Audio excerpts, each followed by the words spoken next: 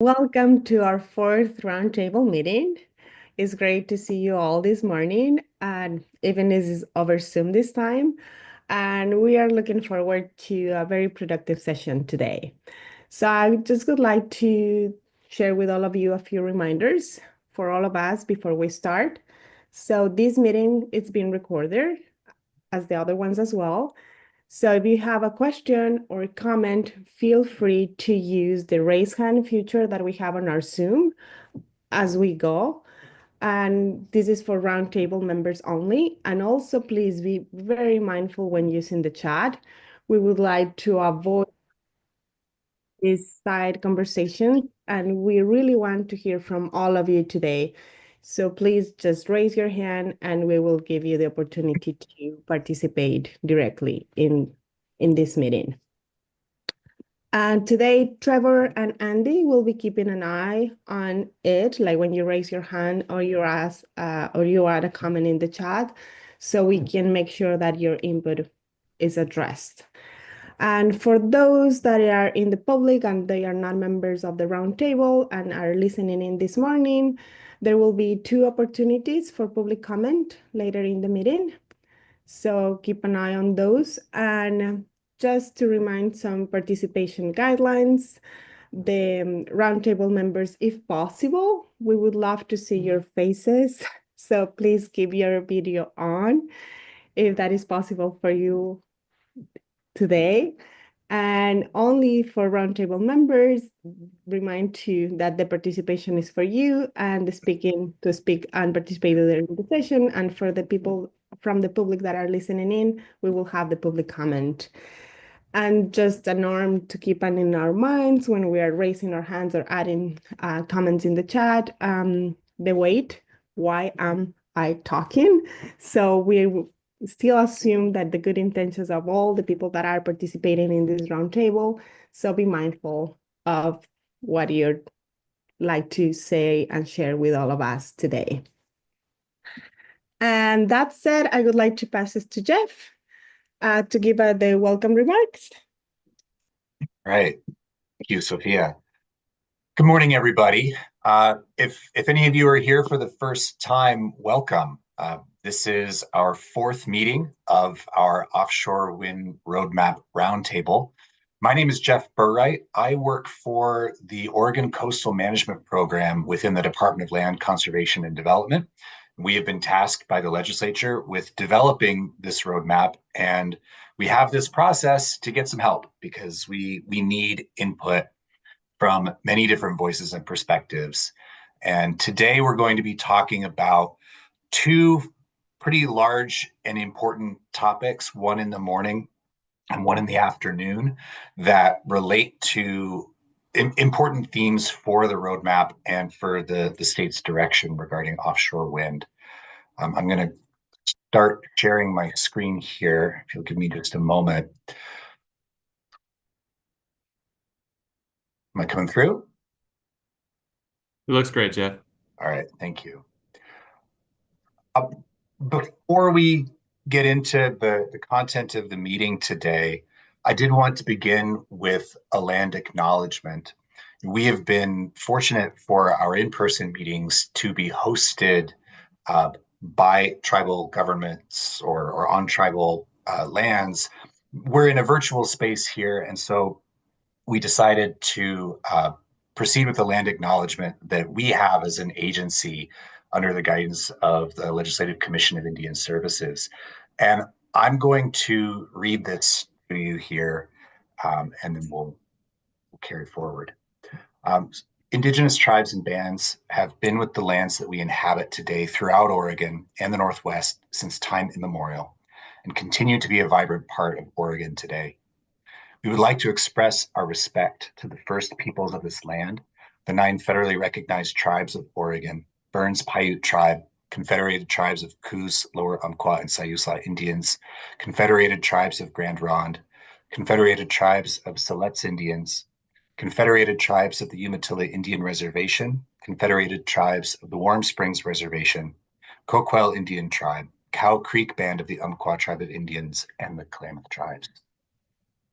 It is important that we recognize and honor the ongoing legal and spiritual relationship between the land, plants, animals, and people indigenous to this place we now call Oregon. The interconnectedness of the people, the land, and the natural environment cannot be overstated. The health of one is necessary for the health of all. We recognize the pre-existing and continued sovereignty of the 9 federally recognized tribes who have ties to this place.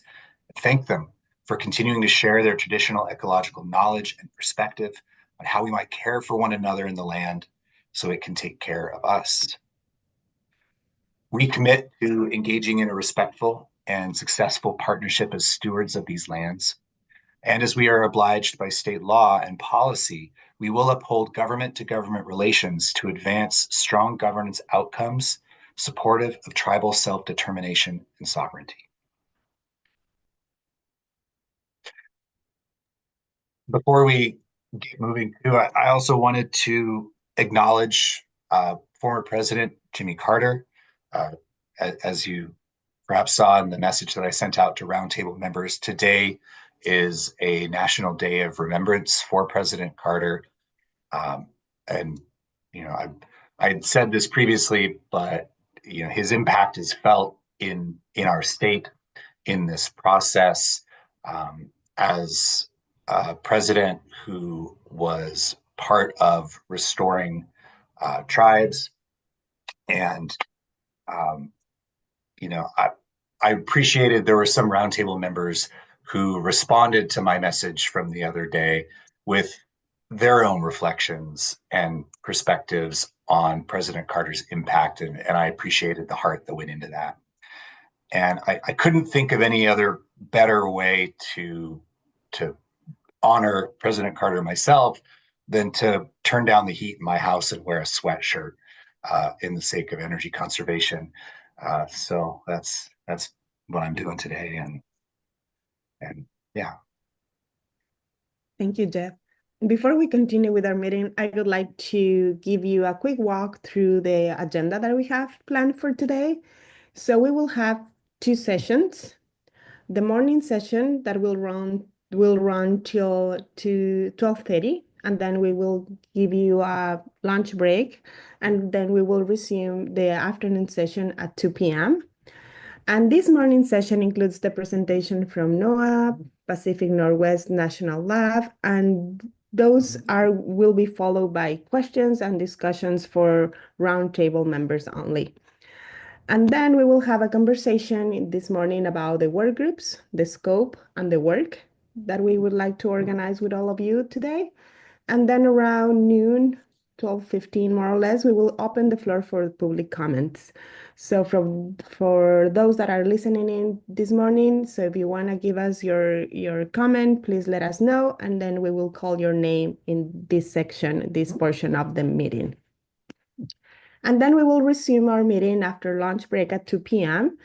And the afternoon session features the presentations from BPA, the Oregon Department of Energy, and the Oregon Public Utilities Commission. And these will also be followed by questions and discussions from all of the roundtable members. And then around 3:30, 3:40 p.m. more or less, we will have the second opportunity for those that are from the public listening in to provide your comments. Looking ahead, I would like to give you as well a couple of updates. So the first one is a quick update about our next meeting, like the one that is planned for February. And this meeting we're planning for February 20 and the 21st. And this will be in-person meeting. And as I said, 2021st is because we're organizing this to be at 1.5 day workshop meeting. More details about this meeting will be coming up, and that it will include the location, and we will share those in advance to all of you. And for those that were unable to join us today, we're planning a makeup session with a recording of this meeting, and we will let you know when the date and time will be in advance.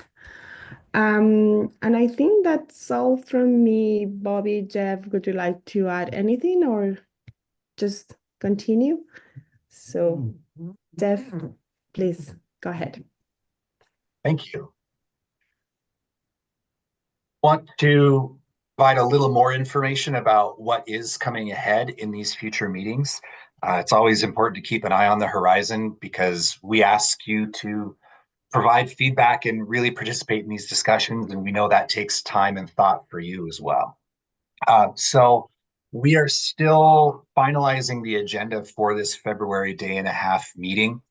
The heart of that, as I understand it and see it, we want to take the work that we did together in December, identifying those effects of concern for us or of interest, and connecting those to the policies that we have in the state already.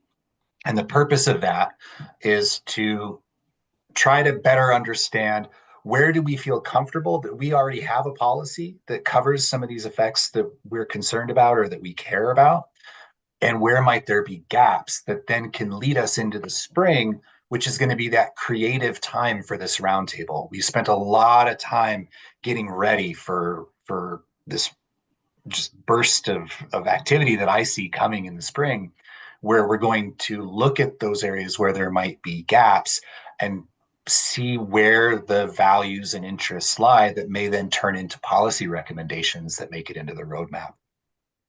We also want to continue to focus on what it means to have an exit ramp and how that relates to the concept of adaptive management. I think we're going to touch on that some today, and so this will be kind of a continuation of a conversation flow.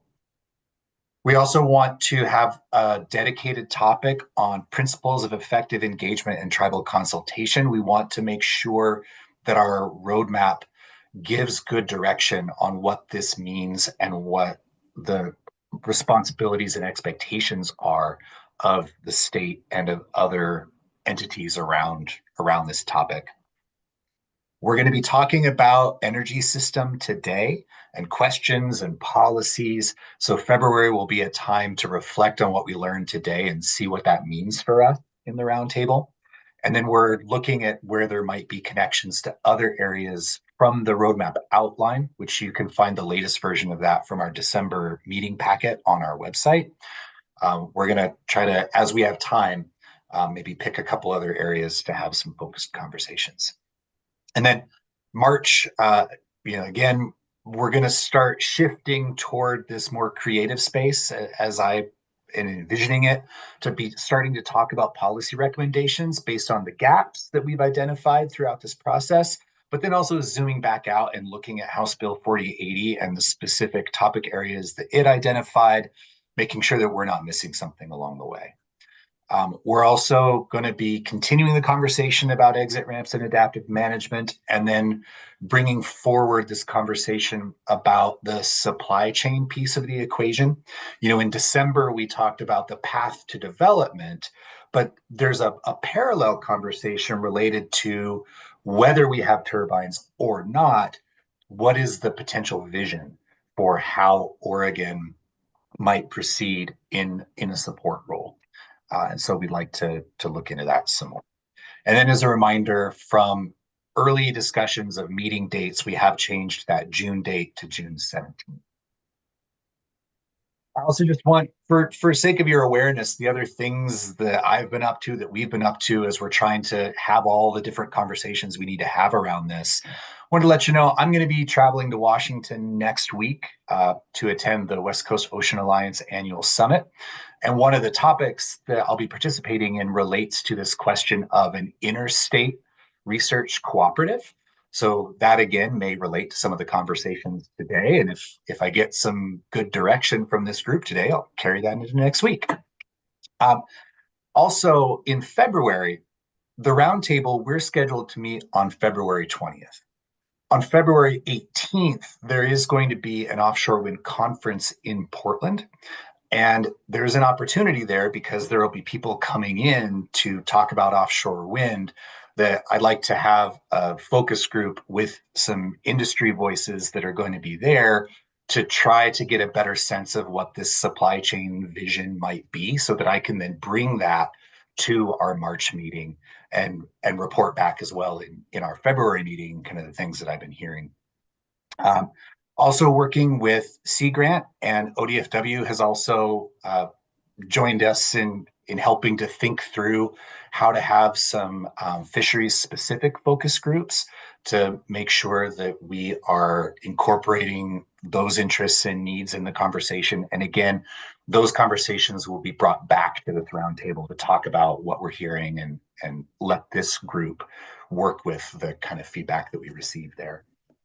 And then parallel effort, those of you who remember from November, Cynthia Smith, our enforceable policy, offshore wind policy specialist, has been working behind the scenes with our local government partners in the coastal program, as well as state agency partners, to have kind of a parallel effort to what this group is going to be doing, looking at the policies that we have on the books relative to the potential effects of offshore wind and giving their subject matter expert look at how well the policies cover those effects. And so that's going on. We're hoping that these things will converge as the process proceeds. Wanted to remind everyone that we do have a question box. In the next 10, 15 minutes, I'm going to open the question box and let you all see what's been inside it the last couple of months. But did want to remind you that this is available. We have an email address that you can send any questions or comments throughout on the process, on the roadmap. It's all feedback, and it's all good feedback. But if you have specific questions that you would like to have answered about offshore wind or about this process, I do encourage you to visit what you see on the screen there and be heard. And with that, as I just said, I'm going to spend a little bit of time showing you what we've been hearing and doing a little bit of live public questioning answering. So we're going to see how this goes. This is going to experiment with this a little bit.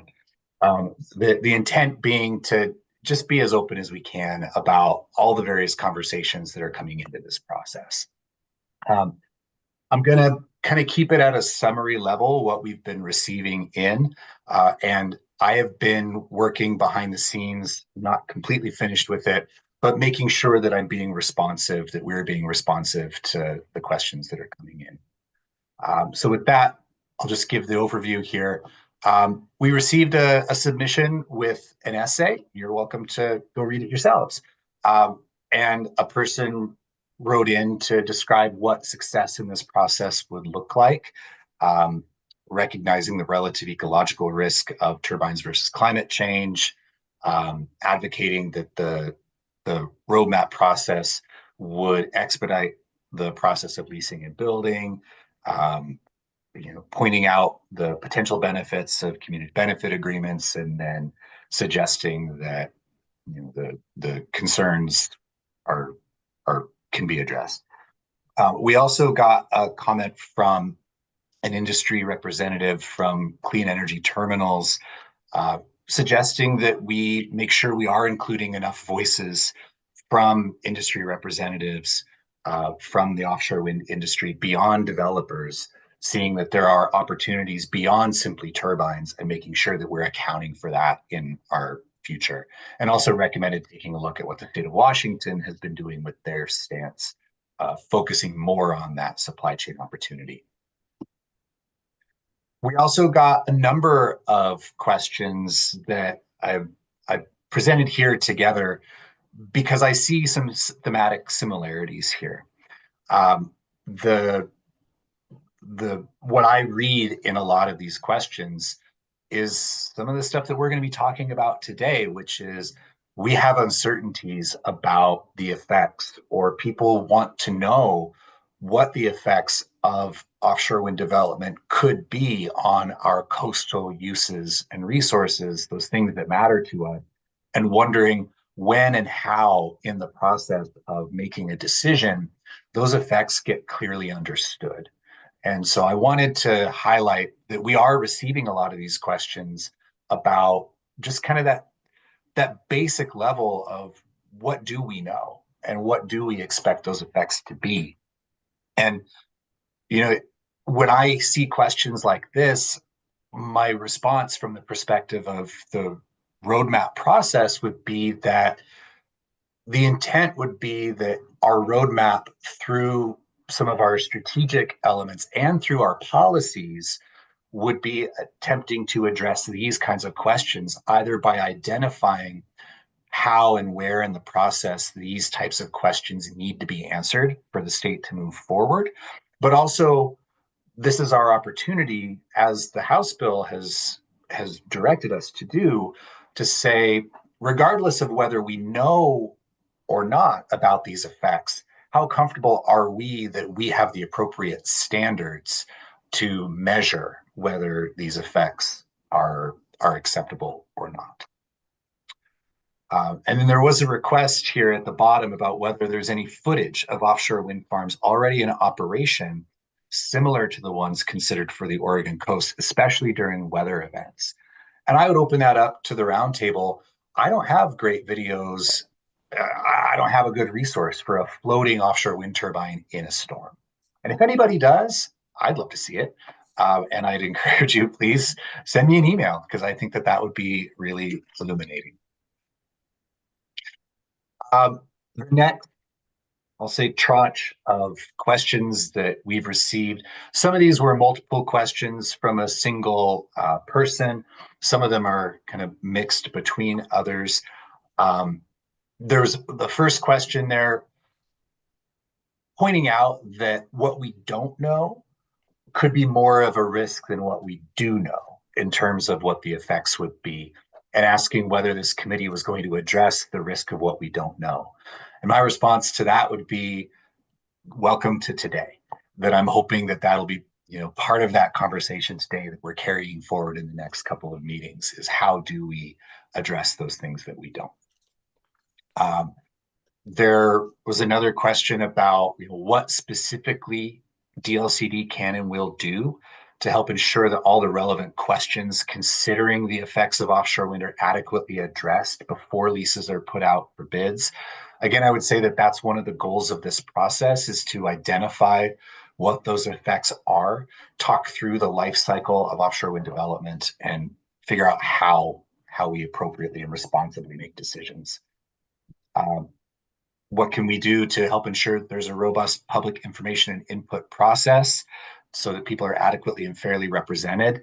I think that that is going to be one of our discussion points in February when we talk about engagement. So just know that those are questions that we're seeing. What can we do to ensure that more affordable, less environmentally harmful, more democratic, renewable technologies are given priority for development? I think that I would encourage that to be a question to be asked in our afternoon session about energy. Similarly, this question about democratic institutional structure, I think that's somewhat energy, but also engagement. So we're hoping that these kinds of conversations come through in the time that we have, which I recognize is limited. And then finally, the last question, I do see Mr. Coker on the line here. My apologies. I had an email written to you that got lost in my draft, but this was one of yours about asking how can the roadmap process and its output ensure that wind energy projects, technology development, manufacturing, construction, operations, and decommissioning, that whole life cycle, cause no harm to Oregon local communities, energy customers, ratepayers, Oregon taxpayers. And my thought to that would be that that's what we're here to do. We're here to have the least amount of regret to I don't know that I can promise no harm, but that we are trying to decide together what does responsible decision making look like in the face of not having perfect knowledge. We're getting close here. So there were some questions that related to kind of the structure and the philosophy of this process itself that I just wanted to acknowledge. That there were questions about whether, and we discussed this back in November, is this roundtable process a consensus-driven, creating a single vision together, or is it a fountain of ideas that then DLCD on behalf of the state will take to form a roadmap that then we put out for public comment? I think that my response would be that we tend toward the latter, that we are looking to gather the perspectives, the values, the interests, the information needs across the spectrum of interests. And from that, look for where there is consensus and recognize that if it exists, that that is something to take note of, but that it's not necessarily required. But what we can do, and what I'm going to really work to do, is to identify, acknowledge, and document where there are responsible opposing views in this process. And that's how we can, I think, try to honor that there might be minority opinions or perspectives that nevertheless deserve to be included in this question about the future. And then this last one here relates to some of the discussion that we had in December, asking whether our process itself has a bias that it is trending toward um, enabling offshore wind off of Oregon. And I understand that perspective, and I want to be kept honest on this. What I am intending to do, what we're trying to do through this process is one, respond to the direction from the House bill, which says to identify standards to be considered in future development decisions related to offshore wind. So there's that focus on standards. But a roadmap we also see as an opportunity to identify waypoints to different futures. And so when we look at the outline that we've talked about together and we've done this visioning together, the purpose has been to identify what are the steps along the path. If we're going to have a future that includes offshore wind, how do we walk that path correctly? If we're going to have a future that does not include offshore wind turbines off our coast, are there other paths that we could walk, and what are the needs related to those paths? I don't necessarily see the offshore wind roadmap process and document being a place to create the whole vision of where else we would get our energy, for example, or how else we would grow and develop the economies of our coastal communities.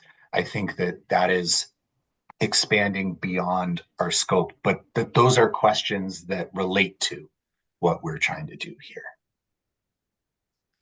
And that's just my perspective as I'm trying to coordinate all that. The last things that we saw in the question box, a question to allow the public to participate in the workshop of their choice. And from this, I interpreted that to mean the breakout sessions. And we've done our best. This was one of the early comments. We've done our best to allow for public participation in the breakout groups to the extent that we have technical and logistical ability. There was a question about how the roadmap outline incorporates the informal group that preceded this formal roundtable and the considerations document that came from it.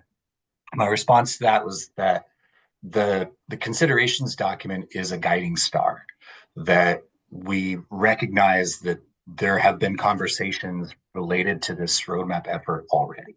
And there are things that we need to be keeping in mind and good questions that have already been asked and some objectives that have already been identified. And you'll see that today. I actually am going to reflect back on some things that were in that document as we get into the conversations today. There was a question about how the roadmap process itself would address misinformation. And I'm open to hearing other perspectives on this, and Bobby, your perspective as well, Sophia, as facilitators. I have entered into this process with the perspective that I'm not here to police what people say, that I'm here to listen to perspectives and interests. And from there, we as the state are going to develop this roadmap. And Bobby or Sophia, I don't know if you have anything else you wanted to add to that, how we address this in our process. I think it's just an open conversation, right? One person's truth might be another person's untruth, and to that person speaking their truth, it's really hard for us to say one way or another as facilitators. And collectively, that's where like conversations today around trying to get to that shared understanding is really important. But doors always open. If there's particular pieces that you're concerned about, just let Jeff know, let Sophia know, let me know. We're happy to make sure we address that the best we can. And now the last question that I had in the question box, there was a question about whether there's a path forward to enforce the House Bill 4080. And this is specifically the workforce and labor standards that were included in the House bill under federal consistency, and what are the steps for that. I think that's a conversation that we want to bring into the enforceable agreements work group for one.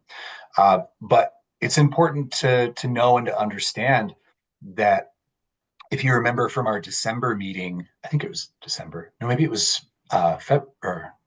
November, talking about enforceable policies and the different criteria that they have to meet in order to be approved by the National Oceanic and Atmospheric Administration to be used in federal consistency. There are some things that they can and can't do. And one of them is that they cannot be discriminatory against a particular use. And so what we discovered in having some early conversations with NOAA about the contents of House Bill 4080 is that there might be some friction there. It's something that I want to bring up with that enforceable agreements working group to see what are some different methods we could employ. And I'm open to suggestions, and we can have some consultation to figure out how to incorporate the standards from that bill into the formal processes that we have as a state. But it's still an open question that we need to work through. So I guess I'd like to open it up for just a couple of minutes with the roundtable members and ask, how did that go? Was that useful? I'm seeing some nodding heads for you, Jeff. Okay. And then just lifting up a couple of the comments in chat. And again, feel free to raise your hands because we'd love to have you say these things. But this idea around kind of what scenarios we're thinking about. So climate change scenarios, what are the impacts of that versus technology implementation? What are the different impacts of various technologies? And then the idea of maybe inviting some of our friends from different parts of the country to come and hang out with us to talk about a particular topic. Any other kinds of questions? Either on the question box, any of the information Jeff gave as the opening? Anything else? Jeff, I think you're just getting a lot of positive feedback for just opening the question box and kind of giving a review and then getting your kind of off the cuff answers. Those were so well done that I hope you also wrote down your off the cuff answers so that well, it's recorded. So. Yeah, exactly. But I I suspect gotta stick with it. Yeah, that's right. Folks are gonna love to have those answers stay fairly consistent, I think.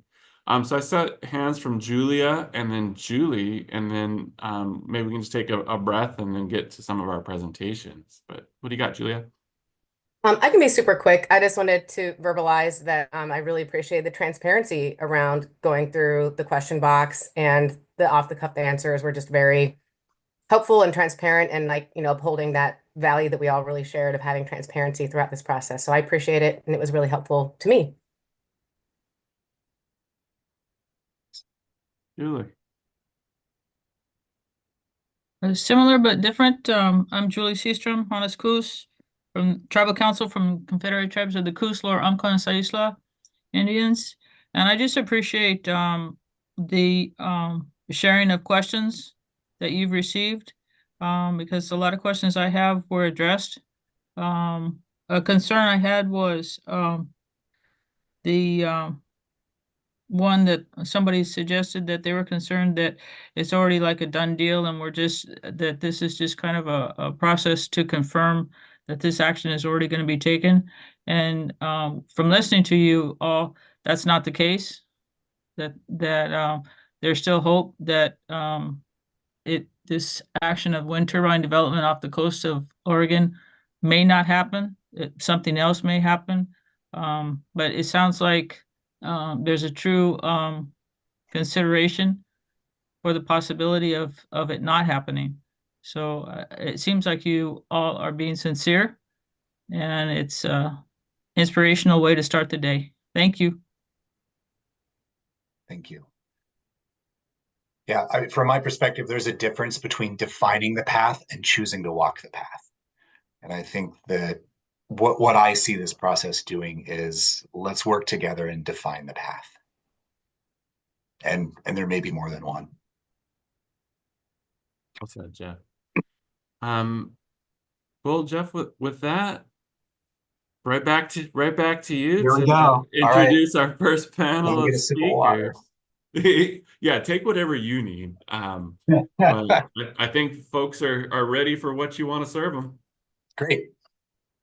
Well, I want to start by keeping us centered on the outline for our roadmap. We have a topic here. We've got a couple of hours to talk this through. We have some guests who I'm really excited to hear from. We have identified from even preceding this roadmap process that this question of how do we protect the environment given that we don't know everything, and how do we navigate the need for more information with, like, there are going to be certain points when we have to make decisions. And what are our options if we get to a decision point and we don't yet know everything? And I'm hoping that that can be something that we can grapple with all together philosophically.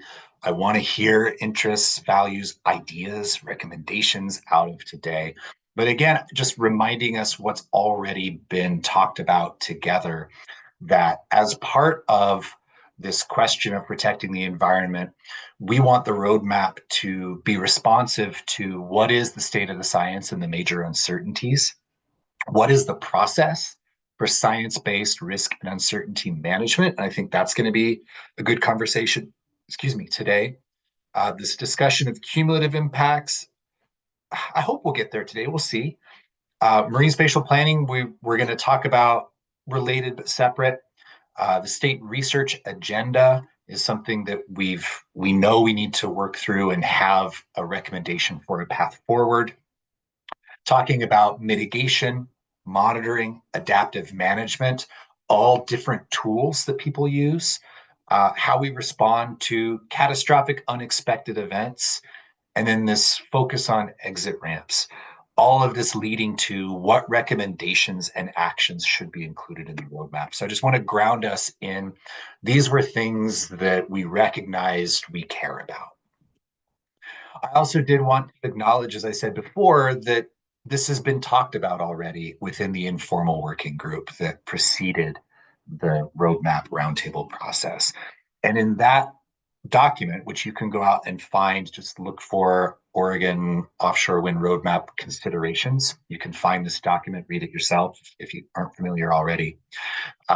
It also identified one of the top objectives being to make responsible decisions related to the environment and potential effects, and reflected a lot of the same themes and the same interests of identifying data gaps, talking about how to make decisions, understanding the state of the science, and talking about adaptive management.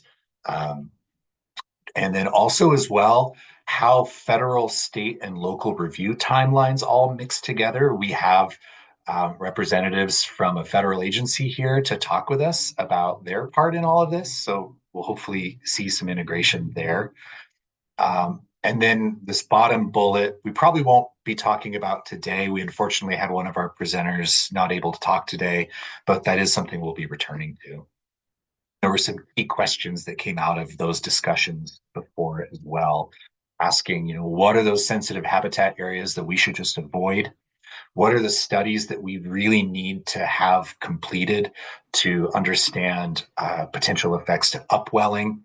How do we find and use best available data in our decision making? And then how do we collect the baseline data that we need to understand the before picture before we consider what an after might look like? Hey, Jeff, can I step on your toes just real quick? Please, yes. Ramphis, I see a question coming up. We'll make these slides available after the meeting, right, Jeff? Yes, yeah, they'll be up on our roundtable, or excuse me, our roadmap website on the DLCD webpage. And yeah, we'll post those after the meeting. Perfect. Ramphis, got a quick question? Yeah, just a quick question and point, and I didn't mean to interrupt. And I'm happy to submit a, this in a document form for feedback here. But an area Nate Stokes and I talked about in the last December meeting was when it comes to environmental challenges and impacts. Just this might be an area where workforce and contracting standards become important. So think about the skill set of a worker.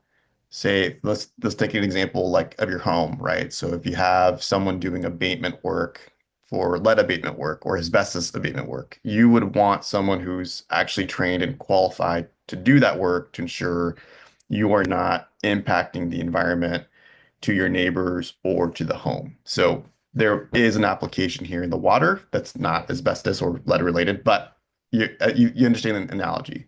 Similarly, the quality and skill training of like the worker and the contractor installing or performing a work is important for the structural integrity of that component. So that's potentially, again, where the nexus is here in the environmental challenge. So I'm just trying to make where I think we've created different categories of areas.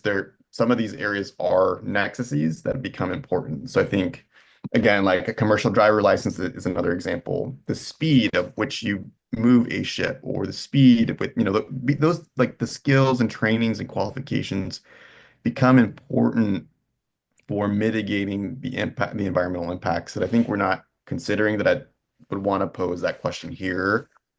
So I won't blabber more, but other than I'll put this in a comment form just as a consideration of a question to consider here, because I think it dovetails, even though we'll have a separate conversation on workforce.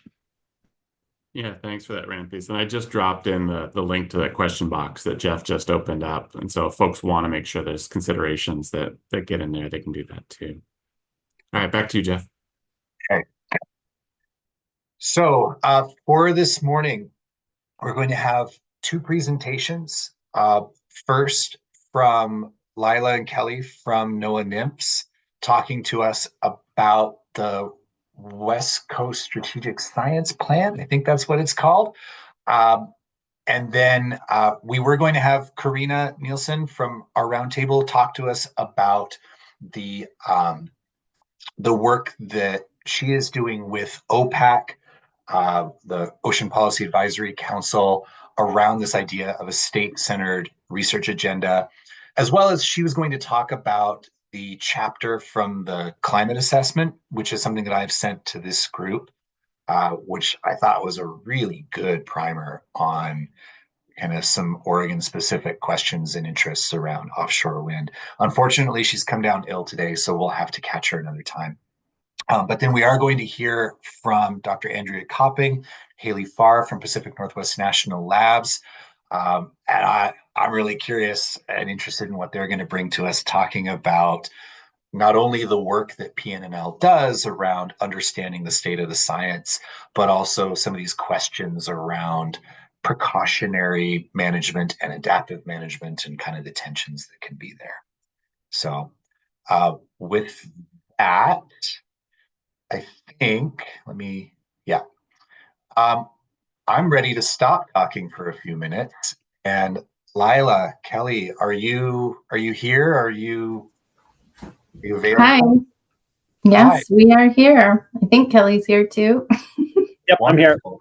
I'm here. Okay, great. I can go ahead and run the slides for you if you like. Okay, that sounds good. I'll get us started then. All right. Well, welcome. Please introduce yourself and Yeah. when ready. Okay. I don't see our slides up yet, but I can get us started. So yeah, thanks, Jeff. And we really appreciate the invitation to be part of Oregon's process here and provide information that would be helpful to the roadmap members. So yeah, thank you. So NMFS, National Marine Fisheries Service, or NOAA Fisheries, we released a strategic science plan for offshore wind on the West Coast this past October. That QR code there will take you to that. I think Jeff also gave the link in the agenda. And so we'll be giving an overview of that today. Okay, next slide. So I'm Jennifer Lila Issei. I go by Lila. I'm the Offshore Energy Coordinator for NMFS on the West Coast, and I chair our West Coast Offshore Wind Team, which includes subject matter experts from our West Coast Regional Office and our Northwest and Southwest Fisheries Science Centers. So our regional office handles all the policy and regulatory work for NMFS, while the science centers conduct research and monitoring that provide the science to support our management decisions. I am located in the regional office in Long Beach, California, and I'm the offshore wind lead for that office. And Kelly Andrews is located at the Northwest Center. He's their offshore wind lead and is the co-chair with me of our offshore wind team. And while she isn't here today, I also wanted to introduce Lalenia Amiot. She is our West Coast Regional Office Tribal Liaison. And so all of our contact information is there if you ever want to reach out to us. Okay, next slide. So NMFS, which is part of NOAA, is responsible for the stewardship of U.S. living marine resources and their habitats. And our primary mission breaks out into three broad categories here of fisheries, protected species, and habitat. And so protected species, that means marine mammals and species listed under the Endangered Species Act, or ESA. And so we manage and conduct stock assessments for the management of hundreds of fish stocks, marine mammals, and ESA-listed species. Next slide. And so as you know, BOEM, or the Bureau of Ocean Energy Management, is the lead federal agency for planning, leasing, and approving offshore wind development. But NOAA Fisheries, we have a regulatory and scientific role in BOEM's process under our various authorities that are listed there. We don't cover archaeological sites and viewsheds or birds, but what we consider, we do authorizations under the Marine Mammal Protection Act for activities that may impact marine mammals, such as during surveys, construction, and operations. And we provide consultations to BOEM under the ESA and the Magnuson-Stevens Act for essential fish habitat. And based on our unique expertise under our authorities and mission areas, we also provide comments during BOEM's environmental reviews under the National Environmental Policy Act. And we also provide scientific information to inform our regulatory work, and we'll be conducting scientific activities to understand the impacts of offshore wind energy on NOAA trust resources. And so throughout all of our work across all of these mandates, we work to uphold our treaty trust responsibilities as well. And okay, next slide. So our offshore wind team along the West Coast, which includes scientists from the Northwest and Southwest Fisheries Science Centers and our West Coast Regional Office, we developed this strategic science plan to guide our research and investments over the next 5 to 10 years in this new area of scientific understanding for NOAA fisheries on the West Coast. And so this plan focuses on the science needed to inform our regulatory responsibilities and mission areas for NOAA trust resources. And the plan is intended to be a living document, adaptive to new scientific advancements, newly identified needs, and the priorities of the federal government and our partners. It focuses on the West Coast specifically and on the things that we don't already have good knowledge about. So really new areas of research and areas of research or or areas of science that have greater uncertainties. And many of those, Jeff, you have already talked about, and is, I know, of great interest to everybody here in the roundtable. And as well, it focuses on understanding the potential impacts of offshore wind on NOAA Trust resources and supporting the development of science-based strategies to mitigate impacts. The plan also focuses on areas of special expertise and scientific capacity unique to NOAA fisheries. So just want to stress the point that this is not a science plan for, covering all of offshore wind impacts. It's really specific to our agency and our role. And there are other agencies and other scientific organizations that have their own areas of expertise. And we really hope to collaborate with many of those organizations to maximize our collective efforts. And that really will be needed because, as you know, there's so much that needs to be done. And no one entity could possibly do it alone. So, okay, well, with that, I'm going to hand it off to Kelly now to give an overview of the plan. Good morning, everyone. Thanks for listening and for being here. The development of the science plan, as Lila was mentioning, was across both of our science centers and the regional office.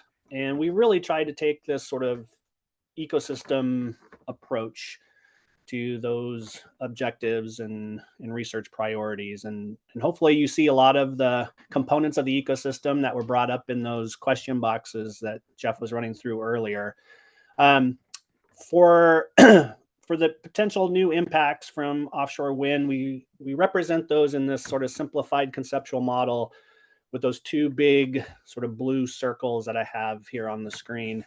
Up in the upper left-hand corner, that sort of represents all the new infrastructure that will be in the water. And so really thinking about how that new infrastructure impacts physical processes, oceanographic processes, atmospheric processes, and then how that filters and through the rest of the food web to species that we care about and to our NOAA Trust resources, such as targeted fisheries stocks, protected species. And then that second sort of big bubble of impacts that you see in that blue circle labeled as wind energy areas, we really thinking about the specific location of where wind energy areas are sited.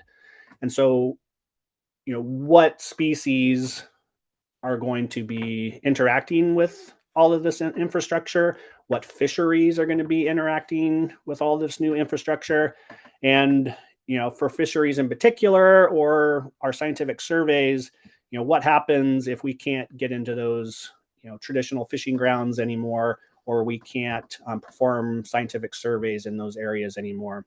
So those are sort of the two big buckets of impacts or potential impacts that we use to develop the plan. And of course, if we're thinking about this, the effects of offshore wind energy on the California current ecosystem, we should also consider, how climate change is going to interact with those potential changes. And so you can see climate change in this conceptual model as well. Will we be able to discern effects from offshore wind energy development from sort of the background noise of climate variability and climate change? Okay, next slide, please.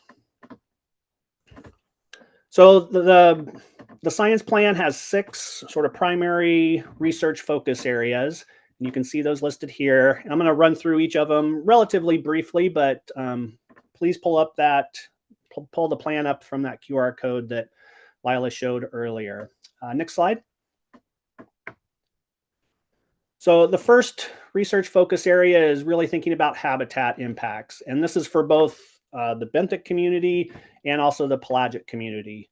And so under this research focus area, we identify several different research priorities. And these are relatively broad priorities. And then, specific projects will need to be developed under each of these. But some of the research priorities under habitat impacts include, creating and or updating atlases of habitats, specifically of benthic habitats and essential fish habitats and areas of conservation. Potential impacts of atmospheric wind fields and related ecosystem processes. This really gets at our potential concern for changes to upwelling in the California current ecosystem, which drives a lot of the productivity for our system here on the West Coast. We also want to prioritize quantifying the risk to biogenic habitats such as corals and sponges. And then, also thinking about, how do we measure, changes in pelagic and benthic environments when we add all this new artificial structure. Next slide, please. The second research focus area is on physiological and physical effects. These research priorities focus on how noise may impact various species and those habitats, the effects of EMF or electromagnetic fields. Will this new stressor in the water impact any of our migrating species, such as marine mammals and or salmon? The third research priority is thinking about the potential for infrastructure to act as an aggregating device for a variety of species, haul out structures for pinnipeds, and or new substrate for various fouling invertebrates and organisms. The final research priority under this focus area is thinking about the physical interactions between migrating species and infrastructure and the additional vessel traffic. Can we understand how those behaviors and physical interactions change? Next slide. The third focus area is species abundance and distribution. And there are several priorities here that include entanglement, mortality risk from infrastructure, from transmission cables, from not only entangling on those, but marine debris catching on the infrastructure and entanglement in marine debris. So there's several levels of potential impact there. Migratory and movement patterns. I think it sort of speaks for itself, but avoidance and attraction types of behaviors. Will we see those changes in any of our NOAA trust resources, including protected species and including salmon as well? Spatial distribution and population dynamics. This new infrastructure, each platform is going to be really, really large, and there's going to be multiple platforms out there in the water. Does this modify oceanographic conditions such that larvae and larval distribution and patterns of movement of different individuals are shifted or changed, changing the supply of these individuals regionally and or obviously more locally? The effects of habitat modification, and then species aggregations, predators and prey, natural mortality, and productivity. All of this really thinking about, do we see changes in our species of interest in these areas, in and around wind energy areas? And going down to that final bullet, do any of these changes and affect how we survey in these areas, and do these new sort of patterns of abundance and density alter how our stock assessments are carried out, or how those estimates might be altered and ultimately affect management advice? Next slide, please. The fourth research area focuses on socioeconomic impacts to fisheries and fishing communities. Similar to the habitat, we're really focusing a lot of effort on creating these fishing footprint atlases. Where do commercial and recreational fisheries occur out in the ocean? Assess fishing effort redistribution when new areas are put on the map and they potentially become inaccessible. Where do fishermen go? That has ramifications for targeted species, population dynamics, and obviously their economic welfare. There's a lot of different research priorities under here, really thinking about some of the questions that came up right before we came on, thinking about changes in port infrastructure and workforce development. How do these new areas, really affect the fishing activities of our fisheries in those coastal communities? Let's see. Why don't we go ahead and go to the next slide? The fifth research focus area tries to bring this all together. So we call it ecosystem and climate interactions. And so this is sort of thinking about all 4 of those previous research focus areas and how they interact with each other.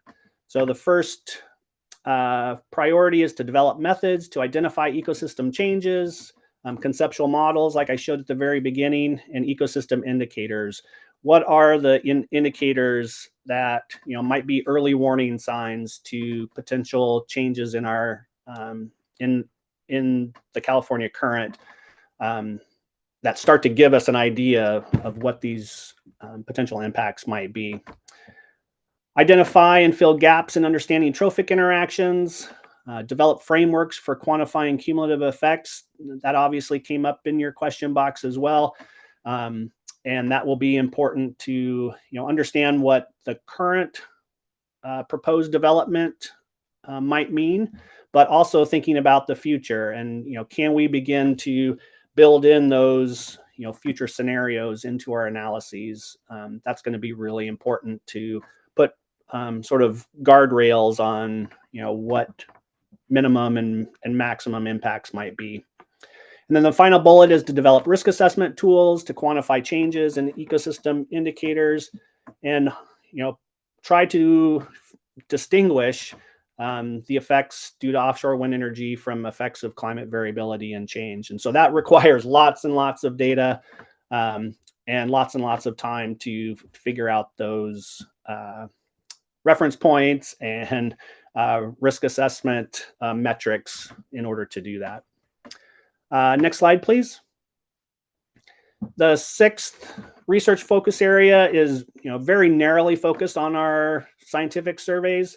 As I mentioned, some of these areas will not be accessible to particularly our large white ships that you see out in the ocean. And down in the bottom corner of that left-hand figure. And so how do we, first, try to model and understand what the effect might be when we lose data in these areas? And then also, how do we, actually go to the next slide. And how do we develop new sort of statistical designs and sampling protocols and methods, new platforms and survey methods using eDNA, using ROVs, AUVs, gliders, understanding how historical data and collection of new data from these new platforms is going to come together will require lots of calibrations to integrate that data. And we really want to be able to develop that collaboratively across the entire scientific community of the West Coast. Let's see, next slide. Okay, so in context to those research focus areas, there are many opportunities and challenges associated with each of those research focus areas. And as Lila mentioned, NIMS, NOAA fisheries, cannot do all of this. There are numerous scientific agencies that are interested in this work. And so we really want to spend a lot of time building on our existing partnerships and creating new collaborations to take advantage and conquer these questions in the most efficient manner. Integrating regional data infrastructure across studies, that means across various scientific agencies, that means across the studies that developers are going to have to do, various contractors and consulting agencies. Let's really figure out, a standardized approach and data formats. We're going to have to figure out what the baseline conditions are. We want to develop ecosystem indicators and measure change, but what are we measuring change against? Disentangling effects from climate change is going to be really important, as I mentioned a few times here.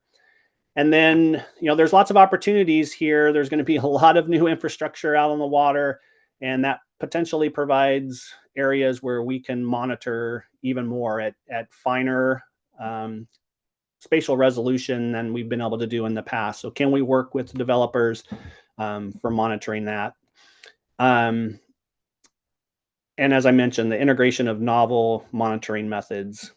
And then, overhanging all of our heads here is, how do we find the resources to do this? And so that really depends on developing strong collaborations across the scientific community in order to be able to fund and staff and have the necessary resources and infrastructure to do all of this scientific work. Next slide, please. That might be the last one. Oh, and here I just wanted to end on some examples of studies that we have underway. We do have people running atmospheric and coupled ocean models right now that have wind farms in them and wind farms out of them. They include the 4 wind energy areas that have been proposed with just different scenarios. So they're trying to understand upwelling, and they're moving towards what do changes in upwelling have on the biology, so the primary productivity. Species distribution modeling, various targeted species for several of our bottom trawl groundfish species, albacore fisheries. We are working on understanding how climate change is projected to alter those species distributions, and how that, where we see interactions between these fisheries today with offshore wind energy areas, are those likely to be the same in the future? Areas that we define as suitable today, are they going to be suitable, 30, 40, 50 years into the future based on, how these species might move? We're working on fisher behavior models to understand where fishermen are going to potentially redistribute their fishing effort and incorporate that into loss of survey data to understand the effects on our stock assessments and ultimately management advice. Our Southwest Fisheries Science Center has completed their first glider survey of the Humboldt wind energy area. And so they're currently trying to, understand that new data collection and design a repeatable survey in and around all the current wind energy areas in California.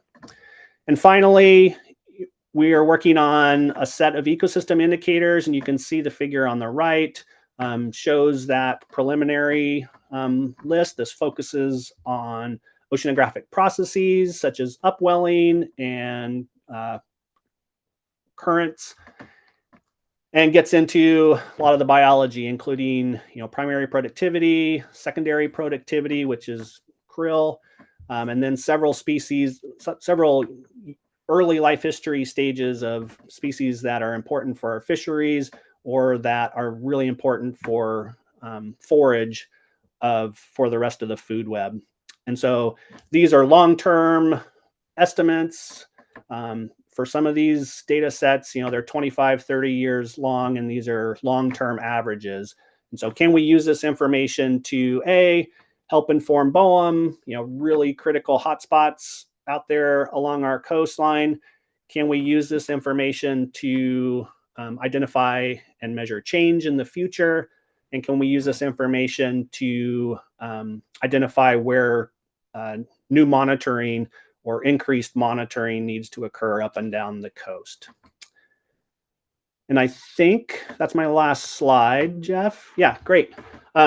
So thank you very much. I'm not sure if we're taking questions now or if we're waiting, but I will pass it back to Jeff. You. Bobby, I saw you come off mute too.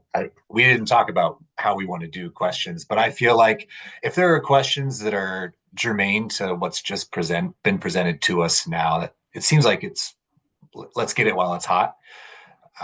And then we will have discussion. We have a whole discussion phase planned after our morning break where we're going to try to make meaning out of all of this. So for now, if you have some specific questions related to the strategic science plan and maybe even just how it fits in the bigger picture, please raise your hand, and then we're keeping track of the queue of who will be in line to ask questions. And again, we ask you to please prioritize speaking to us.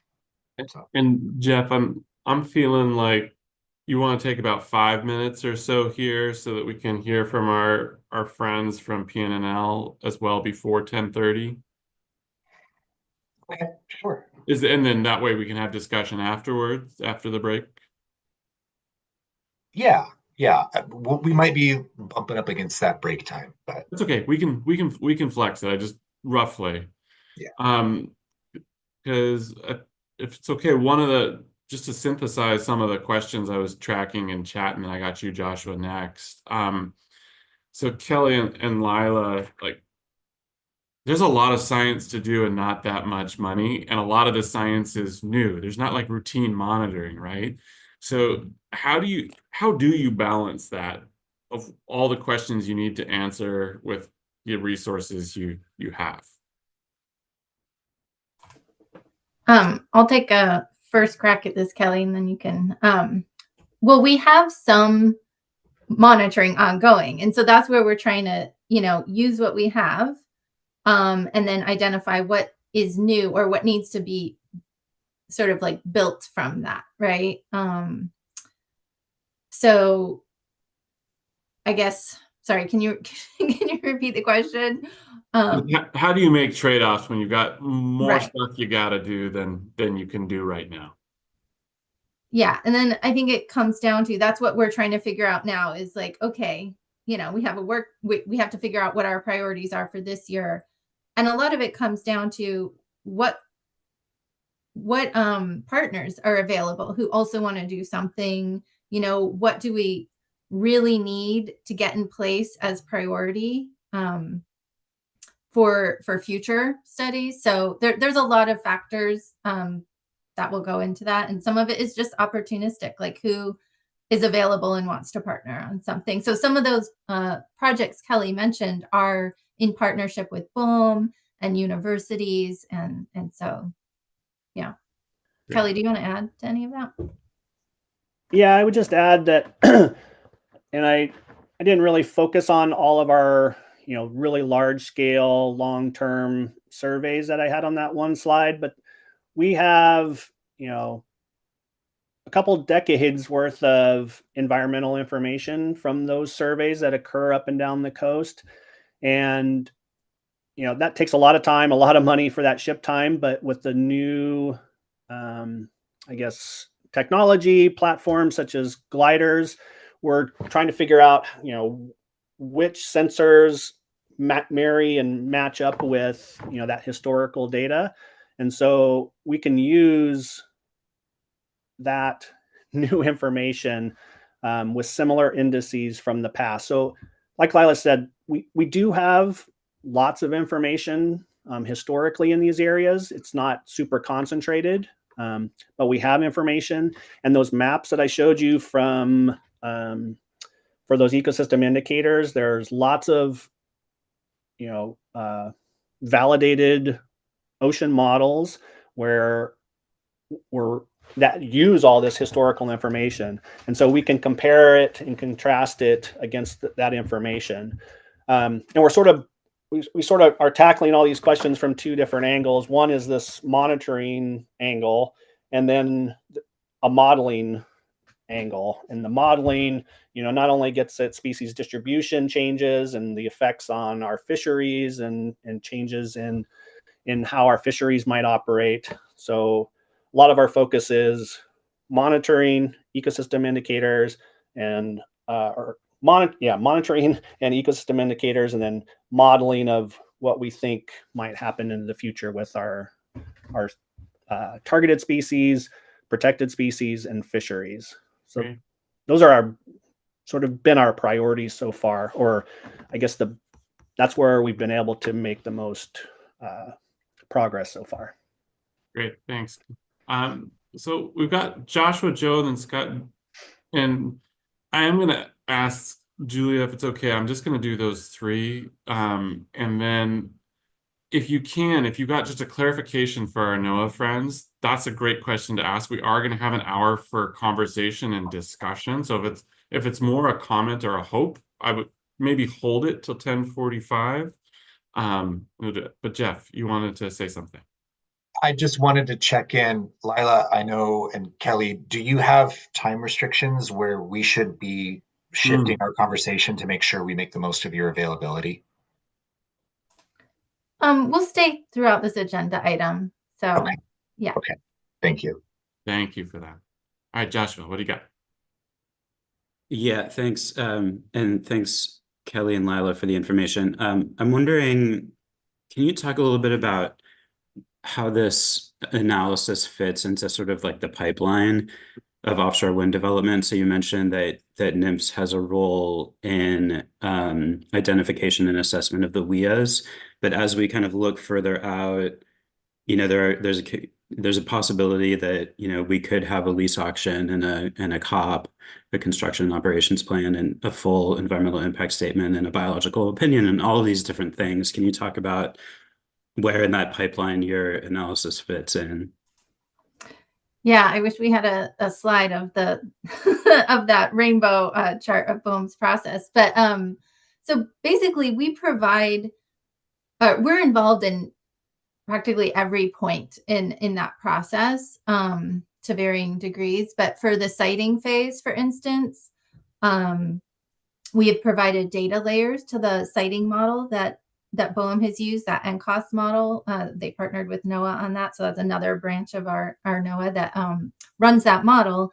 But we provided data layers to that. So for data layers for the fishing footprints that Kelly was mentioning, where are important habitats, where are some important areas for our protected species, and our obviously our scientific surveys, where are some really critical points for that. So we do provide information at that siting stage. Again, BOEM's the decision maker on all of that. So we are providing the information. And then BOEM does a NEPA analysis, and they have a consultation with us during their leasing stage, so before the auction. And that's where we will conduct the two consultations I mentioned, the ESA and essential fish habitat consultations. And then again, we'll do consultations once a wind developer has submitted a construction and operations plan to BOEM for a specific wind farm project. And then BOEM will lead an environmental impact statement process for that under NEPA. And again, we will consult at that point on that specific wind farm proposal. So that is how perfect. Yeah, that's where NOAA Fisheries plugs in to that process. But then, for instance, the developers right now are conducting their site assessment and surveys in the 5 California leases. And we are discussing with them some of their activities and trying to share our information, like the data sets that Kelly was mentioning, like what's useful for them, where can we help in not creating duplicative studies and monitoring. And having conversations with developers and then also having conversations with BOEM about what are some of the our mutual science priorities and, where can we work together on some of those. I lost Lila's noise. Did you, Jeff? Oh, It was going for me, Bobby. Yeah, Oh, we it hear. was. Okay. oh no, sorry. Can you hear me now? We gotcha. Okay. Well, sorry if you missed some of that. Was all of it gone? All I of it heard came you. through I heard for you me. okay throughout it. Yeah. Okay. Could Sorry, hear that was everything just me. I could hear I everything you apologize. said. Okay.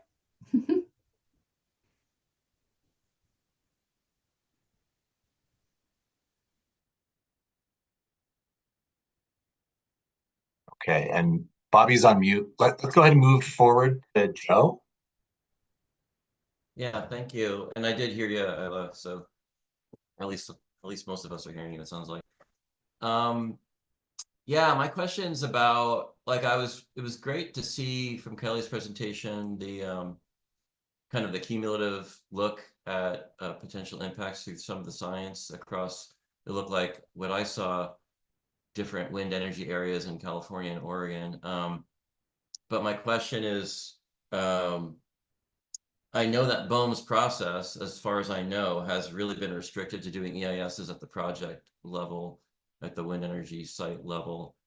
And, there's been a lot of concern from the environmental conservation community, the fishing industry, and others, the tribes, about cumulative impacts and, the need for a programmatic EIS. And so it seems like you're setting up your science to do cumulative impacts assessment, but I wonder how that will interface with the BOEM process. And I would love for you to talk more about how we can really look at cumulative impacts in advance of any kind of infrastructure that gets in the water. Oh, Kelly, go ahead. I'll talk about the policy part after you. Yeah. Thanks for the question, Joe. I mean, that is certainly our goal, is in all of the analyses that we're planning right now, whether it's the effects on particular targeted species or protected species or our fisheries, is to include as many potential proposed areas as possible into these analyses. And, some of that, may even include, say, the new sea space areas that California has identified, but, are not in BOEM's, proposed areas yet, to try to get at those questions. So that is our intent. That is the way we are trying to set up, sort of this scenario analysis, and set those guardrails of, okay, this is what we know now. This is our best guess at what those scenarios might look like in the future, and try to identify, those sort of, I don't want to say maximum, but, what we're pretty sure is, likely to be in the water at some point in the next 50 years or whatever. But that's our intent, and that's the way we are going about designing as many of our analyses as possible. The atmospheric and ocean modeling work right now has all 4 wind energy areas in those analyses. But it comes down to funding and time, as far as how many of those scenarios we include. But that is our approach.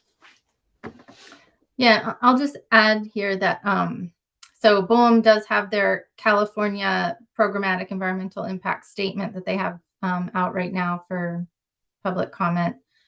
What Kelly was just talking about there was separate from an EIS. And so, so what the science plan is focusing on is, like, how can we do some of these studies, and then how they play into certain regulatory or policy processes will be determined. We're just trying to get that science going right now, I guess is, so just wanted to clarify that it's outside of the EIS process, what Kelly's talking about. But the goal is it would inform, those kinds of policy documents at some point whenever, we can get it moving. But BOEM is the one who is the lead on the timing of all those NEPA documents. So yeah, that's outside of our wheelhouse. And Lila, I apologize for my audio hiccup on my side, messing you up. This is really good conversation. Jeff and I were just chatting back and forth. We're kind of inclined to keep going with some questions. Nimps, if that's okay with you all, but real quick, with our friends from Pacific Northwest National Labs, if we slide your presentation back just a couple more minutes, is that okay? Are you cool hanging out with us? Yeah, we'll be okay. Can you hear? All right. You can hear me? Okay. Yeah, Yeah, I we got can. you. We can accommodate. Sure. You're the best. Thank you so much. So let's go Scott and then Julia. I don't know if you wanted to jump back in with a question, and then we'll go Julie and then Rick. Hey, Bobby. Yeah, Andy. There was a question in the chat that just related to something Kelly Andrews said, and it was a clarification that I'd like to get handled. And it was just a question about the 4 wind energy areas and what those came from, I think was the question. So I think I'm interpreting that as the 2 wind energy areas from California and the 2 from Oregon, but help clarifying that would be grateful. That's correct. Okay. That was it. Let's move on to the next question. Hey, Lila and Kelly, great presentation. I had a question though. I'm sure you're working with your colleagues on the East Coast. Did NOAA get hydrophones installed to get sort of a baseline noise level in the area around Block Island or Vineyard Wind, any of the East Coast projects? And is there information there that we can use to sort of assess impacts here?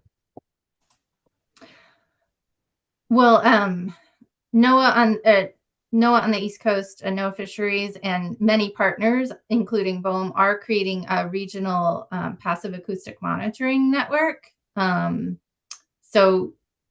then through the Regional Wildlife Science Collaborative, they're also making recommendations on acoustic studies. So yes, we are also trying to figure out with partners on the West Coast, like how can we get some passive acoustic monitoring going, a network with partners here. And that includes like our sanctuaries programs and in other agencies as well. And the gliders that Kelly mentioned that the Southwest Center is doing, they would also have PAM technology on them. And Kelly, do you want to add to that?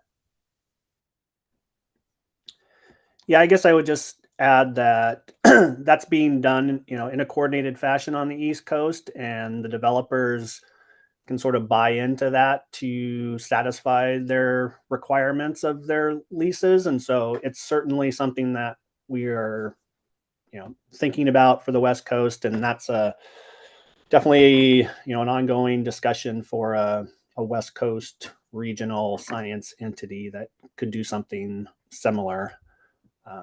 Yeah. Julia. Thank you. So I have kind of a two-parter. The second question I think is quick and logistical and probably something you might have covered and I might have missed it. So, but the first question, it has to do with climate change. You were talking about how you have like a certain amount of like really reliable like historical data, and you also are doing, modeling, and you alluded to the fact that you are trying to kind of disaggregate like changes that might be happening moving forward due to climate change. And I think it does make it challenging to assess if like, on the East Coast where we do have offshore wind already, it's like, are these impacts that are happening from the wind farms, or is it from climate change? Because sometimes impacts can be similar, especially I think upwelling is one of those things that will definitely potentially be impacted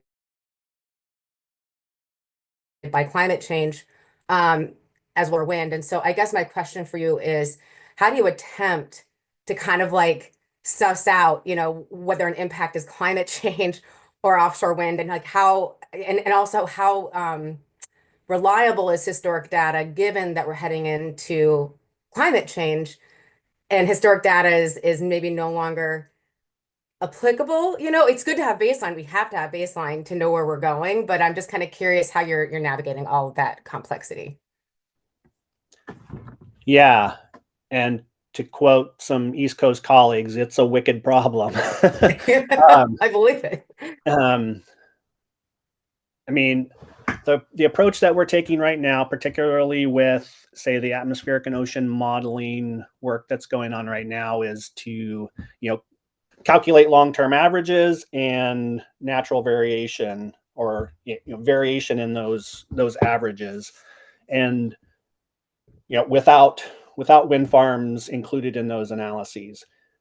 Rerun those models with the wind farms on it, or in that simulation, and do the results fall outside the bounds of what we saw without wind farms.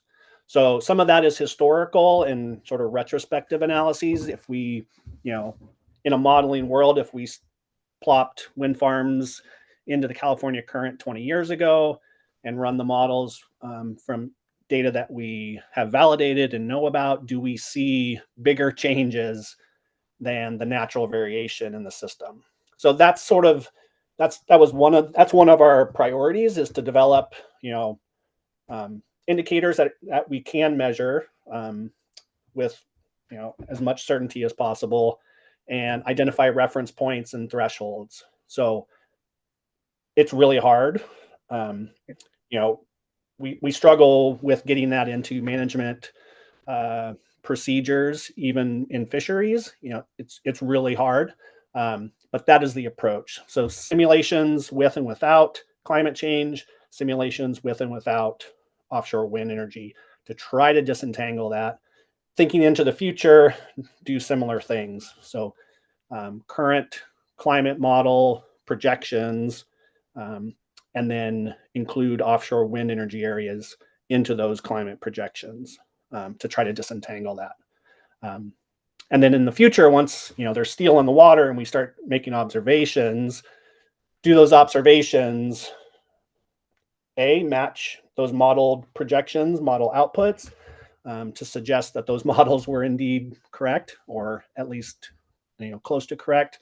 And then how are those new observations comparing to those long-term averages and variation around them?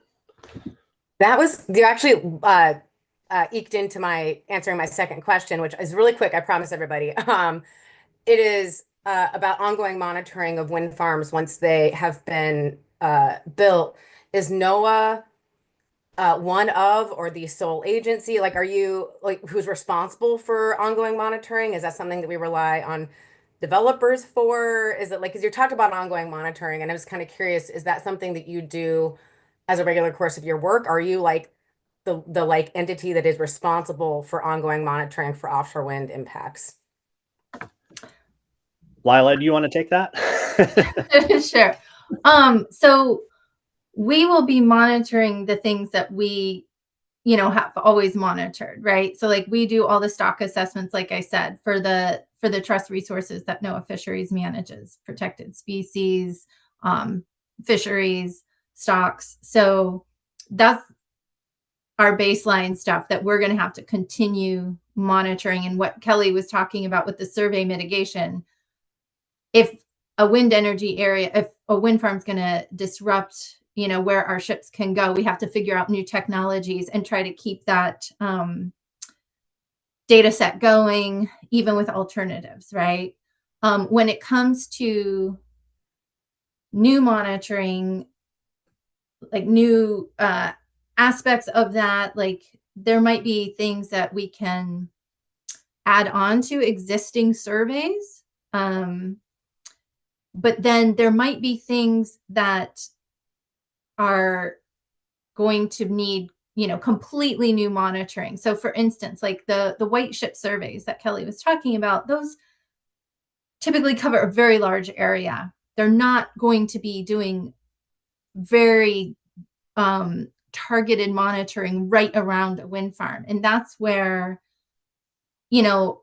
universities, other agencies, developers, there will be a lot of people trying to do that kind of monitoring. I'm not, totally clear on how BOEM's process is, but I know there are requirements of developers, both by the states and by BOEM, for some type of monitoring studies.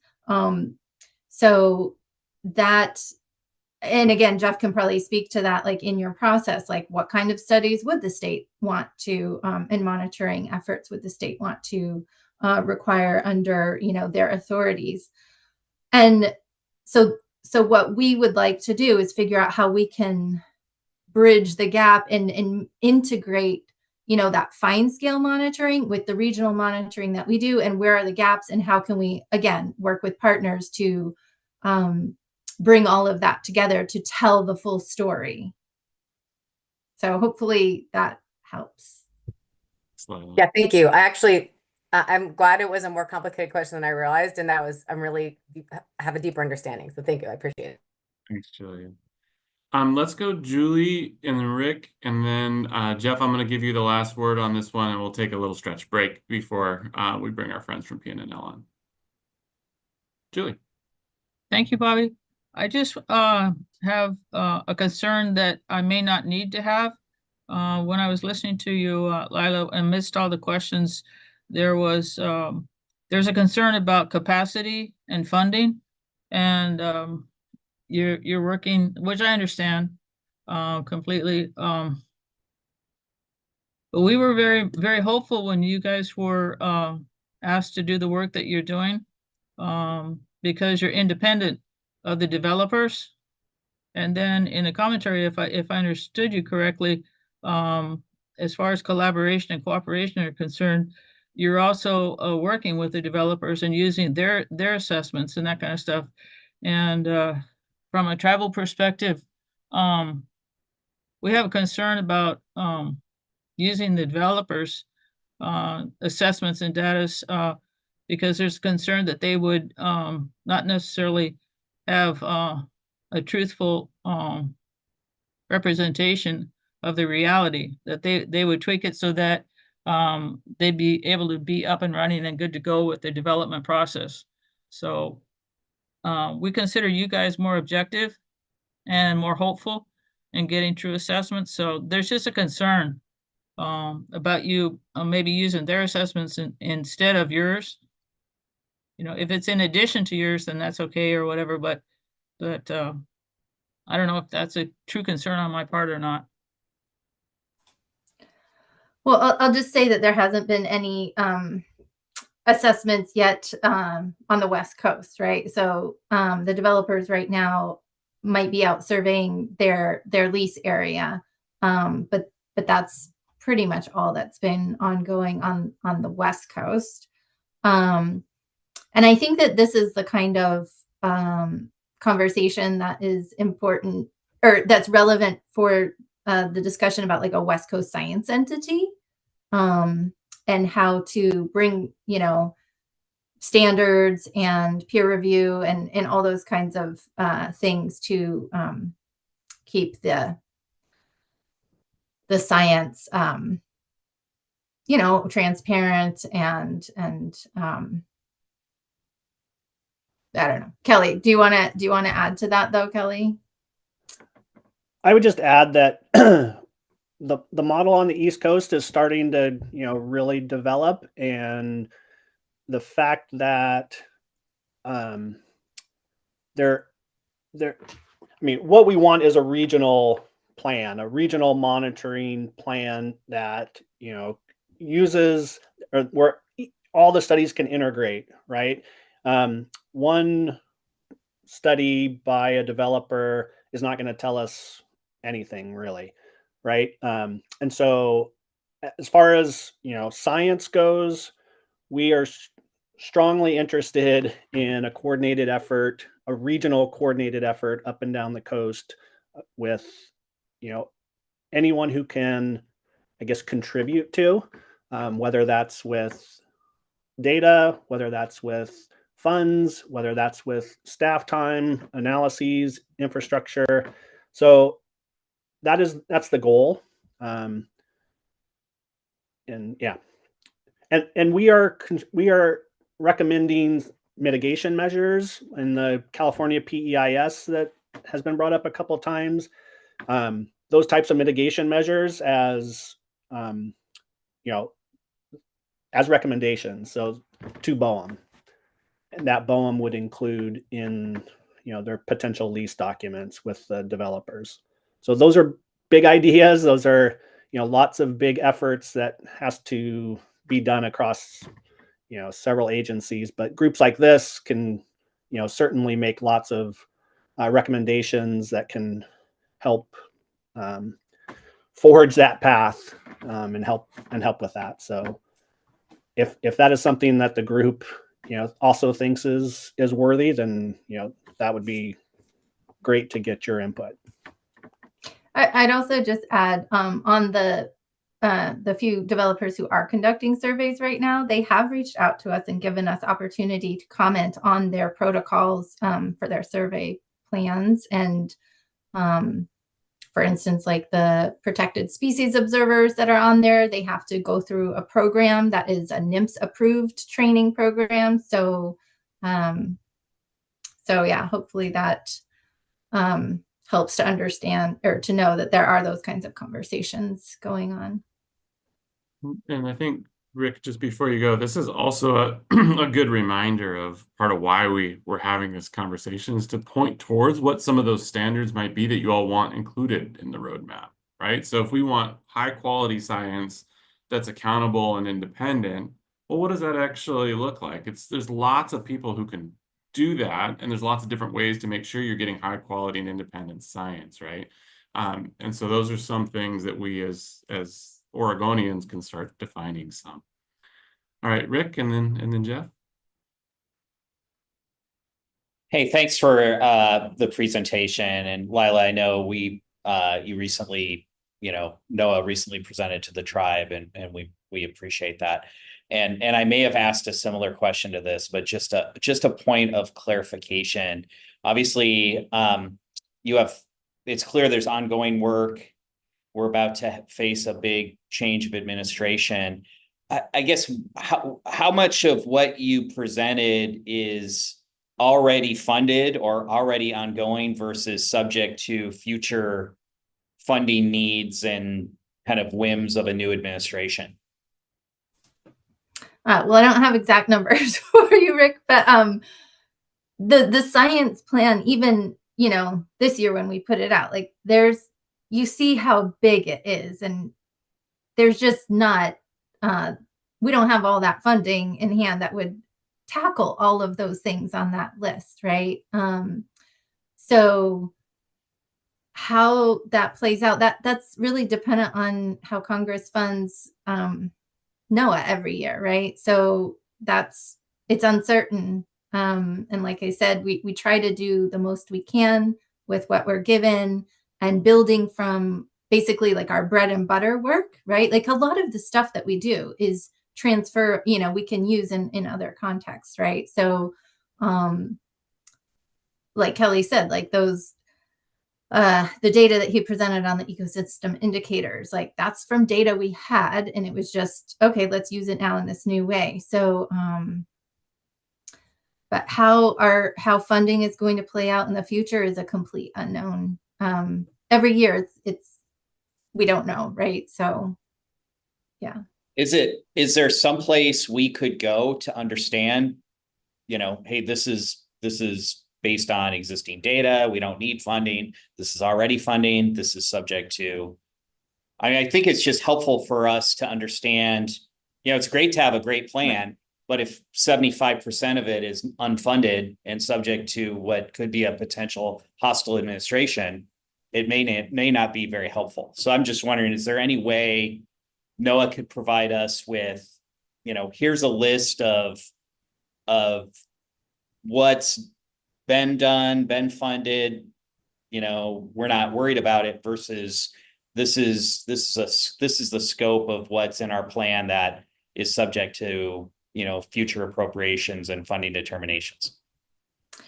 Well, I'll say that right now, our next step, so the first step was getting this high level plan out, right? And our next step now that we're working on is kind of going through some of those factors to identify, okay, what can we do right now, based on existing capacity, maybe partner funding, existing funding. So that's the stage that we're in now. So at some point, we probably will have something to share, like what's our work plan for the year or the next year and 2 years, and then that would identify some of the gaps. So Kelly, do you want to add anything to that? Yeah, I would just add that, well, like Lila said, some of this is stuff we have been doing anyway. Many of us in the offshore wind community are also members of the California Current Integrated Ecosystem Assessment team that, if you're a part of the Pacific Fisheries Management Council process at all, you're probably familiar with. And I had a dinosaur QR code that links to our report. Maybe I'll put in the chat here in a minute, but there's a lot of ecosystem information that is collected and that we as the CCIEA team work on already and present an ecosystem status report to the council. So that is like, that's just us doing ecosystem work that is not necessarily funded by offshore wind money. So that will continue to work. We are interested in things like climate ready fisheries and scenarios that affect our fishing communities. So these are all topics that are, whether they're closures due to offshore wind or, various management activities, there's things that we do. But as you mentioned, some of these specific offshore wind questions may not have specific funding streams at the moment, or into the future. We definitely don't know the answer to that. Yeah, and I think the flip side of Rick's question is those are helpful for us to know too. So where Oregon can be a collaborator, or if this group is really interested in helping get those gaps filled, you've got partners here.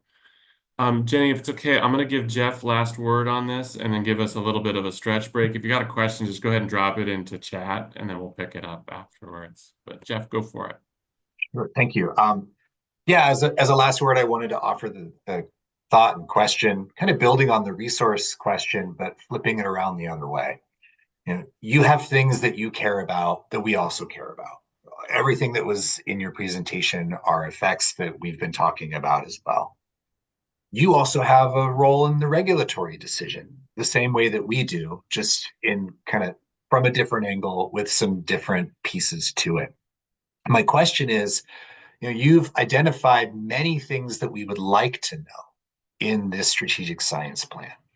But when it's time for a decision, and there's a lease decision, there's a permit decision, have you had conversations amongst yourselves? Is it in the plan to say what's above the line and what's below the line?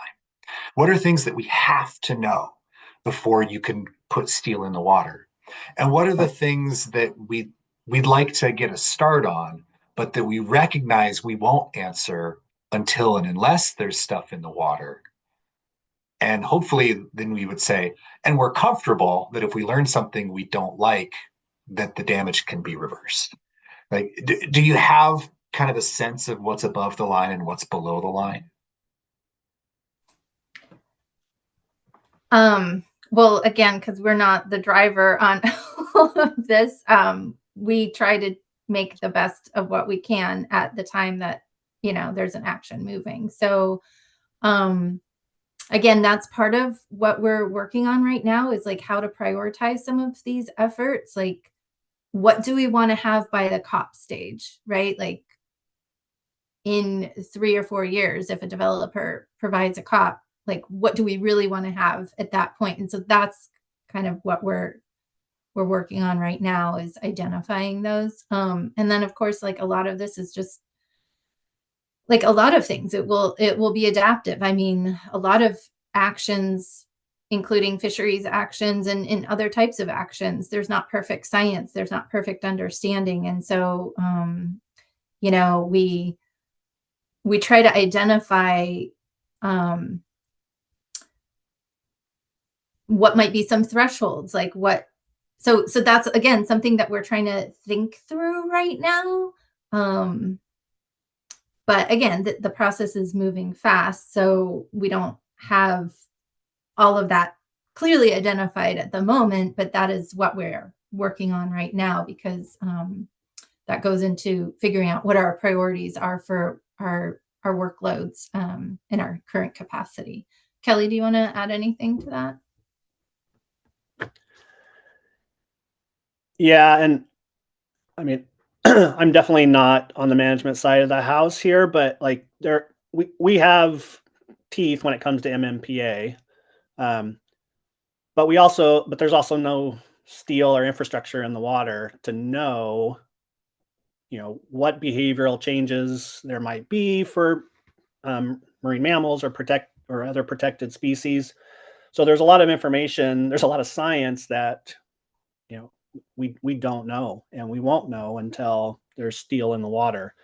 From the science side of the house, like my mind goes to those oceanographic processes and lower trophic level types of ecosystem components that are going to affect the rest of the food web, and build the foundation of productivity for the California current. And so, again, the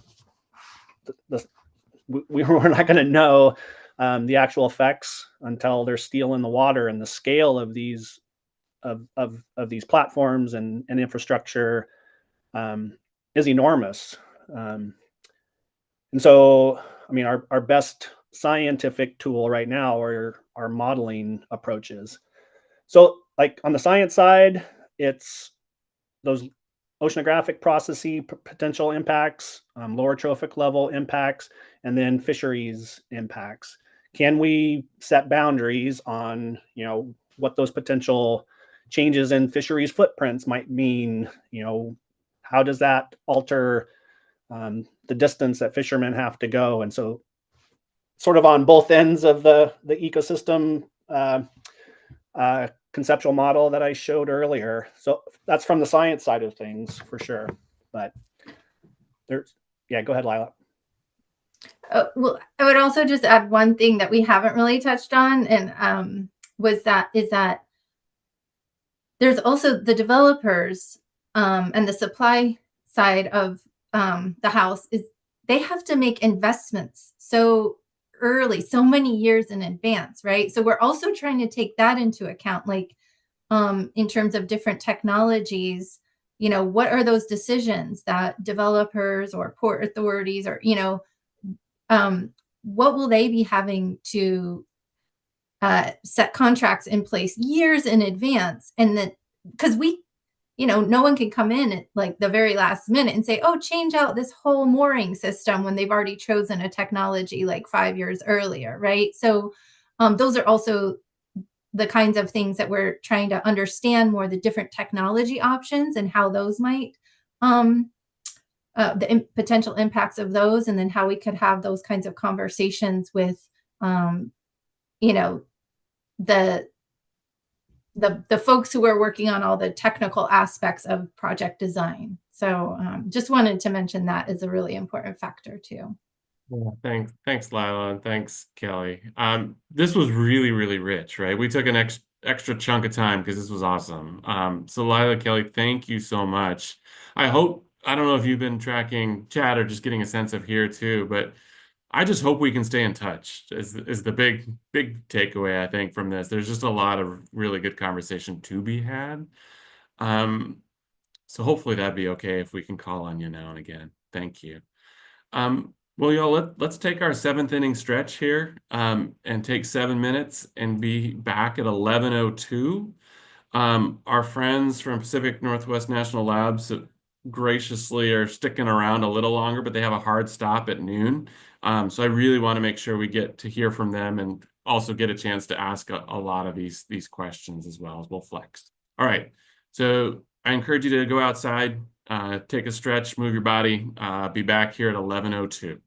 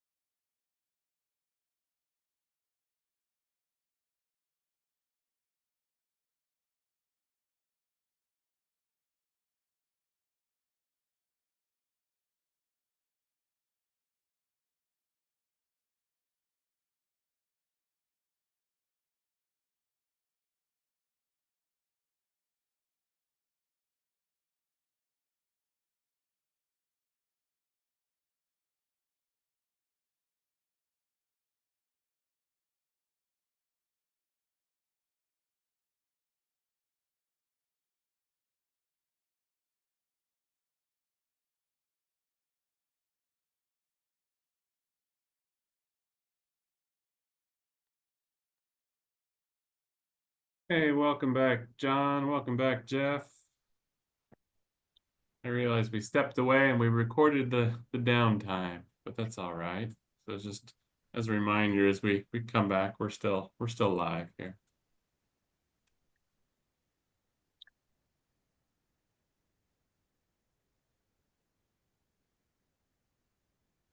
So Jeff, when we come back, I assume you'll give a little bit of context, and we'll hand it to Andrea and team Haley. Yes. And Andy or Mandy, if either one of you are back yet, can we please make sure that Andrea and Haley have presenter ability? They'd like to run the slides themselves. Yeah, Jeff, they should have that. Okay. Yeah, Andrea, just while folks are coming back, you want to just try it real quick? Go ahead and try sharing screen. Yep. Why is this not? Oh, share. Okay. How does that look? We've got you in the presenter Oh, mode, so we can let's not see do your that. feature No, slides. let me get out of that. How did I do that? Oh, it's still in presenter mode, isn't it? Shoot, I wonder why. Didn't tell it to. Okay, hang on a sec. Andrea, hit swap displays.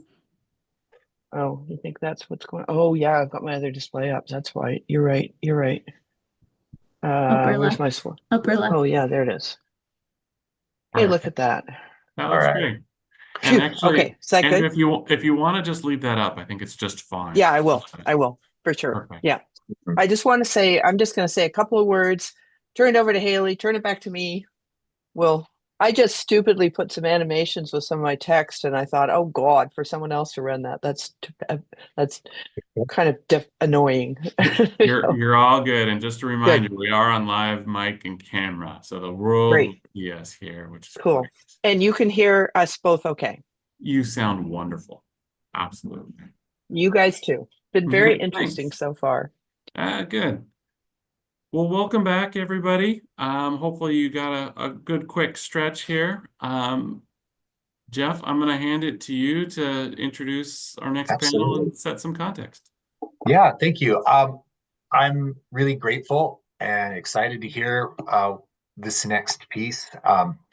Thank you, Dr. Andrea Copping, Haley Farr from Pacific Northwest National Laboratory. I first heard, Andrea, I first heard you speak probably, 7, 8 years ago. I don't know how many years ago it was, talking about this question of how we manage risk in the face of things we don't know. And it was in the context of other sorts of marine energy, but I would expect that there are some similar themes here. And I also know that PNNL has been at the forefront of trying to answer some of the questions around the state of the science related to offshore wind. And so for our roundtable, I invited them to come speak to us to give us what they had to share. And also for those of you who read the OCRI, the climate assessment report, there was a chapter in there focused on adaptive management that was written by Andrea and Haley. And so that was one of the initial sparks to see if we could bring that in and talk more deeply about that other side of the coin, how we manage those things that we don't know. So with that, I'll hand it over. Thank you. Great. Thank you, Jeff, Bobby, everybody for inviting us here. I'm Andrea Copping, and I have here with me my colleague, Haley Farr, and we're going to try to give you a very, very quick look at what we believe the science and the uncertainty are around floating offshore wind off Oregon. We are sort of focusing very much on floating wind because that's what's going to work in Oregon. And as Jeff mentioned, we were part of this climate assessment that was put together. Fortunately, Karina couldn't be here today. We figured she'd give you a good background on that, but we did participate in that. And before we get started, I just want to say a couple of things. Number one, we work on offshore wind. We also work on other forms of marine energy like wave and tidal and so on. And even though floating offshore wind does not exist off Oregon, or frankly, very many places in the world, we aren't starting from scratch. We know a lot from other kinds of studies, from bottom-based wind, even land-based wind when it comes to things like birds and bats, oil and gas, other marine energy. And so I think we need to really ensure that we don't take the attitude that if it didn't happen right here with this kind of technology, it's not relevant. You have to look at any data you have and put it in context. But let's really think about the fact we do know some things. So today, what we're going to do is just try to answer a few questions. What do we know about the effects of offshore wind on the environment writ large, species, habitats, ecosystem processes? How do we know this? Why do we think this is the case? And how do we deal with uncertainty? And I'm going to now turn it over to Haley, who's going to talk through the science, and then I'll come back on and talk about the uncertainty. So Haley. Thanks, Andrea.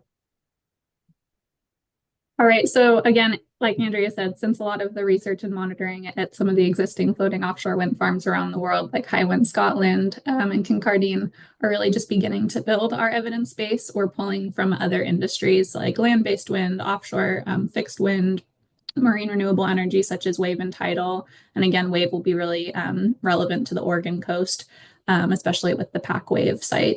Really just trying to pull that information together to provide insights into floating wind's potential environmental impacts, some of the research and monitoring needs that I know Lila and Kelly spoke to, and then some of our potential mitigation strategies. Next slide, please. So when we're talking environmental effects, we generally talk in the stressor receptor framework. In this case, really stressors are the parts of the wind farms or its life cycle, its development. So the cables, the turbine blades, the vessel traffic associated with its construction and operation. These are the stressors that cause harm or stress to receptors, which are the animals, the habitats, and the ecosystem processes that are present. There are several stressor receptor interactions that we talk about, or risks within the offshore wind context. I'll highlight just a few of those at a really, really high level today, but if you would like to get some more information, I'd recommend checking out our SEER resources on the TETHIS website. We have research briefs, webinars, online tools that kind of dive into the specifics of a lot of this. And there was a lot of other information on the TETHIS website as well that I'll highlight at the end of this. Next slide, please. All right, so I'll try not to duplicate too much of what Kelly spoke to, but just in terms of changes to ecosystem habitats and dynamics, really like any other offshore development, floating offshore wind is going to impact coastal, benthic, and pelagic habitats and ecosystems. For example, the installation of a lot of the substructures and project components can disturb benthic habitats, but generally this is more localized and temporary. Again, construction for these offshore wind turbines will take several years, so it's relative in terms of time and space, but these are generally less of a concern than some of the effects from fixed bottom offshore and some other offshore industries. Similarly, some of the substructures, moorings, etc., may serve as artificial reef effects. So not all of the effects are necessarily negative. We may have some neutral or positive effects. This may increase the species richness in an area or provide additional habitat for new species. So something to monitor for sure. And then as large floating offshore wind farms are developed, there is some concern again about the potential kind of larger scale effects on ocean dynamics, including coastal upwelling and the California coastal ecosystem as a whole. And next slide, please. All right, so in terms of underwater sound, the stressors we're really talking about in terms of construction, we don't have as much pile driving associated with floating, so it's really the vessel traffic, the mooring and anchor installation, and the cable burial. Again, it's relatively localized and temporary, but we may see some impacts on marine animal acoustic signaling and communication. In terms of operations, it's really the sound and vibrations that are going to transmit through the turbine and the substructures. But the data that we've seen from some of the existing floating turbines at, again, Kincardine and Hywind Scotland have shown that these levels are pretty similar to the levels of fixed offshore wind turbines, which generally don't rise above the background sound levels and are considered pretty low risk. Next slide, please. All right, so entanglement, this is a highly talked about risk. But there's not a lot of data and information to support it at this time. When we talk about entanglement, it's primary entanglement and secondary entanglement. The likelihood of primary entanglement or an animal actually becoming entangled with the moorings or the cables themselves is very low. And this is primarily due just to the structures engineering, their size, That image to the right is from a BOEM-funded animation that gives a really good idea of the scale of the technologies and the animals that we're talking about here. So again, primary entanglement is not a concern, at least from the data that we have. There's also this concern of secondary entanglement, where a marine animal may become entangled on the debris, such as derelict fishing gear that is caught on a floating offshore wind mooring or cable. Again, there's little to no evidence of this, but it is a big concern among the fisheries communities and the marine mammals supporting communities. So we do need a little bit more research into this. Next slide, please. Similar with vessel strikes, this is again a really big issue globally, primarily for marine mammals and sea turtles. The level of impact will really depend on the vessels used for construction and operations and some of the limitations that are placed on them. So vessel speed and vessel restrictions. Generally, the impact, the level of strike will depend on a lot of those factors. And there are some required mitigations already kind of in the legislature for protected species observers being present on vessels. And then there's some other mitigation options as well. Next slide. When we're talking electromagnetic fields, I know Kelly already mentioned this briefly, the amount of power transmitted will really depend on the cable size, the power, the arm size, etc., as well as the environment that the cables are input into. Overall, the effects from a lot of the international literature and farms in Europe have shown that the effects have been negligible to minor, but we do need to consider that this is a relatively low confidence, and it's an issue that is brought up a lot with stakeholders. Next slide, please. All right, and then finally, one of the bigger concerns, especially on the West Coast, is risks to birds and bats. The primary risks here include disturbance from construction activities, potential displacement, and then, of course, collision with turbine blades, resulting in injury or death. The likelihood of this occurring, we do have a lot of monitoring of data available for birds and bats offshore, but the likelihood of this occurring and the potential scale and magnitude of it is unknown. We don't have as much data for bats offshore as we do for birds, so there is some ongoing research to fill those data gaps. But really, there's a lot more monitoring to be done and some novel technologies potentially to be developed. Next slide. All right, so that was, again, very, very high level and very quick. If you'd like more information on some of the environmental effects of both offshore wind and marine energy, so again, wave and tidal energy, I'd highly recommend going to the TETHIS website. We have a lot of our resources from the SEER project on there, as well as some other international efforts, such as REN and OES Environmental, that looks at the marine kind of wave and tidal section. We also have an events calendar, a biweekly newsletter that I'd recommend you all subscribe to, and a bunch of other useful online tools that I'm happy to answer any questions about. So with that, I'll pass that to Andrea. Okay, thanks so much, Haley. That was a very quick romp through a little bit of what we know. And as Haley says, there is a lot of information on TETHIS. So I'd absolutely recommend going and asking your questions there. Okay, I want to talk about uncertainty. And this is going to be a little on the theoretical level because we don't have as much data as we would like to be able to prove the use and validity of some of these topics, but we can talk about those as we go along. Now, uncertainty exists in a lot of forms, financial uncertainty, even reputational uncertainty. We want to talk about that around the science and management. And the kinds of scientific uncertainty that we might face really has to do with the collection, analysis, and application of data.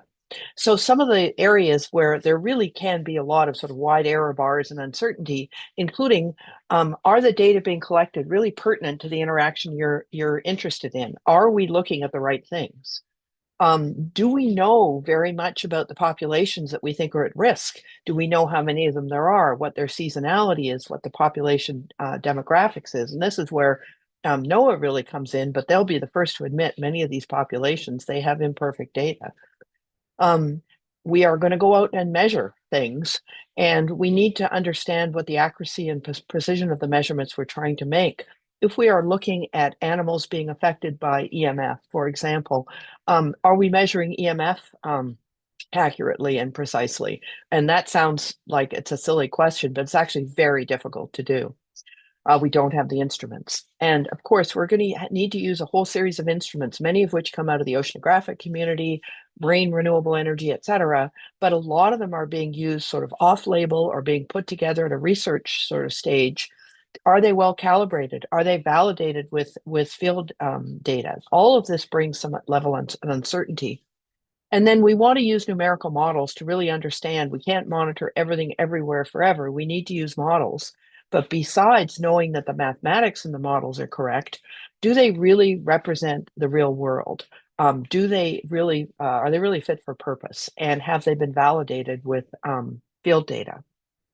When we move into the uncertainties around management actions, we don't have fit for purpose regulations promulgated for offshore wind, much less really, and especially not floating offshore wind.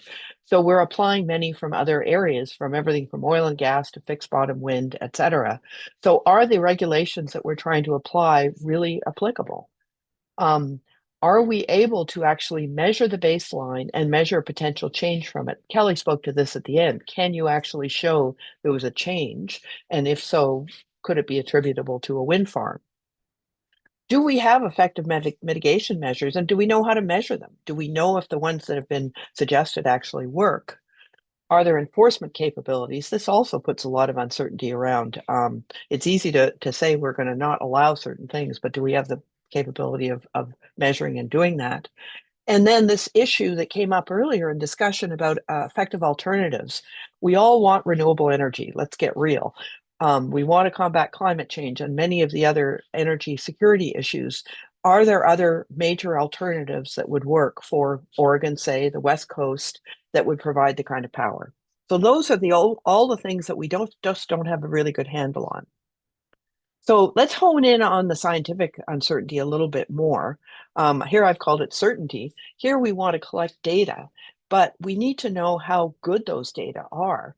For example, in the domain, if we have good data, as Haley has mentioned from some of the couple of European floating wind farms that exist, those are probably the best data we're going to get, even if the species are different. But we may have to use it and extrapolate from fixed bottom offshore wind or other offshore energy like marine energy or even land-based wind. The further we get away from that actual domain of interest, the greater uncertainties are likely to be there, and we need to deal with those. It doesn't mean the data aren't usable. It just means we need to understand the context. Similarly, the sources of information. Are these actual field observations where someone's gone out with an instrument or an observer and seen these interactions? Are they numerical models? And if they are have they been validated with field data? Models are an absolutely incredible tool, but they need to be real and they need to be validated. Okay, so it all sounds pretty hopeless. There's so much uncertainty, but there are in fact strategies for dealing with uncertainty. There's many, many, many, to be honest, but the ones that are really the most pertinent in this case are marine spatial planning, the mitigation hierarchy, and adaptive management. And you might consider really that some of these work together. They are not exclusive. I'm not going to talk about marine spatial planning. There's probably people on the call that are have much more expertise than I do in it. But just a couple of the shots from the Oregon Territorial Plan, and Oregon has been a leader in this area in the U.S. for sure, especially because we don't have anything nationally. But I do want to remind any of you who've been around a very long time, like I have, that when the first draft Oregon Territorial Sea Plan was put together, there was good science, there was a stakeholder engagement, and a draft plan was created. However, it was really for wave energy development off the Oregon coast. But the wave energy developers in that community were not at the table. And that really required a redrawing of that plan because the areas left over for wave energy development were not really suitable. So it's that cautionary tale that every one of these strategies for dealing with uncertainty needs to have stakeholders involved, even if it draws out the process and makes it more difficult. As we all know, it's essential.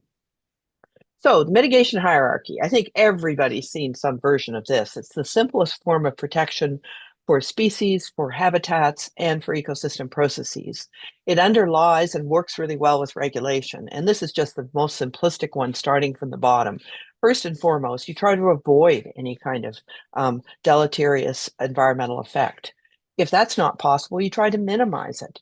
Perhaps do some restoration, reduce the amount of effect. And finally, at the very top and the very smallest preferred outcome is some kind of offset, mitigation, compensation, etc. This all started from land, and it really came from wetland preservation. But it's been used for a very long time, and it's been drawn in all kinds of ways. We have one drawn for biodiversity values. This other one here is actually for protecting forest habitat. And the similarity is it's all the same. You're trying to avoid, minimize, protect as best you can, and mitigation and compensation should be your last area of hope, shall we say. So that's really pretty basic and looks a lot like our regulations. The real star of uncertainty really is adaptive management. And there's a great deal that's been written about it. This is kind of a mumbo jumbo definition, but the point is it's a decision process that provides some flexibility so that in the face of uncertainty, you can adjust management actions, and particularly as new information comes in. And in this particular definition, when it says events become better understood, adaptive management was created and is still run as an experiment. We are going to suppose that we understand this, we will monitor for it and then test for that. This has been adopted very strongly by the Department of Interior for all of its agencies, including BOEM, that you need good monitoring so you have a good scientific understanding so that you can adjust policies, operations, etc. And that's on both sides. It could be that the wind farm owner would have to adopt or adapt operations a little bit. It could be that the policy side of it or the management side of it has to say, well, let's give a little on this area so we can get more here. Adaptive management is also sometimes just called learning by doing. And what's important about adaptive management is it can be used with the mitigation hierarchy, with marine spatial planning. It really is a little bit of an added accelerator to try to understand what's going on. The initial idea around adaptive management was this single loop learning. And if you start at the top, you would assess a problem, design your experiment. This isn't designing the wind farm, but rather how will you look at it? How will you monitor? Implement that, monitor for success, evaluate it, the data, and make adjustments. And this really made a great deal of sense. The evolution of adaptive management has really been this double loop or institutional learning, which is really very similar. If you start at about 1 o'clock, you plan, you do, you evaluate and learn. But the added evolution here is that to make midterm adjustments. As you are going along, you make adjustments to understand what you're learning from and how you can make things better. So what does this look like in practicality? This list of questions has been pretty much adopted straight as is by the Department of Interior. I don't want to spend too much time on this, but starting at the top, it's important if you're going to consider adaptive management not applicable everywhere. Is there a management decision that needs to be made? Can stakeholders be engaged? Is it that kind of a process? Do you have clear management objectives? And this is often a real stumbling block.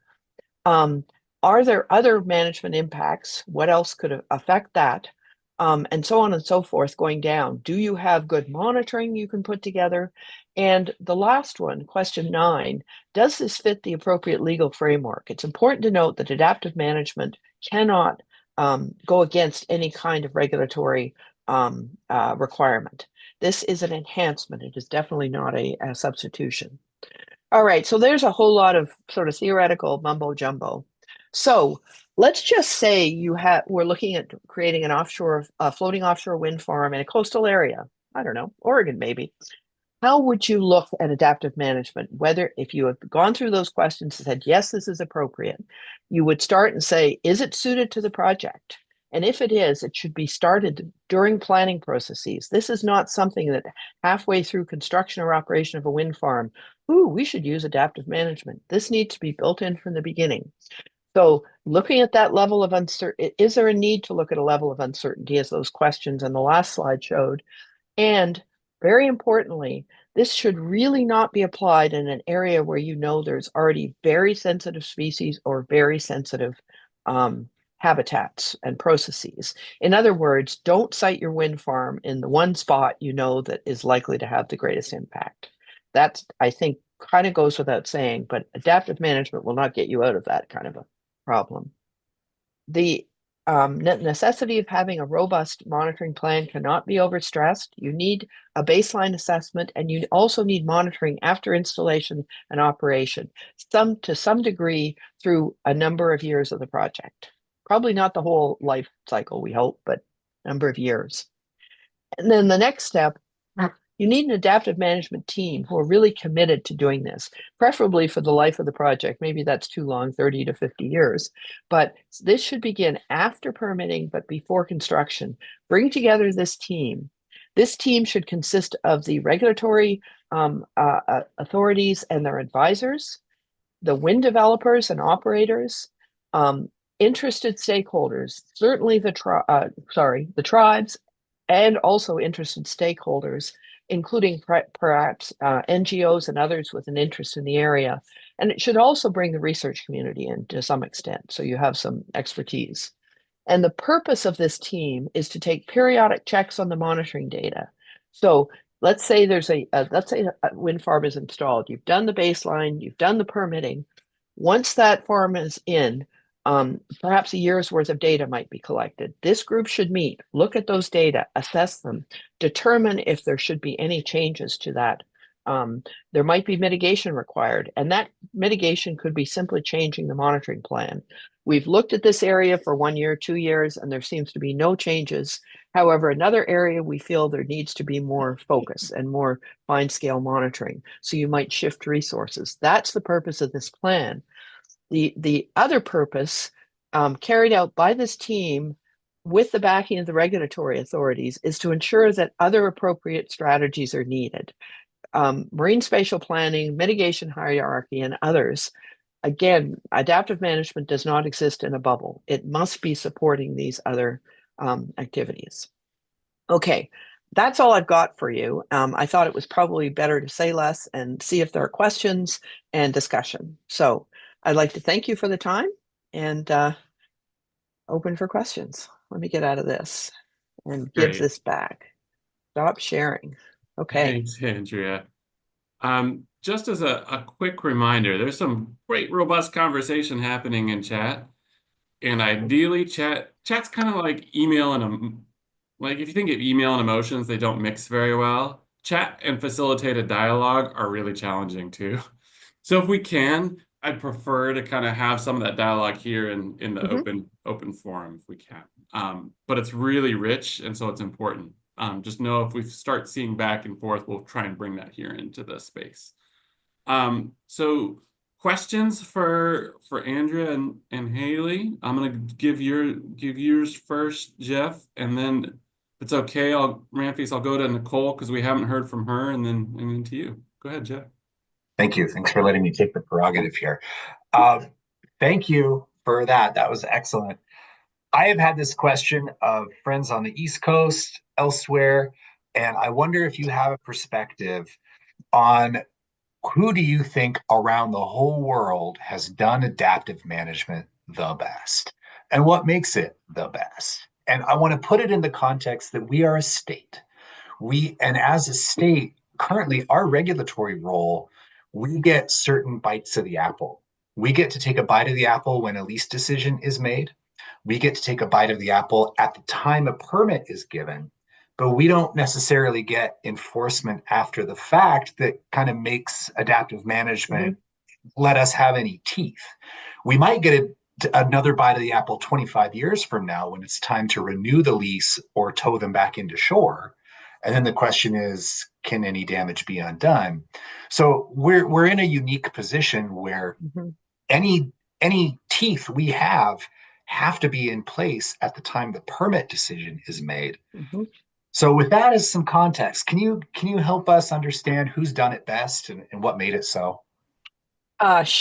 Sure, I'll take a shot at that. So adaptive management, saw from some of my references, 2009, that we've been at this a while. And in fact, the concepts go further back than that. There are some really good success stories on land with wetland mitigation and so on, but let's put those aside. There has been relatively little done in wind, quite honestly. There's been a little bit in Europe. One of the ones I would like to bring to this country is for marine renewable energy. I think the Ocean Renewable Power Company, ORPC, out of Maine, did a really good job. They had their turbine. For those of you who don't know, it looks like a rotary lawnmower with a little twist to it. It sits down on the bottom and turns with the tidal currents. And in the state of Maine, they worked to put together an adaptive management team. They worked with the regulators all along and with the community.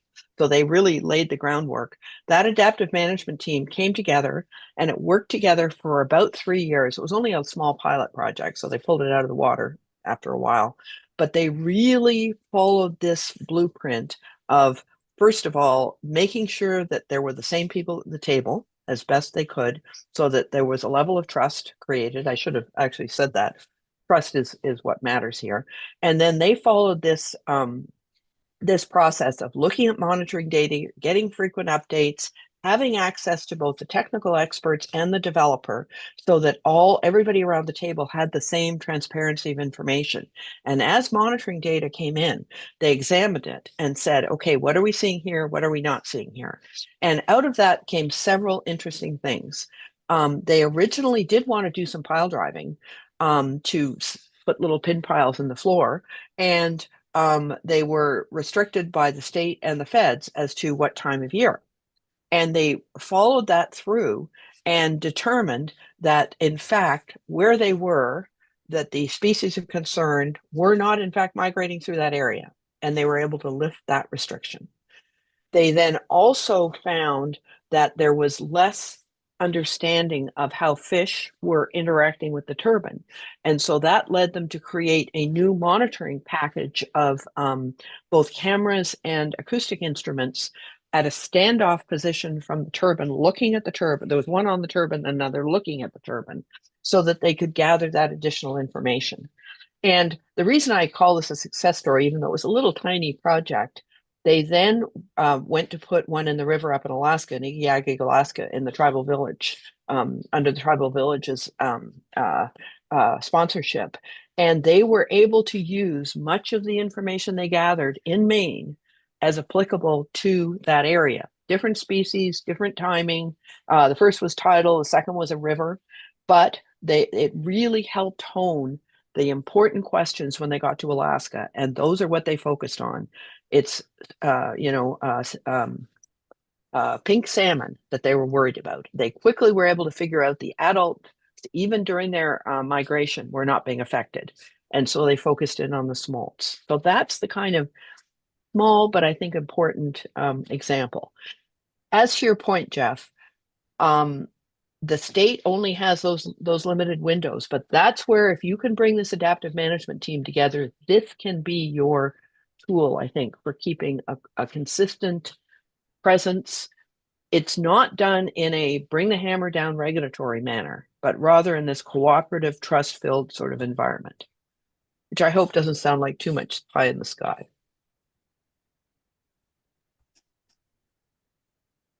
Thanks, Andrea. Oh, Jeff, you're going to reply. Just saying thanks. All right, cool. Nicole, and then Ramfis, and then Nick. Oh, hey, Nicole, just because this is your first meeting, huh? You want to introduce yourself real quick as a roundtable member? Sure. Can you hear me? Yeah. Yeah. Hi, folks. My name is Nicole Hughes. I'm the Executive Director of Renewable Northwest. We're a forest state clean energy advocacy organization, and I'm based in Portland, Oregon. Thank you, Andrea. Amazing presentation. Just real quick, Nicole, Casey is swapping out and you're swapping. Oh yeah, I'm sorry. Yes, Casey McLean was the previous member of the roadmap, and she is transitioning to a new position at Renewable Northwest. We lost our Washington policy manager to the incoming Governor-elect Ferguson in Washington. And so Casey will be our new Washington policy manager. We are not hiring a new offshore wind policy manager right now, but I'm going to come back in. And I know some of you from previous work we did on the informal work group, and I'm really excited to reconnect with folks and get re-engaged on offshore wind. So I'm a former wind energy developer. And Jeff, you asked a great question about good examples. And I think Oregon actually, it does have some really good examples of adaptive management that I'm happy to share with anyone on this call. The Oregon Energy Facility and Siting Council has an adaptive management framework for impacts to some species. And we could look at any of the existing wind farms that operate in Oregon and look at the site certificate at what they are required to do if conditions change. I've developed wind farms that have adaptive management principles. These are mostly around things like impacts to avian species and bats and noise.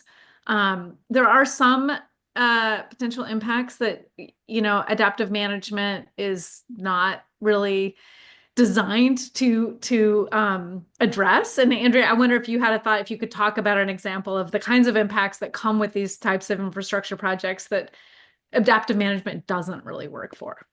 Thank you. Oh, yeah. Thanks, Nicole. You're absolutely right on.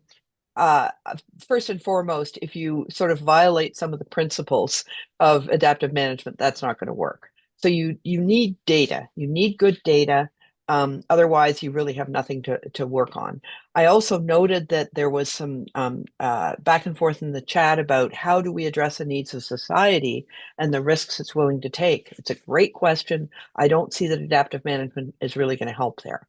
Adaptive management has a very specific use when you have uncertainty around data and, to some extent, the analysis of the data. So those are the main ones I can think of. So, but those are very, very broad. So let's just take the example of you're going to site a wind farm off Oregon.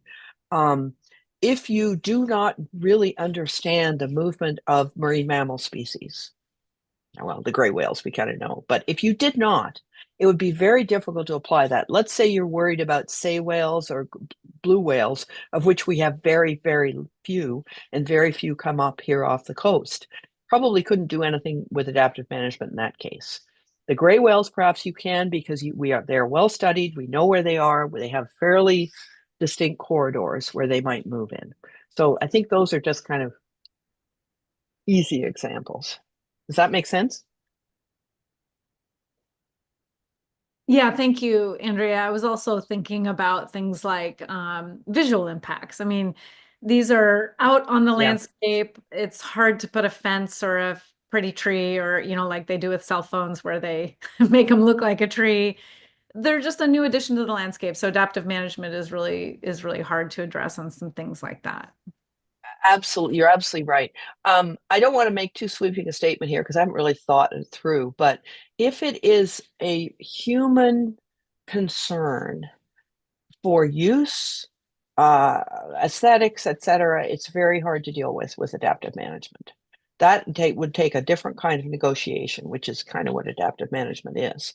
But if you could actually collect quantitative data, you have something on which you can hang your hat. And the Department of Interior does have that. They have a framework for it. They do for visual.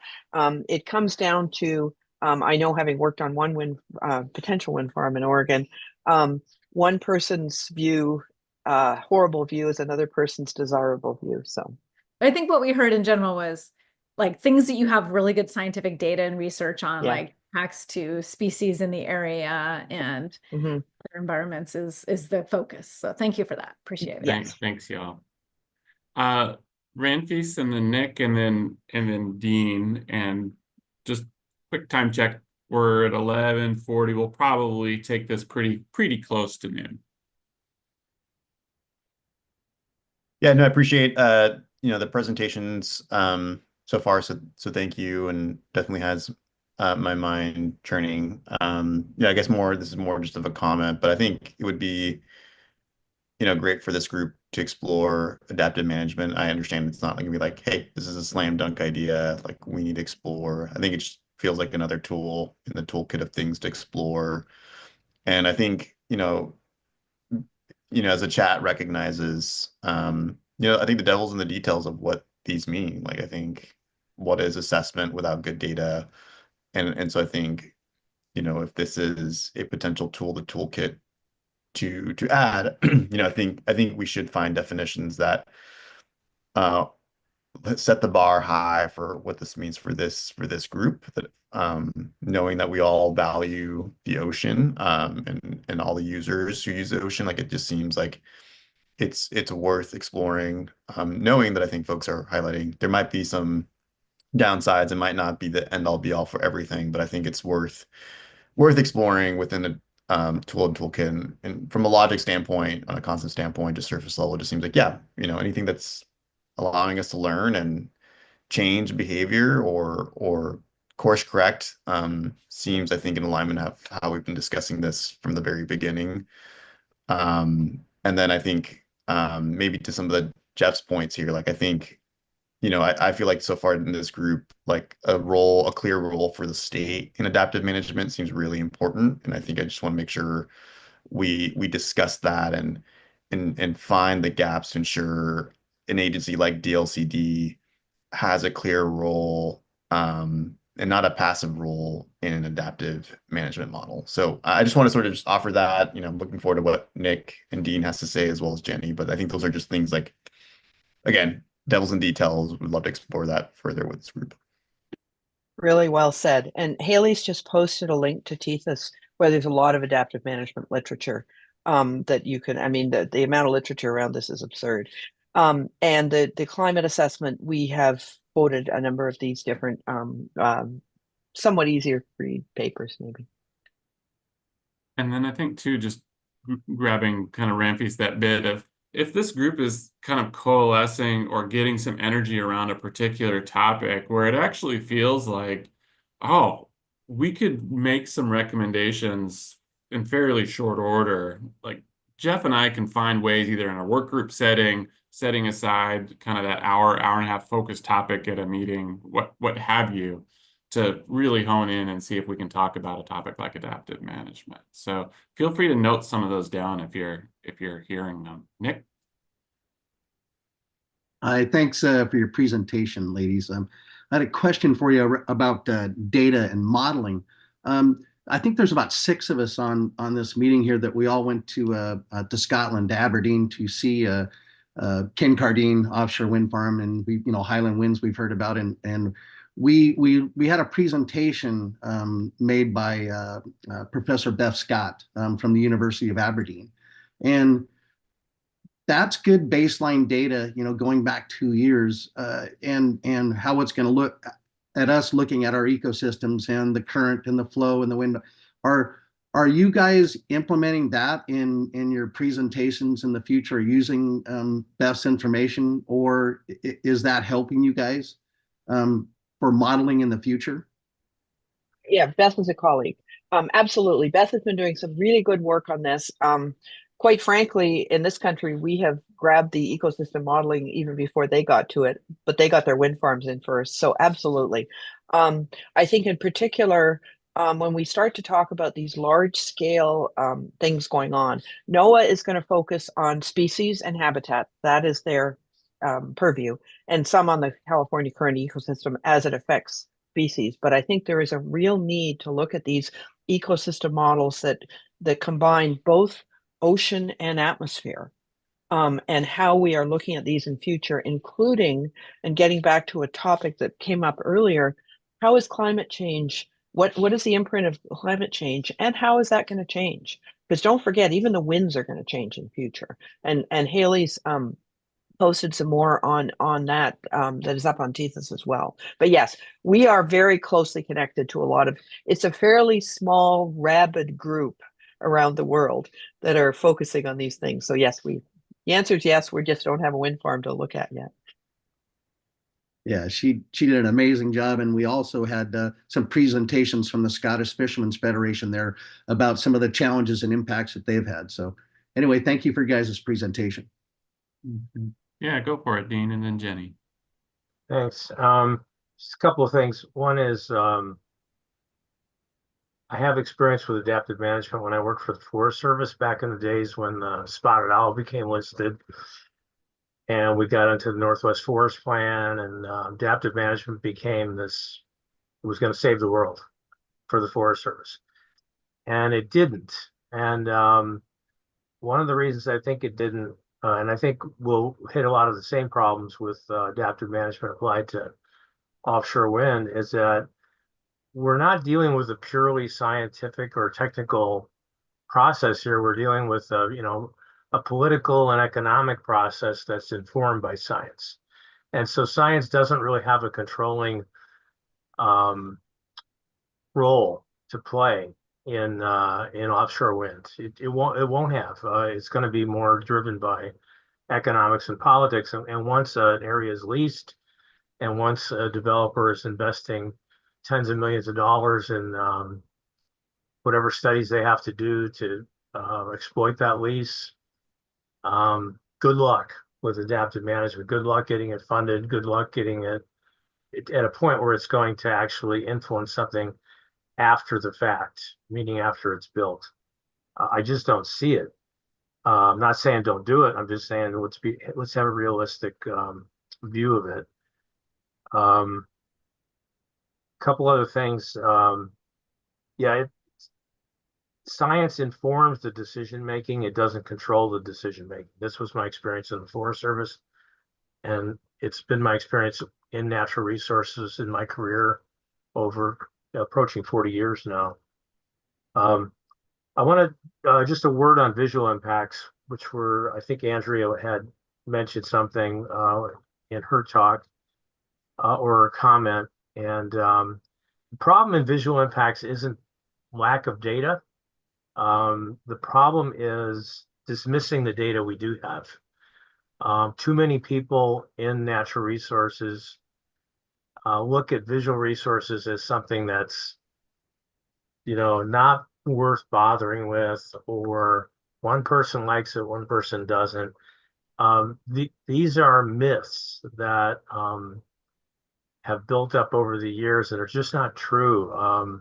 There's a book, I'm not going to recommend everybody go out and buy it, but I don't know if we could see it in here, but it's called The Science of Scenery by Andrew Lothian, and it delves into the kind of the history of the development of scenic, of thinking about scenery as a resource and what scenery means to us as people.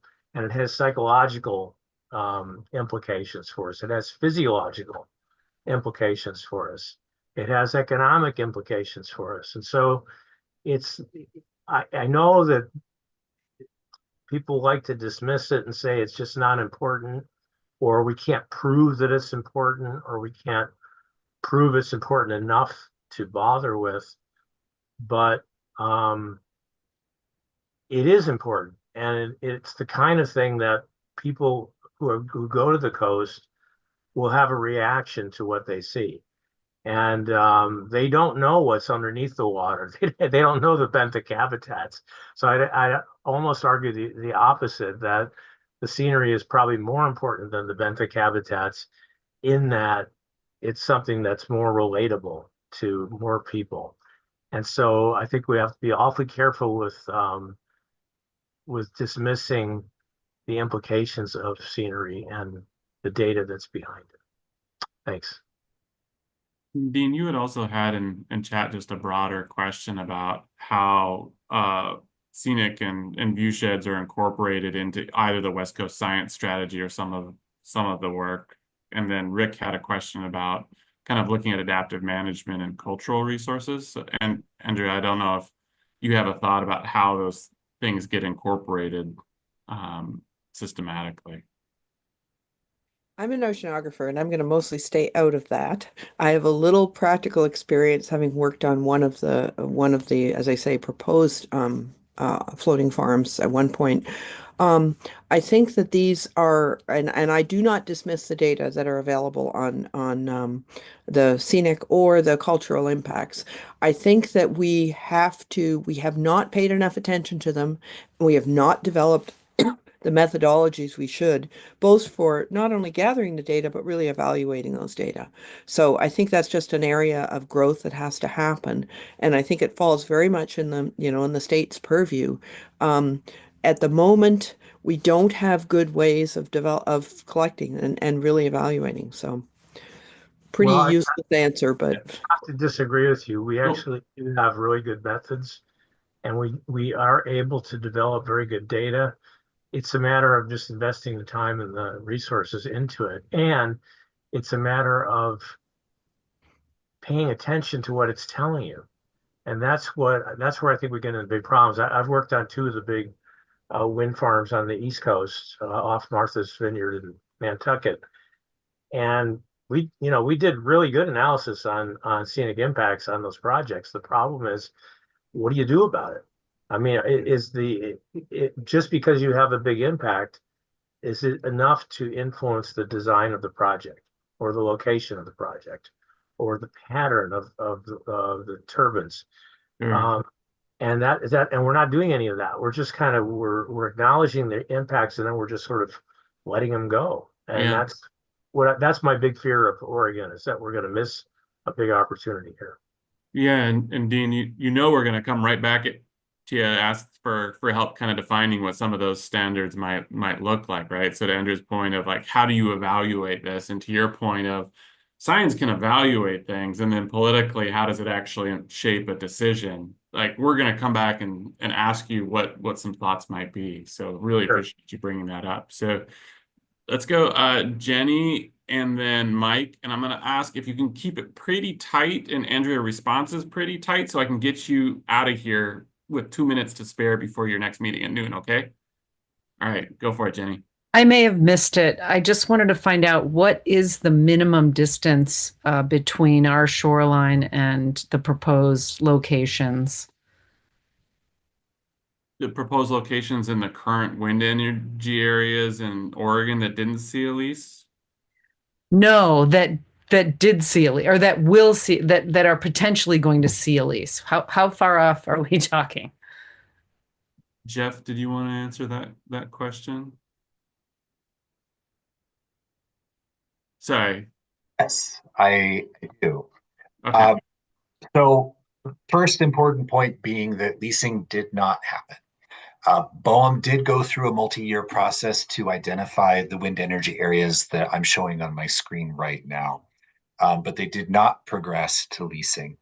And my understanding of how the whole process works is that due to a provision in the Inflation Reduction Act, BOEM cannot perform renewable energy leasing on the Outer Continental Shelf if they haven't done oil and gas leasing within 1 year of that time before. And that deadline was December 20th. So until there's another oil and gas lease, my understanding is that it's not possible. Now there are some that are scheduled. I think the next one for later this year, maybe. So it's not a never, but it's certainly not anytime soon. But that said, the distance to shore, to your question, from the Coos Bay wind energy area that was identified was 32 miles, and then from Brookings was 18. Thank you. Mike. I just want to point out that our charge here is to develop a strategy with off-ramps. And I just want to put adaptive management in context. Is the adaptive management would only come into play if we've already passed several points and have agreed that there will be wind energy development in Oregon going forward. And so I just want to make sure that this is one could view adaptive management in a similar light to mitigation. Is that mitigation only happens after there is a project, but if we approach adaptive management like mitigation, or like mitigation should be approached, is that there should be a larger effort toward avoidance and minimization before we even get to implementation, where adaptive management may be a useful tool. Yeah, Mike. Hi, Mike. Yes, absolutely. You're 100% right. This adaptive management is a useful tool after there's something to evaluate, decide if there's impacts, etc. Yes. But it needs to start when the wind farm planning starts. I think that's one of the things that we've seen where there have been failures, where partway through when the developer and the maybe after a COP or something, a developer and a regulatory agency reach an impasse. Well, maybe we should think about adaptive management. Probably too late. It's Yes. simply planning Thanks. for the tools you'll have in the future. Thanks. Great to see you, Andrea. And thanks for your presentation. That was excellent. Yeah, I mean, I just want to add my thanks here to Andrea and Haley and Layla and Kelly. Thank you so much. Jeff, let's hand it to you. Do we want to give Andrea and Haley a pass to pop off before you kind of close us out with a couple slides, or do you want them to hear your closing argument here?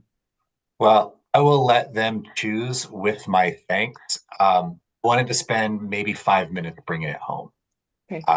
Just thinking about how we deal with this, and how it can connect policies we have in the state and also the work that we're doing. So I prepared this ahead of time, not knowing that these would all be covered. But there are some concepts that we've been hearing about today, and I appreciated the sophistication of the conversation, that there are different ways we can approach uncertainty and risk. You know, on the top left, you've got the precautionary principle that says where there's threat of irreversible harm to an irreplaceable resource, then the lack of evidence of harm does not mean that there is no harm, and that there's a burden of proof on the proponent of the action to show you that there's not harm. That's kind of on one end of the spectrum. Then there's adaptive management, which, as we heard, is like learn by doing, take a step and then watch it, but be careful that you're looking for the right things. And then also, to be successful, there needs to be room to maneuver if you're surprised or if something happens that you don't expect. And so designing your adaptive management before you're in it is important. And we heard that today too. There's this concept that I heard about years ago, didn't hear about it today, of do you retire risk? Are there things that we finally learned enough about we're not worried about? You know, I think that we're probably not there. We need to find what the process would be to actually be satisfied that we're not uncertain about things anymore. And, you know, who's the boss when it comes to the science? And that could get into the science collaborative. And then mitigation, as has been talked about here, kind of lives in a middle space where on some levels it's about avoiding harm, whether you are sure that harm is there or not. And then there are also some tools and options to reduce harm if you discover it, to minimize harm, or to compensate for it. And there are elements of mitigation that happen before and after you make a decision. Then, out of our process, there's this concept of the exit ramp, which I think also belongs here, where there are reasons to pause. There are reasons to say, we don't have enough information yet, which is kind of precautionary in nature, but it can be for reasons other than scientific uncertainty, as we heard about here, such as inadequate consultation or missing assurances or agreements. So there is a broader spectrum here beyond simply the environmental risks that we're concerned with. But that similarly to both precautionary mitigation, adaptive management, it shares a theme that there needs to be a process to figure out, okay, if we're going to pause, if we're going to get off the highway, what is that process to either get back on because we're satisfied, or to make a decision that we're not going to move forward further. So this is all the stuff of roadmap. I do want to highlight that we do have some of these concepts already built into Oregon's policy structure. The Territorial Sea Plan Part 5 concerning marine energy explicitly describes that the precautionary approach is like built into how Oregon as a state should be making decisions about the ocean. It includes definitions for minimization, for mitigation, and includes a directive that regulating agencies should use adaptive management. If you move to Territorial Sea Plan Part 4, which was more recently updated, this was last year, it took a slightly different approach to describing adaptive management and essentially adopted that hierarchy that Andrea talked about, which is also enshrined in rules that are owned by Department of State lands.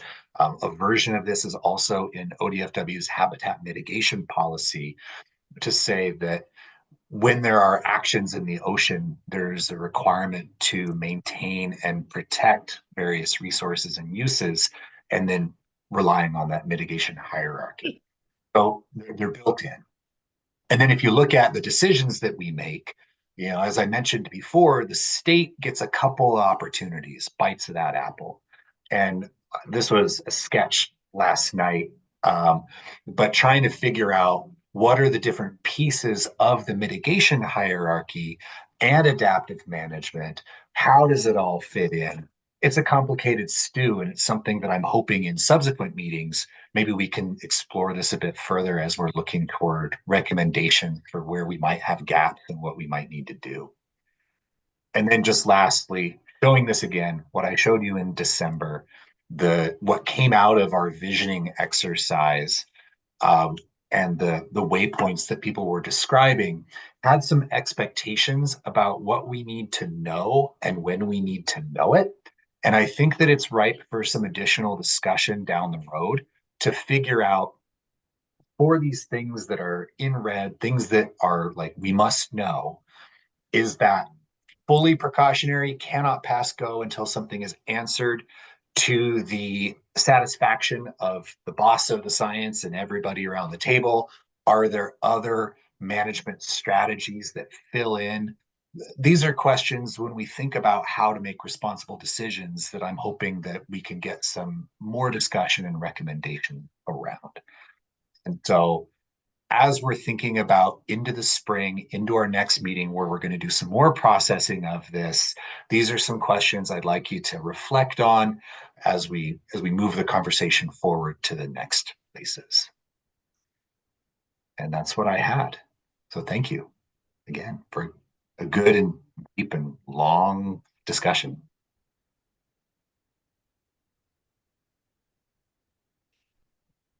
Great, thank you, Jeff. So in terms of kind of thinking for this group coming out of this morning's conversations is, I think, just to be figuring out what you learned and where we go forward. I think I was brought up in a religious tradition that always asked us to question things, right? So I have my beliefs, I have other things, and I'm getting information that may be contrary to that. That's a good opportunity to ask questions about it, to think about, some of that information. So I just invite folks to kind of be thinking about, as we get all these packages of information, there's things you agree with or don't agree with, just think about that and reflect on it as we go forward. And I'm going to go ahead and remove the spotlight. I don't need to be spotlit here. So I think this next section, we're going to talk a little bit about work groups. This afternoon, we're going to delve more into some of the energy strategy markets and policy. So Jeff, could you put up the slides and kind of cycle through to our establishing work groups? So folks remember, coming out of the last meeting we had, we identified a couple of potential work groups to start with. These weren't the only ones, but there were three. There was marine spatial planning, looking at community benefit agreements and enforceable agreements, as well as research coordination. And we sent out a survey for some feedback on how those scopes of work looked. We got some good feedback, but I think, Jeff, the basic gist on the feedback that we saw was like the scopes of work may not be enough detail in there, but are good enough to start with, and the work groups themselves should detail them out. Is that fair? Yeah. Yeah. So just as an example on the marine spatial planning is like, are view sheds included? Jeff? Yes, right? Good question. Yeah. Yeah, but it also is relevant to the question of our standards. So I think that it can live in more than one place. Yeah, so where there were some questions, I think we're going to kick those right back to the work group to kind of identify. And if you all decide that for this work group it should be included, then great, no problem. So next slide. So for community benefits and other legally enforceable agreements, these were some of the bits of feedback, that it's not just the community benefit agreements or legally enforceable agreements like project labor agreements on the back end, but also thinking about different ownership structures of the assets.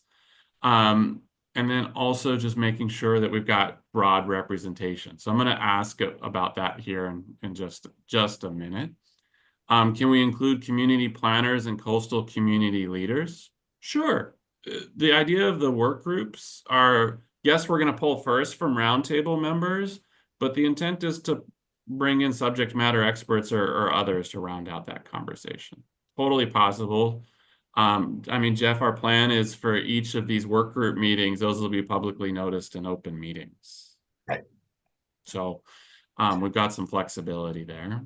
Next slide. I guess, if I may, if you have someone in mind, if this was one of your questions and you want to make sure that they're involved, let us know, pass along the invites. We need help, doing some of that. So thanks. Yeah, and I'm going to ask people that exact question here in about 15 seconds. So next slide. So for the research agenda and coordination, like we talked about at the last meeting, this really is about connecting the dots. It's not that this group is going to come up with its own research agenda. That stuff we've started to hear today is in process. It's about how do we make sure that this group and Oregon's interests are well represented in those research agendas and how research is moving forward. So some of the feedback we got is to make sure it's really tightly connected to OPAC Science and Technical Advisory Committee. Yes, great. That makes total sense. So can we invite staff members to the work group? Yes. And we should think about who exactly that needs to be. Yeah. Okay. And we already have Karina, who is a member of STAC and working on the research agenda piece with OPAC. And we've talked with OPAC in December about this topic as well. So there are connections we're trying to foster. Cool. So just before I get into some of the nuts and bolts of kind of convening the first meetings of these three work groups, anybody have any kind of broad questions or quick reminders on kind of what the scope of the work groups are, what their intent is? Because their intent is to develop some ideas, particular bits of strategy that can come back into the full roundtable. Natalia? Thanks, Bobby and Jeff. I just have a clarifying question. So in the survey, when you pick up what working group you want to be part of, then you ask to choose a possible time for the next 3 meetings. And I was confused. Is it like 3 hours per one working group, like January, February, March, 3 hours, or total 3 hours? Because sometimes it was like 4 p.m. If it's 3 hours, it's like 7 p.m. Just try to manage my workload and everything. So could you clarify the length of the working group each month? Yeah, thank you. So the survey that I put together was really only focused on the very first meeting. I was only asking for January availability. I need to send out subsequent ones, and the survey will send out probably next week, so we can start scheduling those ones coming next. In the example of, is 4 o'clock okay for you? The way that tool works is just identify the hours that you could be available. And based on everybody's combo of the hours you have available, Bobby and I are looking for a 2-hour window in that time that makes the most sense for everybody. So it's still useful to say you're available at 4 o'clock, and we won't assume that you'll stick around till 6. That's right. Okay. And but it would be 3 hours, just one meeting, yeah? Lasting 3 hours. 2 to 3 hours, let's say. Yeah, we're going to see what we can get. 2 to 3. Yeah. Okay, thanks. Yeah. So think 6 to 9 hours total. And there is no expectation that anybody in this meeting says yes to being on any work group. It's completely if you want to be there. I will say I can imagine some folks on this group, we might volunteer, like we might tap you on the shoulder and say, hey, it would be really nice if you showed up to this, but it's no expectation that you participate in these. And Bobby, I do want to add that the idea is we're giving some space for more conversation to maybe develop something in these work groups that could be brought back to the main stage of the roundtable and discussed. So that's the way to think about it. Yeah, so if you're not on the research agenda and coordination work group, it doesn't mean your voice won't be heard on research and coordination. Right. Yeah, Mike, and then I'll move to kind of thinking about who's interested in which work groups. Thanks, Bobby. I'm just an old guy, and sometimes when you talk about in particular for me, this concept of marine spatial planning is a term of art that emerged subsequent to my maturation as a professional. So the scope of what is encompassed by marine spatial planning isn't fully clear to me. It's my concept of it, as is reflected in my interest, is that it's this highly technocratic thing that involves GIS and mapping, and it's a mapping exercise. So I threw some comments in there just to say there appears to be a unique set of activities associated with the interface between the ocean and the shoreline. Now, and I saw that you captured, or presume that you captured my comments or questions in that marine spatial planning piece. But as it relates to what a work group would end up doing, are they going to be talking about GIS data layers, or are they going to be just so it wasn't clear to me when you articulated what these work groups are. That one in particular was kind of amorphous to me. I didn't quite understand what it would accomplish.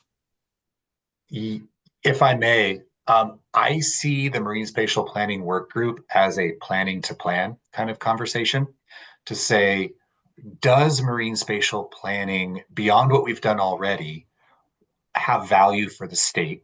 One, is it something we want to invest effort in? Two, what should it look like? And what you just mentioned of, well, let's not ignore the shore and the sea connection if we're going to do something like this, I think is a great point. And then there are questions like, how do we resource it? Who leads it? Are there any just golden rules, guidance of what we're looking for? Are there any key players? NCOS from NOAA, they were really involved in the BOEM process, and they made all these layers that you could stack on top of one another, but they were focused on smaller areas. Well, let's talk about if we were to do it, if we were the state saying we're going to look out in federal waters and take our crack at it and do it our way. Well, let's talk about what that might look like, and let's make that a recommendation in the roadmap. Does that make sense? And part of that may be getting totally geeky and articulating what those additional layers or adjustments to layers might be. Yeah, maybe. Yeah. Okay. All right. Can you give me a next slide, Jeff? One more. All right. So these are just the results from the Google form on the folks from the roundtable who mentioned that they were interested in each of these. So I'm just going to go one by one to see if there's anybody else here on the roundtable or also members of the broader community that might be interested in participating in these. And then I'll ask you to do a reality check too, because we have 3 2 to 3 hour meetings. Like, these are going to be roll up your sleeves. Like, we need you to be there for all 3 meetings. We need you to be super responsive. So just do a gut check too on what you can really commit to. But for marine spatial planning, are there any other folks either here speaking for yourself or naming some other folks that we should ask for marine spatial planning. Feel free to drop your name in chat on this one. This is a place where just putting your name in chat's just fine. Yeah. Julie, were you just raising your hand? Oh, yeah, I was just gonna say this is one of those areas where I feel like one of the policy experts at National Wildlife Federation would be a good addition in terms of like my expertise is not probably as adequate to the task as theirs. Is it okay for me to open that for me to invite one of the policy staff to join the marine spatial Jeff, group? is your preference that folks give you a recommendation and you reach out, or I feel like if we get a name, that might be better just to keep things coordinated. So like not the same 10 people ask somebody, but.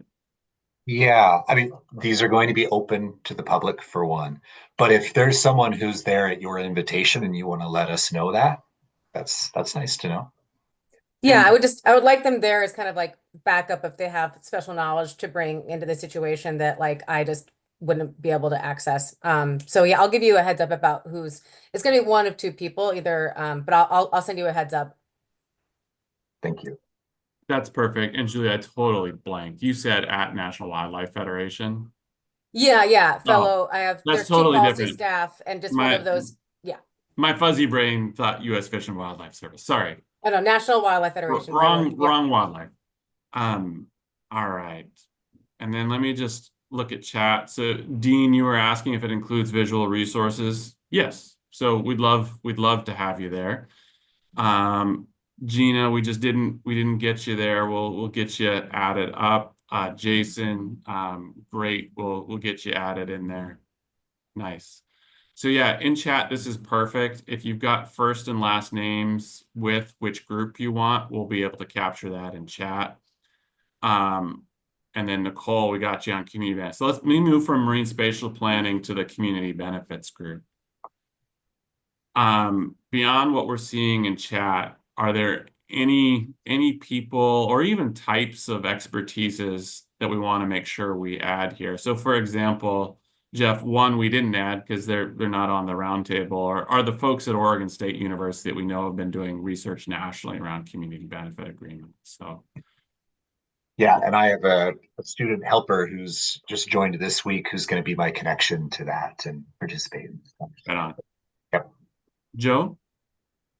Yeah, I think when I filled out the Google form, I asked about where it would make more sense for someone that is interested in, has more expertise on habitat, wildlife, marine wildlife, if the marine spatial planning or research.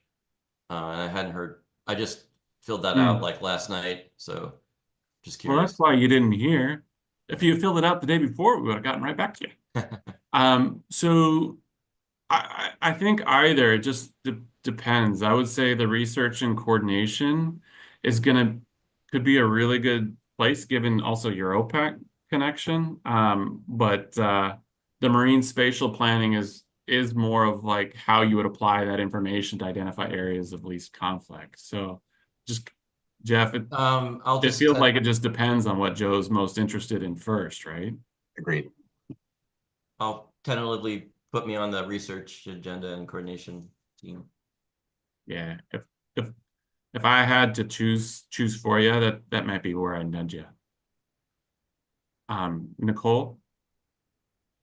Yeah, thanks. Just being kind of newer to the group, I'm still trying to get a lay of the land on who else participating. I'm thinking of other state agencies that it would be good to have involved that I just didn't see on this call for like the research agenda and coordination in particular would be Oregon Department of Energy.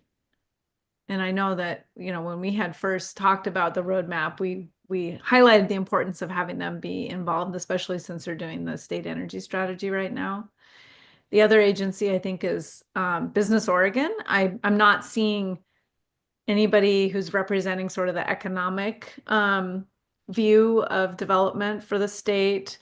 And then I'm also just a question, do we have representatives from local governments who are participating? It would be great to have them involved, especially in the community benefits conversation. Yeah, quick answer, Nicole, is we do have local government representatives in the roundtable. You're not seeing any of them who raise their hands for the community benefit agreement work group yet, but those are folks we can tap on the shoulder. Joe, is your hand raised new or is that left over? Oh, there you go. Sorry. No, you're all good. I'm going to move us on to research agenda and coordination. Anybody we're missing on research agenda and coordination work group?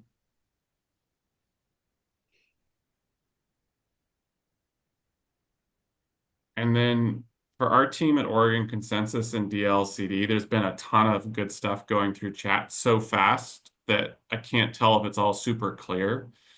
So Sophia, Trevor, Andy, Jeff, is there anything that's coming through chat that we need a clarification on? And then I'll come to you, Heather, in just a second.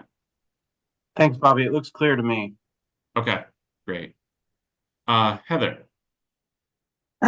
Hey, Bobby. Happy New Year. I put my hand up, or I put my name in the chat for the community benefits group. I just want to make sure you caught it because you didn't mention it. Perfect. Thank you. Gotcha, Heather. I'm getting all the names on the chat that you're putting and the name of the work group that you would like to join. So I'm tracking that. You're so awesome, Sophia. Thank you. There's gonna be some big work groups. Yeah, y'all. It's true. That's just fine. Yeah. Which I think leads us to the next slide, Jeff, which is even the folks we heard from have conflicting schedules. It was really, really hard to try and find some dates with least conflict. So these are the 3 dates that appeared to work for the most people. And Jeff and I were trying to look where we also got a diversity of interests so that we had some folks from the business and energy side or the fishing side or the environmental side on something. So we're proposing for the marine spatial planning, the first meeting, January 24th from 10 to 12 p.m. All of these would be virtual. For community benefits and other legally enforceable agreements, it'd be the 27th from 3 to 5 p.m. Research agenda and coordination, it would be January 22nd from 3 to 5 p.m. You know, we'd record these, we'd make them available, and the first meetings are going to be a lot about scoping, I would suspect. And then basically getting us some early information that we might even be able to bring into the February 20th and 21st on effects and enforceable policies. Yeah, Jeff? Yeah, I think setting some boundaries in the first meeting, maybe in the second meeting, I'm thinking 3 for each one. Second meeting, big marketplace of ideas and maybe identify some volunteers to start writing something down. And then have a third meeting where you look at what's been written down, see if anything is coalescing that then could be brought back to the roundtable. Now, we didn't schedule these on top of like a major coastal event or anything, did we? Or where like half of Oregon's going to be doing something. Well, it is during ledge session, but nothing we can do about that.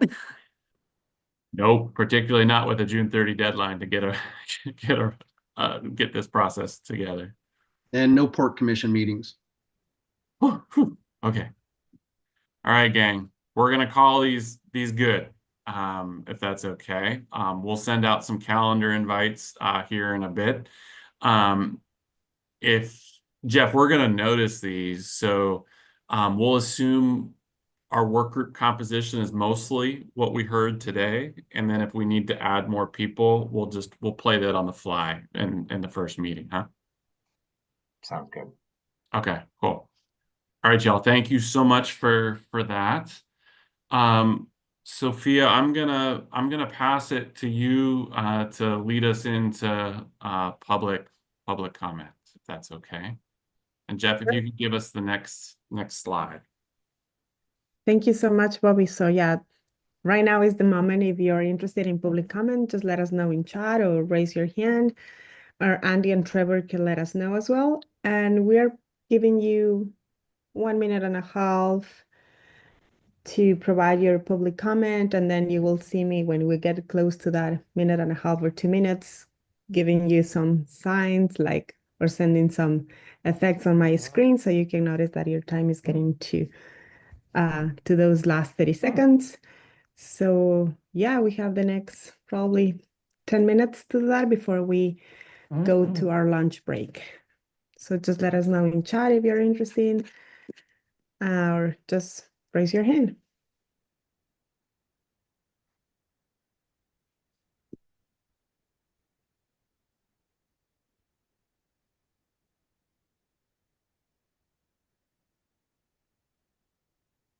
No one.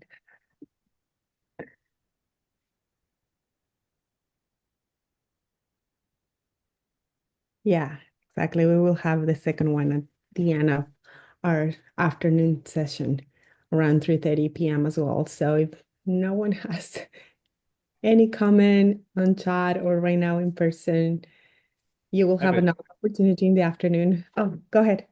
I was trying to figure out how to raise my hand. Hi, my name is Jason Parham. I've been asking questions throughout the day. This is my first time interacting with this group, and there's been a lot of discussion about environmental monitoring and the science around that and what you can and can't know. There was a little bit discussion about what types of platforms and sensors, robotics is a big one that comes up, gliders to collect the data. In other programs that we've seen for federal programs, especially NOAA programs, there's a lot of data that gets collected and it just gets warehoused because we really don't know what to do with it. There's just so much data. It just sits on a hard drive or sits at a research computer somewhere, and there's just so much data you just don't know what to do with it, and you can't staff interns or staff to go through it effectively. You need some sort of automated solution. So as part of the research agenda and part of the research side of things of monitoring things, there's another side of that coin, which is actually how is the analysis done and what are the best ways to automate the analysis, either to make actual decisions or just to prioritize the human review. So I was curious if there's been any discussion about that so far in previous groups, or if that's something that's going to be discussed in later groups.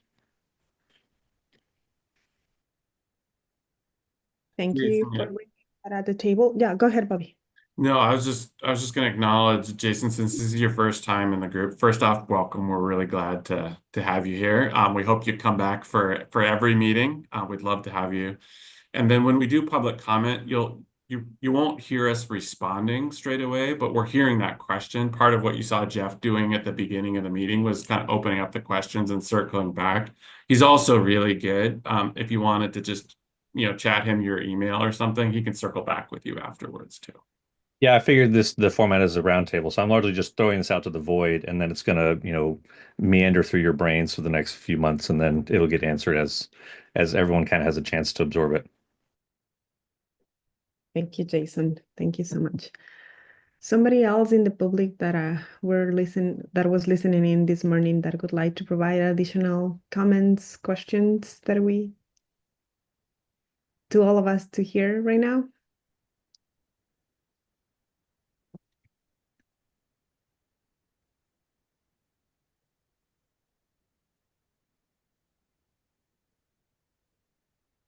Anybody else? It looks like people are hungry. Yeah. So if nobody else would like to provide public comment right now, you will have another opportunity in the afternoon by the end of the afternoon session. So I think we can move to our lunch break. Bobby, Jeff? Yeah, thank you, Sophia. So we'll take a break. We'll come back at 2 o'clock. So if you're here at 1:58, then we get to hang out and chit chat, which would be great. So move your bodies, get some good food, nourishment, and come on back. Thank you so much.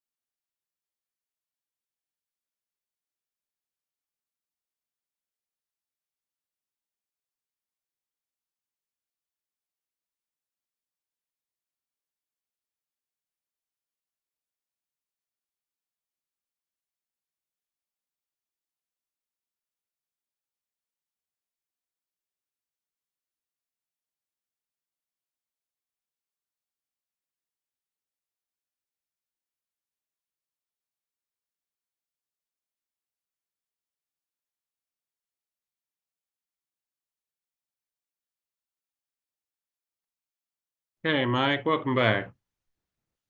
Thank you very much. Hey, Sophia. Hello. Get a good lunch? I was catching up with emails as well. Ah, it happens.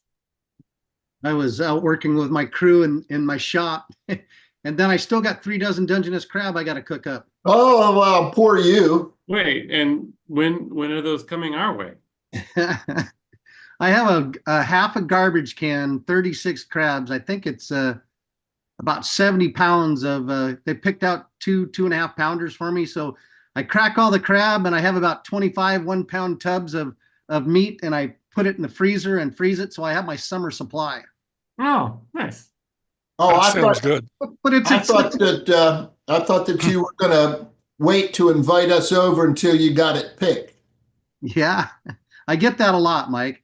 Oh, really? But it's tough to, even for me, it's like, I got $6 a pound for this, what I unloaded, and it's costing me money to put up my own crab. Usually I'm used to like $3 or $4. It doesn't hurt. But the El Cheapo Bandito side of me goes, I still need the crab. Well, oh, poor you. Too bad you're getting $6 a pound.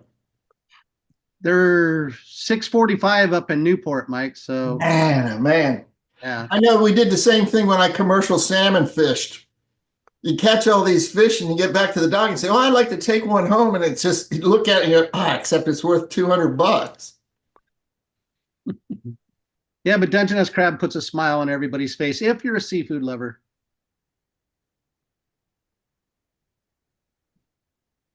Hi, John. Hi, Nick. How are you doing today?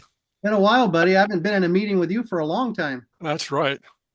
I followed you a little bit on Facebook where you had the video there where you visited Scotland.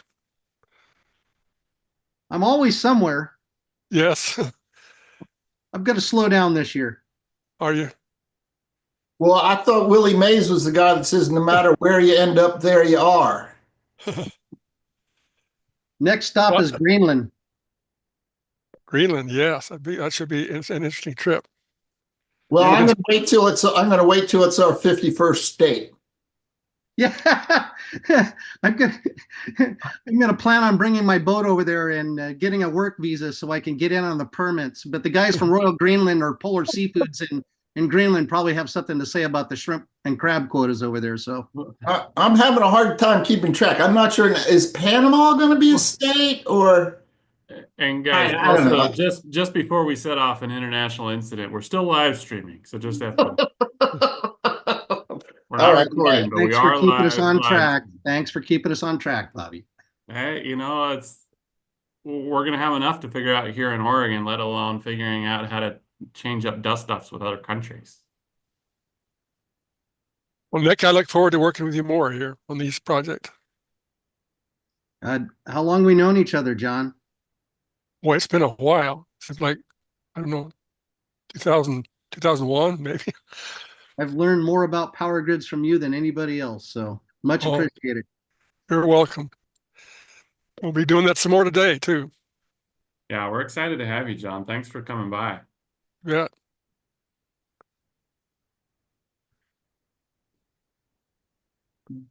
Jeff and Andy, are you with us yet? Hey, how's it going? Good. Yeah, I'm with you, Bobby. All right. And then Jeff, for our speakers this afternoon, hey Jenny, I think we've got John with BPA, we've got Zach, with PUC. Mm-hmm. Zach, And we have there you are. Michael with Odo. I believe you also have Hannah from BPA as well. Yes. Yeah, thank you. Perfect. Okay. And we'll also have Jason Searman from Odo as well. Oh, yes. Excellent. Good. Yes. Well, Sophia, before I hand it to you to just kind of call us to order real quick, if you were not able to join us this morning, like you're new to the afternoon session, could you use the raise hand function real quick, or just say hi in chat, just so we can make sure we get you in the notes as participating in the meeting this afternoon? So for example, Nick, you were here this morning, no need to raise your hand. Jason, you weren't here this morning, you raised your hand exactly like we hoped. Perfect, thank you. All right, Sophia, all yours. Thank you. I was going to say thank you. Thank you so much. Welcome everybody to our afternoon session. Good to see all of you, or most of you back and with the camera on. We would like to see your faces this second session as well. So as Bobby mentioned, we will have the presentations from BPA, the Oregon Department of Energy, and the Oregon Public Utilities as well. And then this will be followed by questions and comments as we did in the morning session.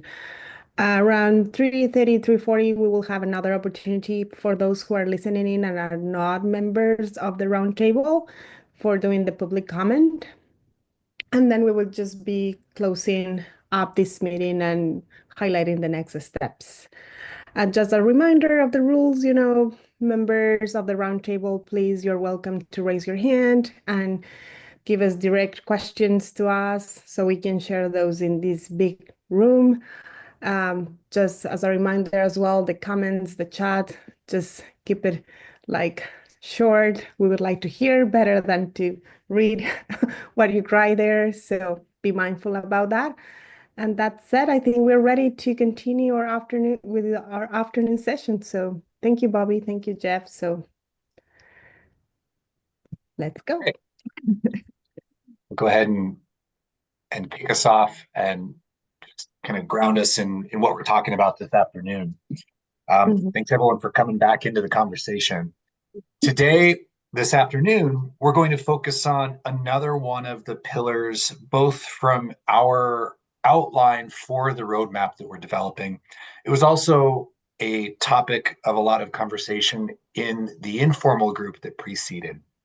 And throughout even the discussions we've had over the last few months, I've noticed there are a lot of questions about the energy system, about what energy policies we have at play, what the economic implications are, what are the different scenarios of who could buy the power and where could the power route through and all of that. And I'm hoping that, and we also have this Oregon Energy Strategy, which is a cousin to the process that we're doing here that is under development from the Oregon Department of Energy, and that we're hoping might give us some context for our process, but we're gonna, I think, learn some more about that today. So for today's conversation, we've invited, as Sophia said, ODO, BUC, and BPA to help us understand these different pieces. And then we're going to have some time together to try to make sense of it all.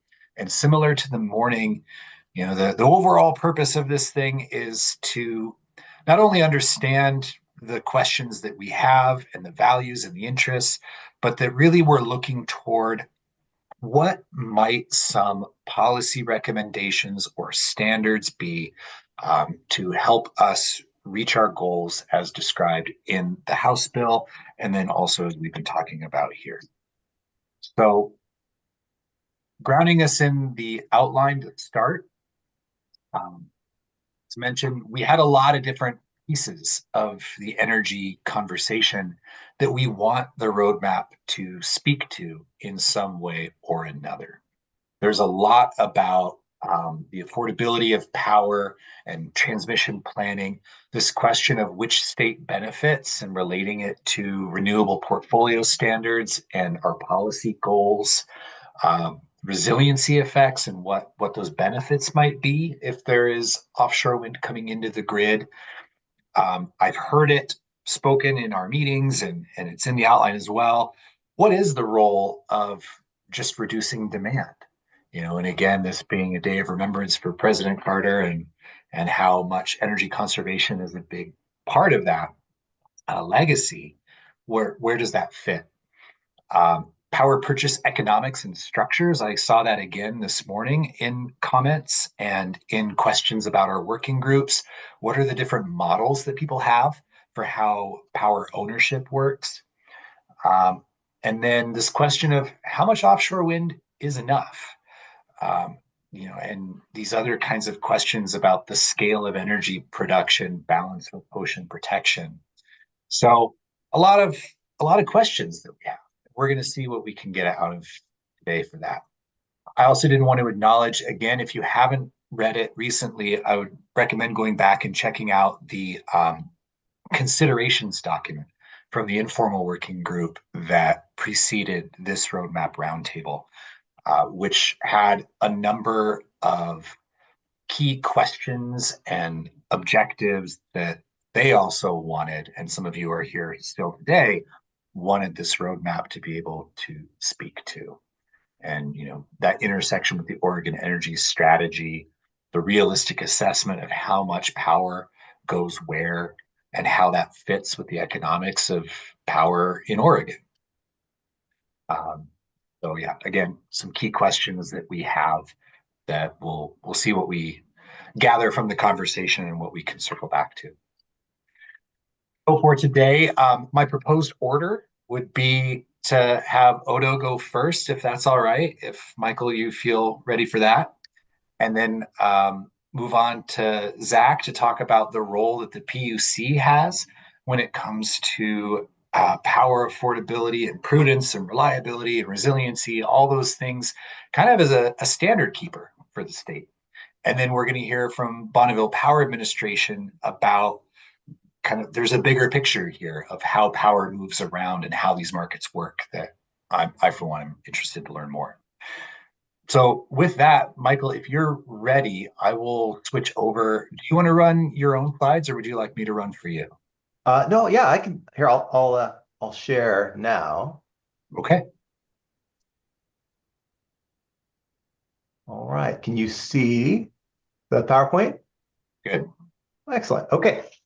So good afternoon. As Jeff said, my name is Michael Friels, and I'm joined by my colleague Jason Searman. So I know Jeff just had one name, but you get a two for today. You get both of us. And we're here to talk about the energy strategy. So Jason and I both work for the Oregon Department of Energy. And it's our mission to help Oregonians make informed decisions and maintain a resilient and affordable energy system, which includes supporting valuable activities like this Offshore Wind Roundtable. And we thank you for the invitation and the ability to participate in this conversation. So I'm going to provide an overview of the energy strategy, and then Jason's going to talk about how the energy strategy can kind of inform development of the offshore wind roadmap. So I'm going to start with a visualization of Oregon's greenhouse gas emissions over time, with energy sectors stacked on top of each other. So the horizontal lines are decarbonization benchmarks.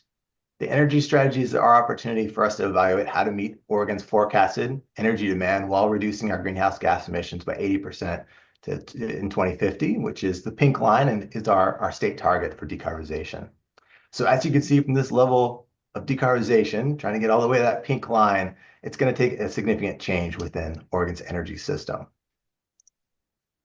So Oregon's legislature directed our agency to develop a comprehensive state energy strategy that identifies optimized pathways to achieving the state's energy policy objectives.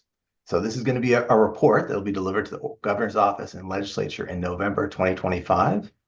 And the energy strategy itself must be informed by stakeholder perspectives, state laws, existing policies, and targets for energy and greenhouse gas emissions, while taking into account existing utility integrated resource plans, energy-related studies, and data analysis. And we also need to make sure we're working with our other state agencies and tribes and stakeholders across the state with a diverse range of interests, perspectives, expertise, and education, and socioeconomic backgrounds. So to make sure we have a really comprehensive strategy that represents all of Oregon. So within the energy strategy report itself, it's going to have three primary components. So there's a technical analysis or an evaluation of energy pathways. So that's the energy modeling. But there also be a really important, and that's just one of the components. Another important component will be public partner engagement and tracking the feedback that we get. And so we'll talk about that along the way, but equally as important. And then we're going to have also policy recommendations or actions recommended within the report. And so we'll talk about how we're going to do that. So ultimately, why are we doing this? Well, see, the energy strategy in itself can help us align our policy development, our regulations, our investments, and technical assistance across the state. It can help us identify potential pathways to meet states' policy goals and use that information as a starting point for important energy conversations we need to have, like what you're doing today, considering different technologies, approaches, and trade-offs. And doing all that while trying to maintain affordability and reliability for Oregonians. And it's also an opportunity for us to prioritize equity and environmental justice in our energy transition. So ultimately, what we're trying to do is maximize the benefits within the transition while minimizing the harm for Oregonians. And we're really excited about the energy strategy, but I also want to make sure I manage expectations. So the energy strategy itself isn't a plan. It's not a forecast of the future or even a state policy that's going to give us all the answers. It's more of a framework for us to have important energy conversations.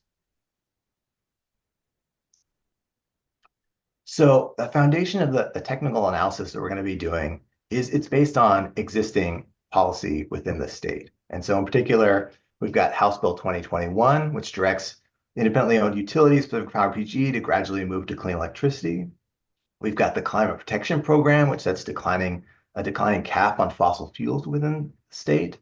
And we've got transportation electrification policies, and we've got building codes. We've got a variety of different existing programs and policies that already are decarbonizing the energy sector. And that's kind of the foundation that the energy strategy is going to be built on, or the technical analysis is really built on. And we're trying to determine what else we may need to do beyond that.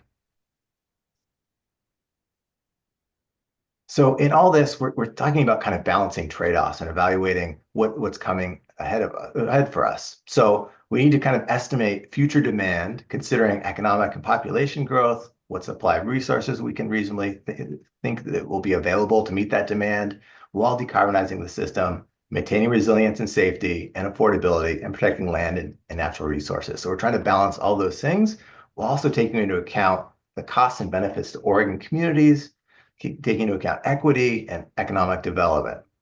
And some of this can be accomplished through the technical analysis where there is data available, but some of these things are challenging for us to quantify, or there isn't great available data. And so we're dependent on kind of the feedback we get from our public partners throughout this process to articulate these trade-offs.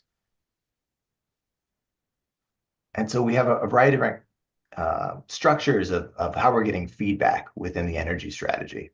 And so, as you can see, these different groups, so we're having government-to-government conversations with tribes.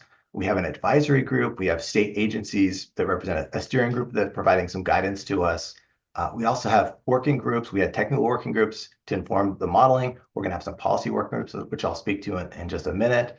And there's public listening sessions. Ultimately, we're trying to get as much feedback on this as we can. And I do want to highlight the importance of kind of our government-to-government consultation with tribes. Odo has been able to meet with some tribes leading up in this process and is looking forward to engaging with them even more with any of the tribes that are interested in the energy strategy, especially as we enter into the kind of the policy discussion phase that we're entering into now.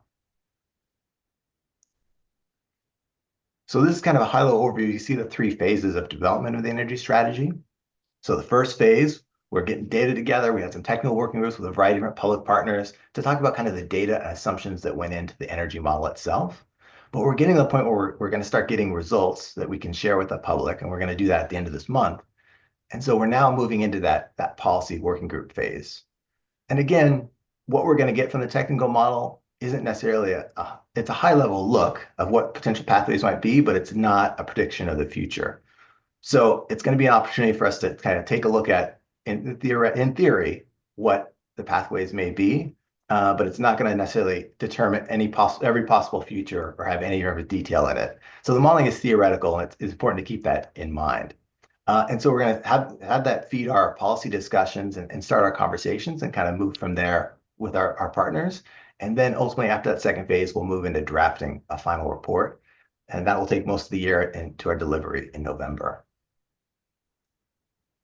So to get in a little more detail in the process and where we are today, so we are starting to get the modeling results, and we've got a webinar planned for January 31st. If you're in the Portland area, it's actually going to be at OMSI Live, but then we'll actually have a webinar that anybody in the state can join, and we hope to have a lot of people attend, and it'll be great.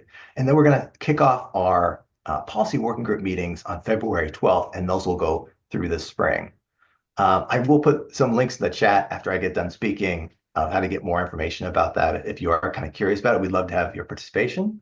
And ultimately, the goal of the policy working groups is to have these discussions, take a look at the modeling results, interpret them, talk them through, and then we want to create some policy action or policy recommendations that will inform that report. And so that's where we want to get to. And this is a critical step of actually actualizing what are the benefits of this energy strategy. How can we actually have these conversations and come up with some solutions for the near and midterm? So the policy working groups are going to be in these 5 categories. We have an EJ and equity group. We've got a buildings focus groups, kind of customer side of the meter, around efficiency, electrification, distributed energy resources. We'll have a developing clean electricity generation and transmission group, which if you're focused on offshore wind, that would probably be a group that you'd be interested in. We'll have a low carbon fuels group, the kind of decarbonizing fuel and how can we replace existing fossil fuels with low carbon versions? What is their role within industry and transportation? And we'll have a transportation electrification group that will focus on vehicles, but also how to reduce vehicle miles traveled across the state. So, got these animations. So I kind of gave a big overview of the energy strategy, but I want to focus it a little bit back, go back to kind of the modeling itself. So the energy model is a collection of scenarios, and a reference scenario and 6 alternative scenarios that consider existing policy and the best available data to represent energy pathways to hit our energy policy goals. So the model itself is, I also want to mention, it's a least cost pathway model. So within it, it'll pick the least cost resources to accomplish our goals. And I do want to recognize the least cost pathway is not always the best option. And so this kind of stresses the importance of taking a look at that modeling information and taking it with a grain of salt. And we'll have to have some constructive conversations with public partners about the results and how to interpret them. And that'll happen in those policy working groups.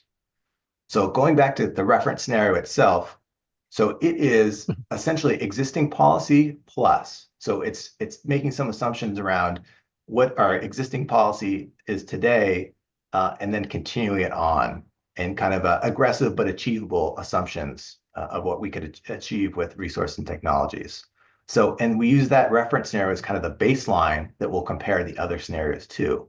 And so if there are any changes between those scenarios and the reference scenario, that's what we'll learn from. So change in terms of cost, land use, and other factors, that's where we're kind of going to learn the most from the modeling. So for example, the first scenario. So within the reference case, there is robust energy efficiency and conservation to reduce demand. That's obviously we want to do that. Most of the times that's the least cost way to reduce demand. And so taking a look at that alternative of if we're slower to invest in that, what would be the ramifications of that? How does it change things? Is it more or less expensive than the reference case? What does that do to energy demand? How much does energy demand go up and at what rate? Are we more reliant on imported fossil fuels as a result? What are the kind of the impacts of that? And that'll be the learnings that we'll get from this energy modeling. Or another example would be scenario 4, where we've got limiting utility scale electricity generation within the state. So if we do that, what's the implication that in that what if scenario, what do we learn from it? Does this mean we have to import more of our electricity? Do we need more transmission within the state or to external states to bring that electricity in? What is the cost of that? And that's kind of the opportunity of what we can learn there. So now that we've got the energy modeling starting to wrap up, we're going to do additional technical analysis, kind of taking that energy modeling and doing a little bit more around how it'll impact communities. So taking a look at energy burden within the state, air quality modeling, job analysis, geospatial mapping. So we'll take those energy modeling results and that reference case and those alternative scenarios and try to learn about a little bit more about how it would impact individual communities within Oregon that can inform kind of the decisions we want to make and some of the policy options we have available. So I threw a ton of stuff at you. Now I'm going to kick it over to Jason. He's going to talk for a little bit. And Jason, I will control the slides for you whenever you're ready.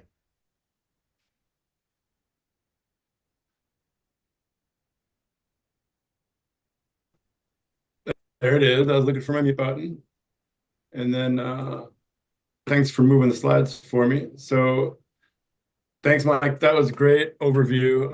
I think I've given a similar overview to at least a good chunk of this audience in prior meetings. So I felt like it was good to have somebody else give that kind of procedural background and stuff on all the engagement and opportunities to engage, and the background on kind of like the origins of the greenhouse gas story and where this has taken us, our Oregon energy strategy process. So what I'm going to talk about are just a few slides, like 3 or 4 more, just giving a flavor of the technical aspects of this modeling exercise we're undergoing. And as Mike did a good job, and I'll probably stress again, you know, the highest level takeaway, frankly, in my opinion, is the modeling isn't the energy strategy. You know, the energy strategy is more so, you know, these policy discussions that are going to start happening in this next phase that we've talked about, and what gets in the final report to the legislature, and frankly, what the legislature might even do with that report. I think that would be like more symbolic of the state's energy strategy. But we are running this process, and we're concluding this modeling step, this technical analysis step, to help inform these policy discussions and give examples of, you know, these potential least cost pathways, or if they're not least cost, they're pathways that the model has kind of selected for us based on inputs and scenarios we've crafted, and Mike did a good job outlining those. So when we're talking about modeling, what are we modeling? Well, we're modeling the power grid. That's pretty obvious. And we're modeling, you know, some transportation, electrification, and what happens in that sector with other energy needs, and like what kind of energy our buildings need to heat in the winter or cool in the summer as well. So it's kind of a multi-sector analysis, but it's essentially these energy systems, and they're not just the energy systems of Oregon, right? All these systems are tied together. The power grid is like literally tied together. And then you have the transportation sector, which is like strung together through supply chains, and the natural gas sector, which has kind of natural gas pipelines and other ways to import and export natural gas. So there's connections that connect us to other states across the West, across all these energy systems. And so that's why we have to kind of zoom out, and we can't model Oregon in a vacuum. We have to model Oregon relative to reality, and how it, you know, interacts through interstate commerce and gets fuels from, you know, delivery points up in Washington, and it kind of comes down roads and gets into Oregon, or gas imports that we import from other areas of the country or Canada come in through pipelines. We get, you know, decent chunks of electricity from other states, depending on the time of the day or time of the year. You know, it's all this. It takes a village to kind of keep the lights on and keep our homes and buildings heated. So that's why we're modeling this large footprint. I don't know if I need to go into too many details. I just thought it'd be helpful to like show this map and make that point that, you know, it's not just Oregon Island, right? We're not modeling Oregon Island. We are modeling 2 zones in Oregon that aren't really reflected too well on this slide, but it talks about it in that last bullet. There's an east and west zone. And why would we do that? Well, it's because there's a big mountain range between our state, and that imposes some limitations, or at least some challenges towards, you know, the infrastructure that we can build readily, quickly, cheaply across a mountain range. So we just wanted to reflect that's kind of a real physical constraint. And there's, you know, not only that, I guess, but on the other side of the mountains, there's a lot of sunshine, and there's differences across the east and west state in terms of like, well, that's a great example, you know, in the valley here, other than the sunshine I'm getting through my window here today. Obviously, it's a little cloudier in the winter and things like that. And there's a little bit more abundant sun on the eastern side of Oregon. And then the other state that's modeled with 2 zones is California. Other than that, each state is its own zone. And we have the ability to model some amount of transfer capacity of electricity across these state lines. And so that's all kind of captured at a high level in our model. The other thing I wanted to talk about, if you want to go to the next slide, Michael, are just a quick, you know, you can spend time with these if these slides are distributed after the meeting, and look at them more. You can just go to our website and find these slides anytime. I think we'll flash that web link at the end of this slide deck here for everybody. But the key thing here is just a table of like what we're modeling. We already talked about these first three at a high level. We're modeling like these high level statewide clean energy and climate policies, right? So those are kind of the first three line items there. The next one's probably the more important one for this group. You know, we're not modeling just what is the ability of offshore wind to meet our needs for electricity, but it's hydropower. What do we have existing? You know, can we build any more? Solar, what's that opportunity? Onshore wind, renewable natural gas, biomass, geothermal comes to mind, something that's not on here. Small modular nuclear devices, I think we have the ability to model. I'm pretty sure that might have been modeled as an option. It's just not an option for Oregon to build in our state, but it could be built in other states, for example.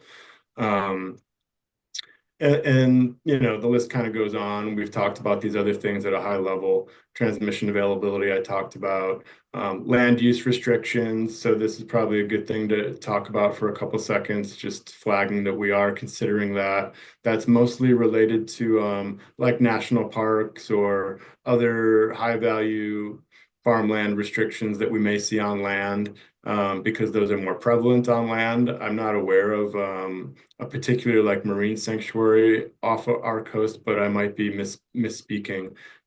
Whatever we have as far as protected lands, we're like exempting those from the ability for the model to like build anything in those areas.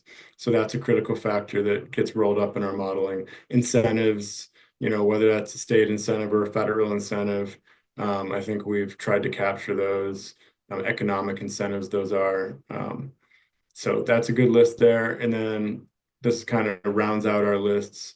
We've heard a lot about artificial intelligence and load growth from that specific sector, but you know, there's new housing subdivisions.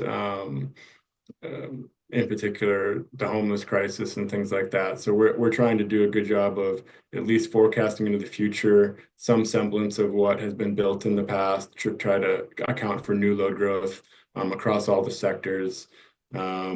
You know, more electric vehicles, of course, we've talked about that. That's going to add a little demand. More heat pumps, that might add a little demand and it might subtract demand, you know. If you're using some inefficient heat source today, like my apartment, I have, I'll call them the hair dryers. So a heat pump is going to make me use less energy, right? Because that's more efficient than a hair dryer. But if you're switching from natural gas to a heat pump, that's going to add the electricity that we need on the power grid to fuel like heat pumps in that example. So it's pretty complicated. There's just kind of things on both sides of the ledger as far as where these loads come from and how they affect us. Rising temperatures is another one. Increasing temperatures during heat waves, that would increase our load. Cold snaps might increase our load in winter and things like that. The last line item here too is, you know, I could have mentioned this in the same breath I did earlier with the other technologies. So it's not just large scale solar, and large scale resources that might have issues siting in like national parks, for example. It's not just the big stuff. We're also modeling the little stuff like rooftop solar, batteries, you know, in your driveway if you have an EV, or batteries on your wall if it's like a power wall, Tesla kind of thing. So there's a lot of other emerging technologies that can be added at the customer level, I'll call it. And so that's an important thing that we've modeled too, so that, you know, all these trade-offs are kind of looked at a high level. The next slide, I think we should all see this circle. Are we on the same slide, Michael? So this is, I think, a repeat potentially of what Michael already showed us, but I think that is stressing the importance of what we're trying to convey here. That we have this reference scenario with this modeling. It's not entirely a business as usual kind of case, but that's, you know, an oversimplistic way to maybe think about it. And then we have these alternative scenarios, and they're listed out here, you know, 1 through 6. And so any particular scenario isn't necessarily probably like too revelatory. Some of them might be, but really it's the delta between each scenario that you can kind of step back from the wall and look and see the whole size of the elephant as an analogy, and what are kind of the common themes through each of these scenarios, right? So that's kind of what we have to, it's our best judgment, maybe, is one way to describe it. Like if we were to look at all these scenarios, if there's like 5 or 6 things that are in every scenario, well, heck, that probably makes some sense to maybe think pretty deeply about those things, right? If there's random things that pop up in one scenario but not the other, you know, maybe we have less confidence on those, and the future is more uncertain with respect to how those things may play out, and we might want to be a little more cautious about, you know, running towards those pathways or those technologies. Maybe go a little slower towards those. I'll go to the next slide, and then we're almost to the end. So this is it might be a little too small for everybody to read, but you can find this again on our website somewhere, and maybe if it's helpful, we can make this bigger or make it easier for people. But these are just like what if questions, and it's really good reflection of what all those scenarios I was just highlighting and talking about the differences between them. Like, well, what are those differences? Well, this is kind of an example of some of these questions. What if transmission doesn't get built? You know, we have a scenario that's more constrained on transmission. What about these data centers, you know, going gangbusters and growing way faster than we can keep up with? You know, can we model that, and can we see how much that alters what gets built out potentially in a future world? I don't know if I need to go through all these, but I'll bring it back to like offshore wind here in a second, because I think I have some good questions, and I think there's probably even some up here. You know, like if load, like maybe just building off that artificial intelligence example, if we do get a lot more data centers in the state or the region, you know, even if data centers are built in Washington, Idaho, or California, one of our neighboring states, or Nevada, of course, people could always build power projects in Oregon, you know, and try to send that power to the data center, even if it's out of state. So would something like that require, you know, maybe more of an impetus for offshore wind, for example? We don't have any indication so far that that's true, but just an example of, you know, the kind of questions we're trying to tease out. And all these questions were, of course, helping us try to figure out what scenarios to model, but they're also the same kinds of questions that we're going to entertain and expect to be discussing after the modeling results get published later at the end of this month here. And like I've said before, these modeling results are going to tee up these policy discussions then, and we're going to kind of explore more deeply what do these modeling results mean? Can we make heads or tails of them? Are they showing us that this is feasible? Do we have to kind of interrogate the feasibility of building something that this modeling is projecting for us as something that might be a viable pathway to meet our future energy needs? Yeah, I think we're expecting to have to do that. So what are the trade-offs with some of these pathways and technologies compared to others? Those are questions that we'll need to ask about these modeling scenarios. Do some technologies offer more or less jobs and opportunities to expand economic growth across the state?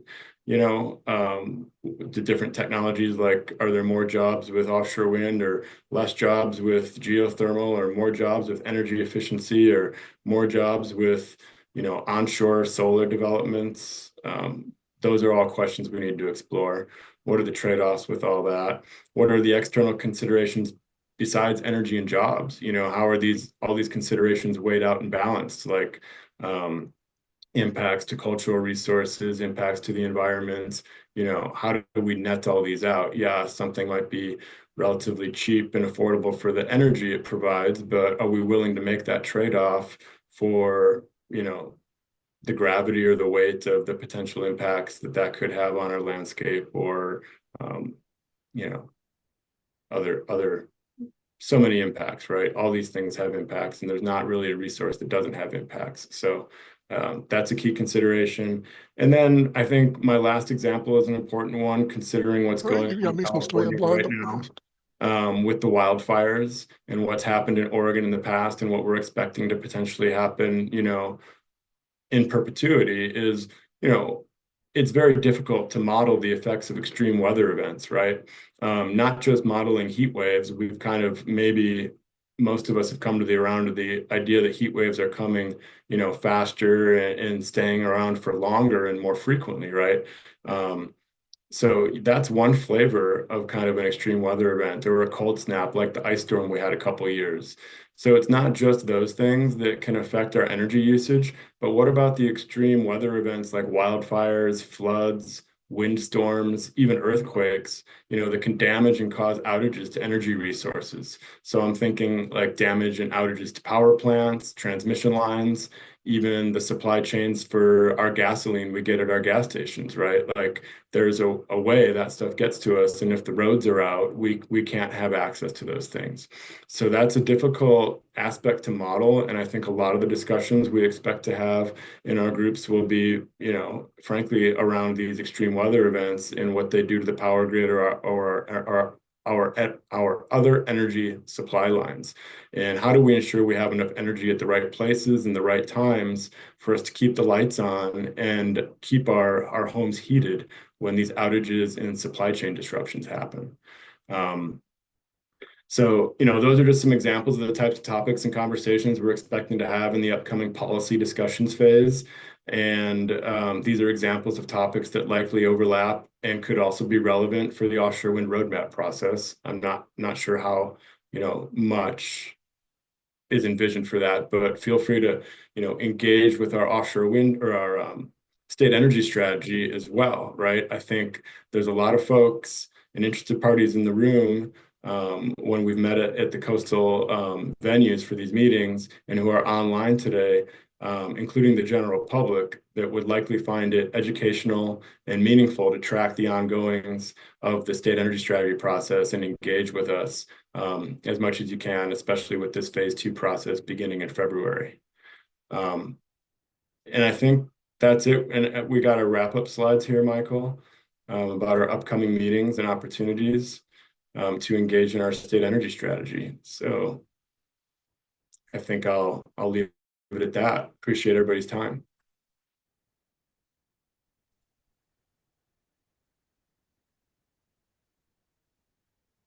Thank you, Michael and Jason.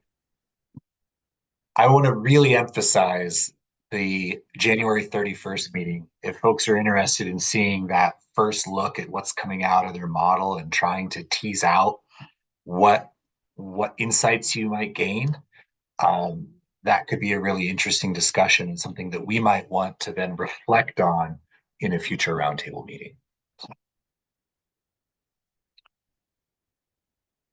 With that, Zach, I have you next in the queue. Would you like to run your own slides or would you like me to run them? Sure, thanks, Jeff. I can share my screen. Just hang on one second. While you're doing that, if prior speakers, if our Odo friends, and then Zach, after you go, if you can stick around, we'll do Q&A kind of at the end of all the speakers.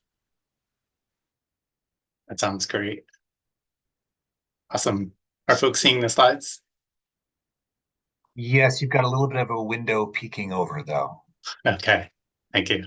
Is that gone now? Awesome. Thanks, everyone. All right. Well, hey, thanks for the invitation and opportunity to present. My name is Zach Baker. I'm policy advisor with the Oregon Public Utility Commission, or the PUC. Today, I plan to share a brief overview of the PUC and PUC roles regarding offshore wind projects. I wanted to offer a couple of caveats up front. The PUC has not been heavily involved in offshore wind conversations to date, given our unique focus and roles. The PUC is not one of the state agencies in the Oregon Coastal Management Program, so the PUC's role is different than other state agencies who are. And I'll talk more about that in this presentation. And of course, offshore wind is still very much evolving, so there may be more to understand about the PUC roles as things develop. For those not familiar with the PUC, we are the economic regulator of investor-owned utilities, or what we refer to as IOUs. Those include electric and natural gas utilities, and we also regulate select telecom and water companies. Our mission is to ensure ratepayers of these utilities have access to safe, reliable, and fairly priced utility services that advance state policy and promote the public interest. When it comes to safety, we have a defined role, including over Oregon's 38 consumer-owned utilities known as COUs. These are cooperatives, municipalities, and people's utility districts. The PUC has quasi-judicial functions where the commission acts like a judge, as well as policy functions. There are 3 full-time commissioners and approximately 148 FTE who help carry out the work of the PUC. There are 3 major categories of utility filings that we evaluate. Those include rates, planning, and programs. And you can see some examples in the boxes below. I won't go into those in detail because I want to focus on the offshore wind-related items. But these are typically organized in dockets with public processes or more legal processes when it's quasi-judicial. And because our energy system spans beyond Oregon's borders, the utilities and PUC also participate in regional and national conversations and venues on topics such as electricity markets, transmission, and resource adequacy or reliability.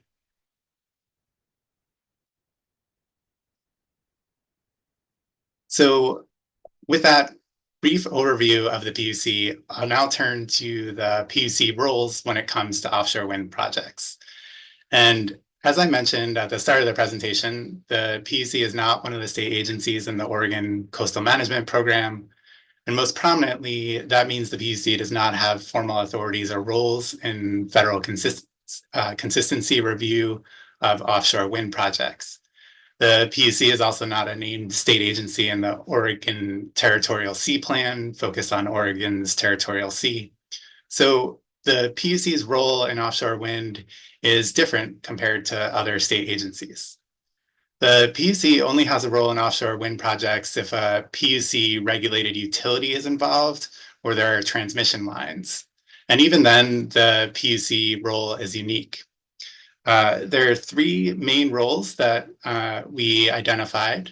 The first is reviewing utility resource planning and procurement.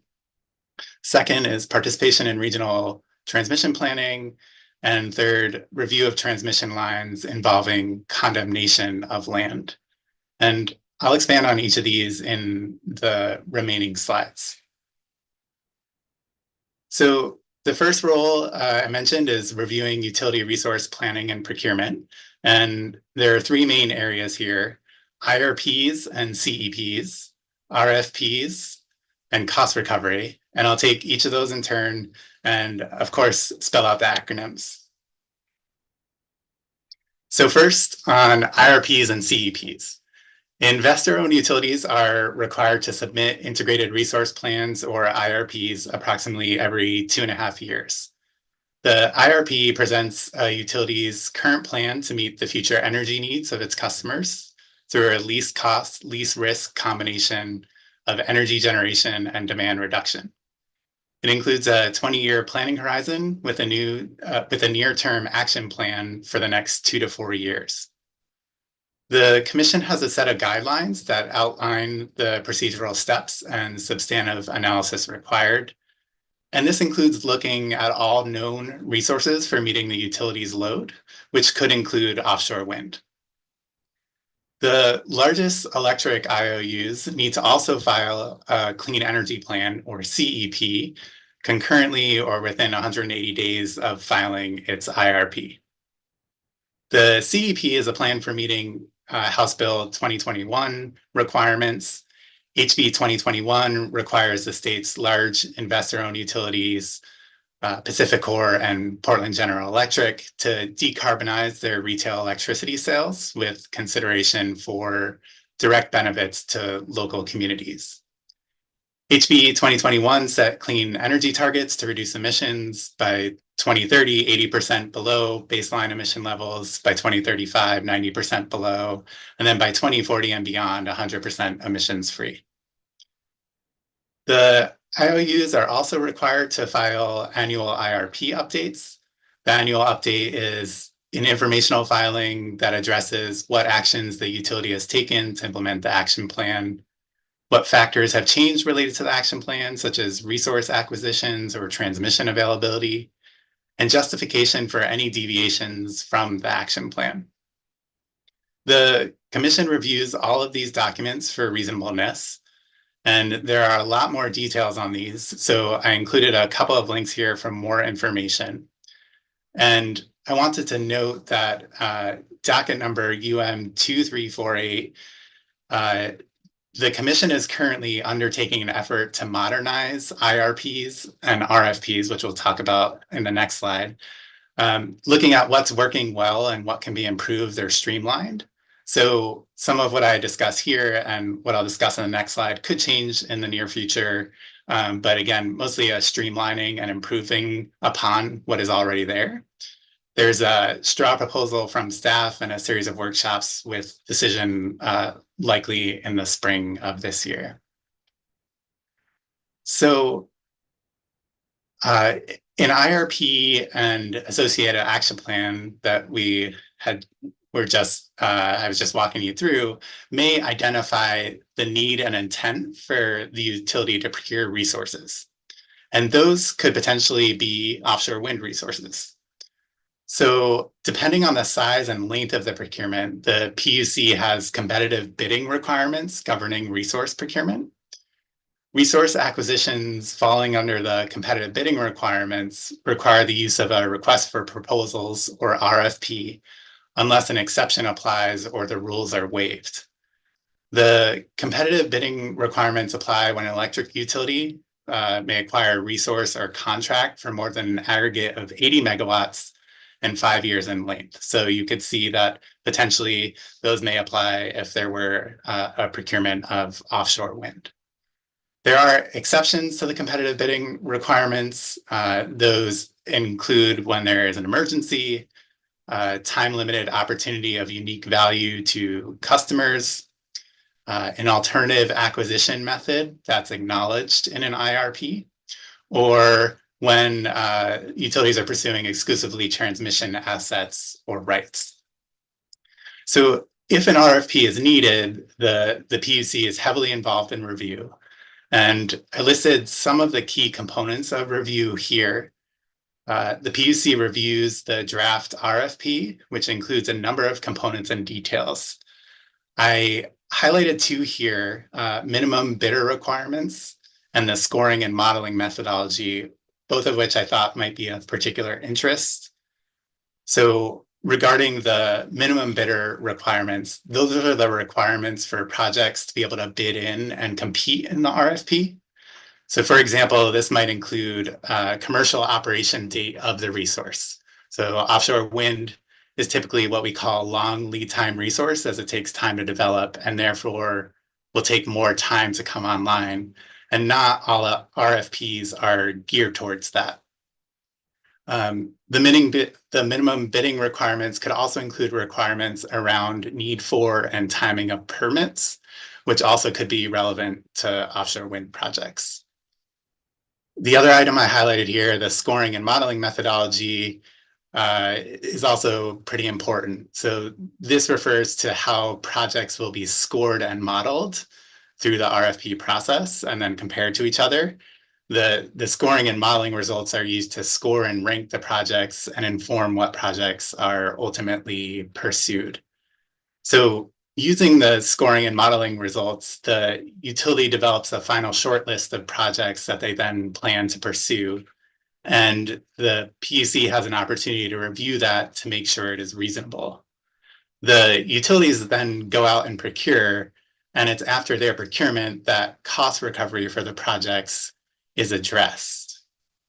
So that's what I'm going to turn to here. Procurements are costly for the utility, and the utility typically wants to recover its costs through customer rates. For utilities to be able to recover the cost of their procurements through customer rates, the PUC needs to find that the utility's procurement was prudent. All of the PUC review and decisions on the planning documents and requests for proposals that we've been discussing factor into this prudency determination. So at the IRP, CEP, and RFP stages, the PUC is reviewing the utility's filing to determine if it's reasonable based on the information at the time. The PUC then assesses whether the utility ultimately acted prudently during the rate case. The slide here shows kind of the textbook way to cost recovery. This would be where the IRP/CEP documents and identifies the need for the procurement and notes the utility will do an RFP to procure the resources. And then the commission finds the IRP and action plan reasonable at the time. Then the PUC would then review the utility's RFP, and the utility would proceed with its RFP and present a final short list of projects that the utility intends to pursue. And the PUC determines it's reasonable based on the information at the time. The utility would then go out and procure, and then the utility files a rate case seeking to recover costs for its procurement, and the commission determines the ultimate procurement was prudent, and then the utility can recover costs from its customers. Again, this is a textbook way for it to happen. It doesn't always happen this way, and the utility can still make its case in a rate case, even if the commission did not find the prior documents and filings reasonable based on the information at the time. And ultimately, throughout all the review of utility planning and procurement, the PUC is trying to make sure the utility makes the best choices for customers. So to summarize here, the PUC has an important role in reviewing utility planning and procurement, and to the extent PUC regulated utilities look to pursue offshore wind projects, the PUC would play a role in reviewing those efforts. So another important role the PUC plays related to offshore wind projects is participation in regional transmission planning. Our electricity grid spans the Western region, as my colleagues at Odo discussed earlier. Utilities buy and sell electricity across the region, with electricity traveling throughout the region and transmission lines crossing state lines, which makes regional transmission planning particularly important. And offshore wind may require new or updated transmission lines to get the energy to where it needs to go, again, making regional transmission planning important. Because of the importance of regional transmission planning, the PUC participates in multiple regional transmission forums. There are currently 3 main regional transmission planning forums that the PUC participates in: Northern Grid, West Tech, and CREPC TC. I'll spell those out in a second. So first, Northern Grid is a transmission planning region and association under the Federal Energy Regulatory Commission's Order number 1000. As FERC jurisdictional entities, Oregon's investor-owned utilities are required to participate in local and regional transmission planning. Oregon's investor-owned utilities choose to fulfill their FERC regional transmission planning requirement by participating in Northern Grid. The PUC participates in Northern Grid alongside other states in the region. In addition, other entities voluntarily participate in Northern Grid, including the Bonneville Power Administration, who we're going to hear from after me. The Northern Grid facilitates development of a regional transmission plan, and it has been a 10-year regional transmission plan developed every 2 years. But FERC Order number 1920A, which is issued at the end of 2024, extended the planning horizon to 20 years and included additional requirements around state engagement on transmission planning and cost allocation. And I did want to note here to help focus the conversation on the offshore wind piece. In the previous 2022 to 2023 planning cycle, Northern Grid included a study of 3 gigawatts of offshore wind off the Oregon coast by 2032. So offshore wind projects do come up in the conversation and will likely continue to. The next forum, West Tech, or the Western Transmission Expansion Coalition, is an industry-led West-wide effort to develop an actionable transmission study to support the needs of the future energy grid, looking out over 10 and 20-year periods. West Tech launched before the new FERC order number 1920A that came out at the end of 2024, and had already identified the need for a 20-year planning horizon, which is now required by that new FERC order. West Tech was also trying to think more expansively than prior regional transmission planning, focusing on an actionable plan, as the Northern Grid plans have not yet resulted in actual projects. Having a west-wide focus as opposed to just the Northern Grid planning region. There are actually 2 planning regions in the West. The other one is West Connect, including regional partners representing a broad swath of industry sectors, states, and tribes. And just in West Tech's words, they are taking a new, unique approach. West Tech is industry-led and anchored in 4 commitments to be different, inclusive, expedient, and transparent.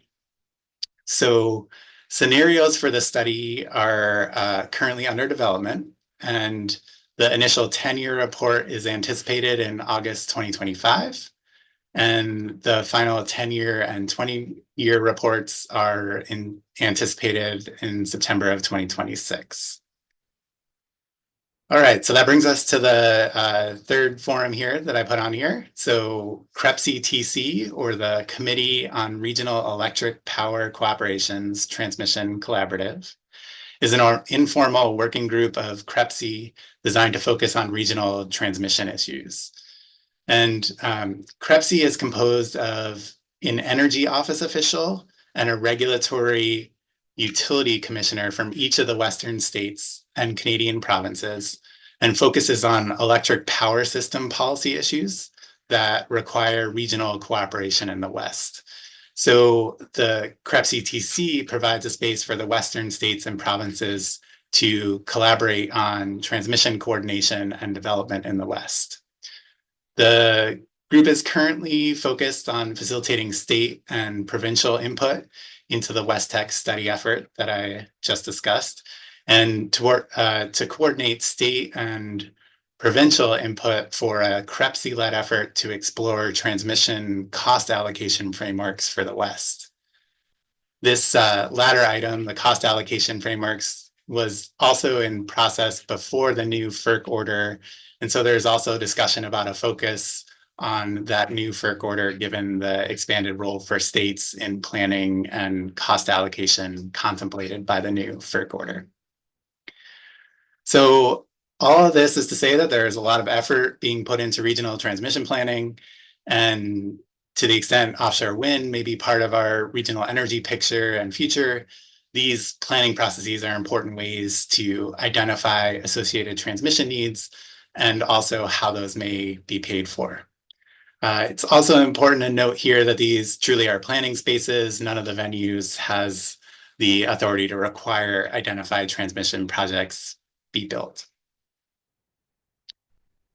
All right, so that brings us to the third role the PUC may have in offshore wind projects, which is reviewing transmission lines involving condemnation of land. Given federal and state ownership of submerged lands, this would likely only be for onshore transmission lines, and there's a very specific process set out. Oregon law sets out a process to be followed and requirements that must be met if an electric utility in Oregon seeks to build a transmission line, and property rights may ultimately need to be condemned. By law, the utility must apply to the PUC for what's called a Certificate of Public Convenience and Necessity, or CPCN. The utility must provide evidence of its need and justification to construct a transmission line, and the PUC investigates the application to determine whether the project meets all legal requirements.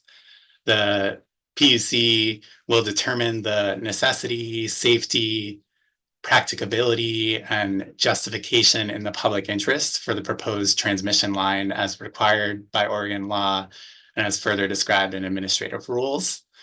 As part of its review, the PUC considers whether the transmission line will meet a need for increased transmission capacity and reliability in the grid, will be operated in a way that protects the public from danger. The route is practicable and feasible, and it benefits the public, and costs justify the project. The PUC can also consider other factors that it deems relevant under the law. If a proposed transmission lines is subject to the jurisdiction of the Energy Facility Siting Council, or FSEC, the commission will not issue a CPCN until FSEC issues a site certificate. The PUC CPCN process does not condemn the land. The issuance of a CPCN is used as evidence by the utility in a separate court proceeding under Oregon's General Condemnations Procedure Act. So the CPCN process, if needed, would be very much down the road from where we are today with offshore wind, but wanted to mention it as another way the PUC might interface. All right, so having gone through the three main PUC roles we've identified regarding offshore wind, I'll leave my presentation there, but I'll just note again, as I started the presentation, that the PUC has not been heavily involved in offshore wind discussions to date. And with offshore wind still very much evolving, there may be more to understand about the PUC roles as things develop. I included my email if you'd like to be in touch, and I also included some links in the presentation to additional resources and information, and look forward to the conversation this afternoon, and thanks again. Thank you so much. And then Michael and Jason too, really appreciate it. Hey, John, before we do your presentation, I was thinking that was a lot of information. It just was. I mean, it just shows how complex some of the energy transmission, and I thought they were just electrons, but Zach, you got a complicated ass job. So I'm just wondering, Jeff, if you had, let's maybe take just a quick second for some questions. Jeff, maybe if you had some that kind of queued up what we just heard back for the roadmap, and then John, we can get you going next if that's okay. But John, Sure. Thank you very much. Yeah. Sure. Yeah.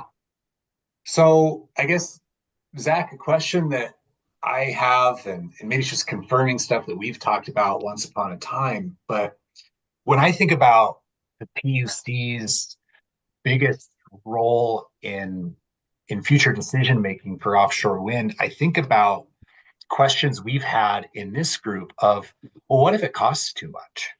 What if a developer or a utility wants to build and then charge for power coming from offshore wind, but it costs significantly more than Oregon ratepayers currently pay? Is it fair to summarize what you've said? This word prudence really matters. That the PUC, that's kind of like your gold standard at the heart of it all, to where if a utility comes to you and says, we want to charge Oregon ratepayers some amount of money and it's too much, the PUC has the power and the authority to say, we won't let you do that. And therefore, that has a direct effect on whether or not offshore wind in Oregon is able, or offshore wind off of Oregon is able to be sold to people in Oregon if it's too costly. Is that fair?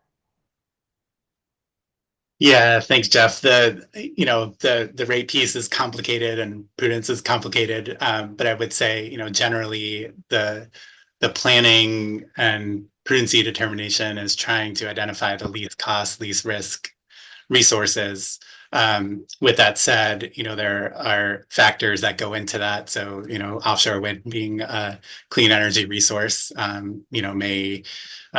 could potentially factor in. The other thing is that, utilities also have the ability to cover some of the costs. All of the costs don't always have to go through to the customers. And so there may be some, business decisions that are made around the need for that. And so I think there are the conversation around cost of offshore wind and resources is, really deeply in the PUC's wheelhouse, and also very complicated, and also very specific to the particular resource you're talking about, and also comparisons to other resources. It may be that down the road, some things, because of supply chain issues or other reasons, those resources may be more expensive, or maybe some of the cost, offshore wind becomes maybe a little more cost competitive with other resources as we move forward. So a lot of dynamic movement within that. But yes, costs are really important to the PUC, and particularly in the current rate environment that we're in. If I could stretch you for one more, yeah. You talked about there being minimum bidder requirements and scoring and modeling that feed into that question of whether you ultimately will decide prudence, and then you've just described there are other factors at play. One of the questions that I've been hearing in this group, it was one of the questions in our question box this morning, related to labor standards, for example. Or there might be other like non-monetary things that people want to see included in a decision.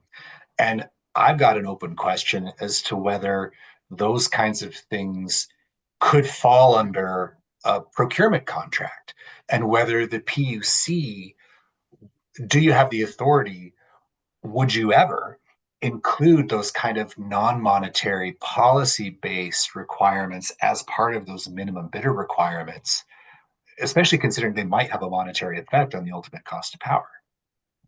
Yeah, great question. So this is when Bobby said complicated job and lots of detail. I was giving you the 1,000-foot view of of RFPs, and we'll go a little deeper. But yes, there are. So RFPs can have priced scoring, which is just focused on the price of the resource. And then there's non-price scoring, which are some of the non-monetary factors that you're talking about. And so there is the ability to have those conversations. The utility, typically the investor-owned utility, and I just want to clarify, because when I am talking about the costs, we're talking about investor-owned utility. I know I saw some notes in the chat about public utilities, which are different. So the non-price scoring can address some of those monetary issues, and also the investor-owned utility can make a case to the commission that there are other factors that should be involved. And I did see Ranfis hop on, and I just wanted to mention that one of the RFPs I worked on back in the day, there was some conversation around labor agreements, and I think Jeff, you might be getting at as one of those as a non-monetary piece, and so there was a conversation about whether that would be a particular item that a utility could include in their RFP, and at the time it wasn't included, but that is something that could continue to be discussed in the RFP conversations. Those have very strong public processes around them.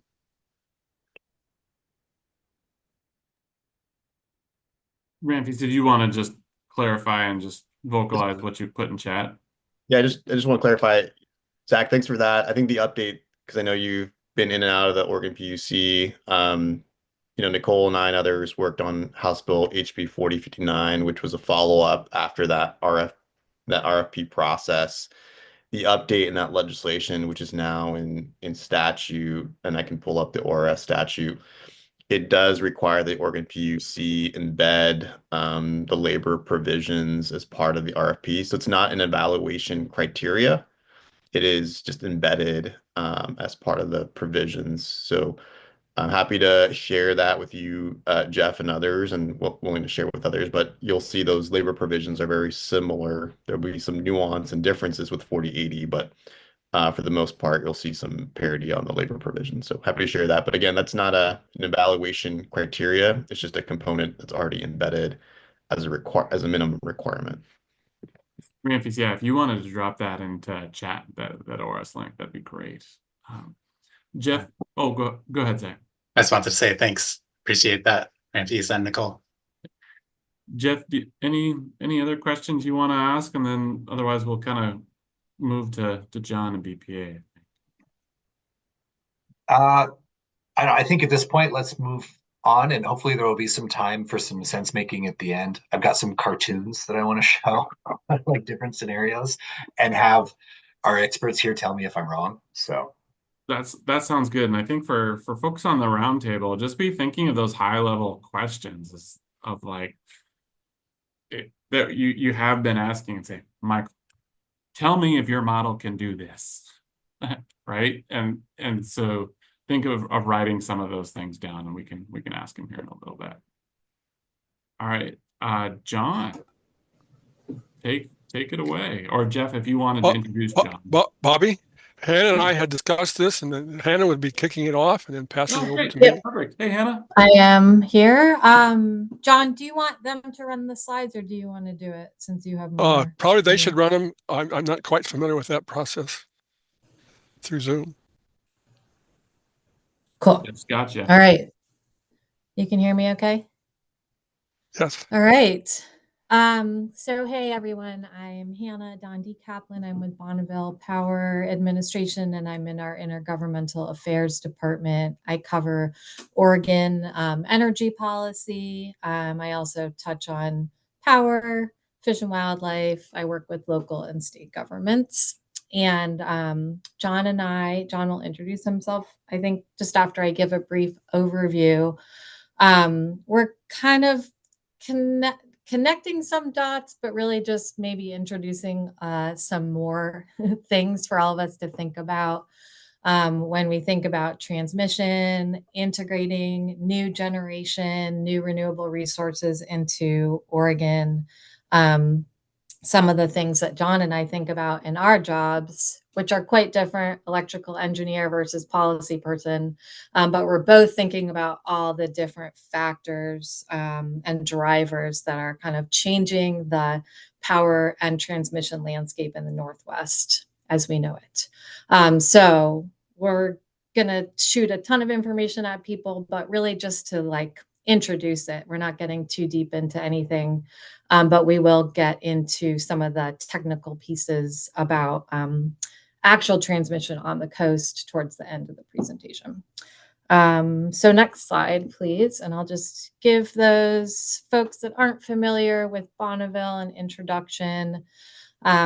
We are part of the Federal Department of Energy, and we're called a Power Marketing Administration, which means we sell the power that's generated from the federal dams, also the Columbia Generating Station, which is the nuclear plant in Hanford.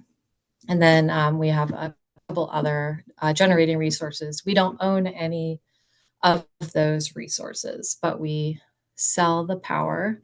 This is the power side of it I'm touching on first, but also we're self-funded, and we recover our expenses through rates, and our rate payers are mainly the other utilities that Zach and the PUC don't cover. They don't regulate the public utilities. We call them consumer-owned utilities at Bonneville.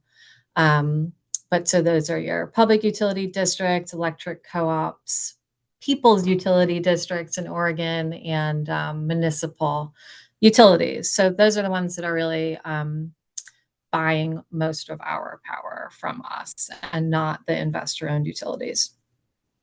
So that 20% of our marketed power going to Oregon, that's why that number may seem a little low, is because most of the population in Oregon gets our power from investor-owned utilities.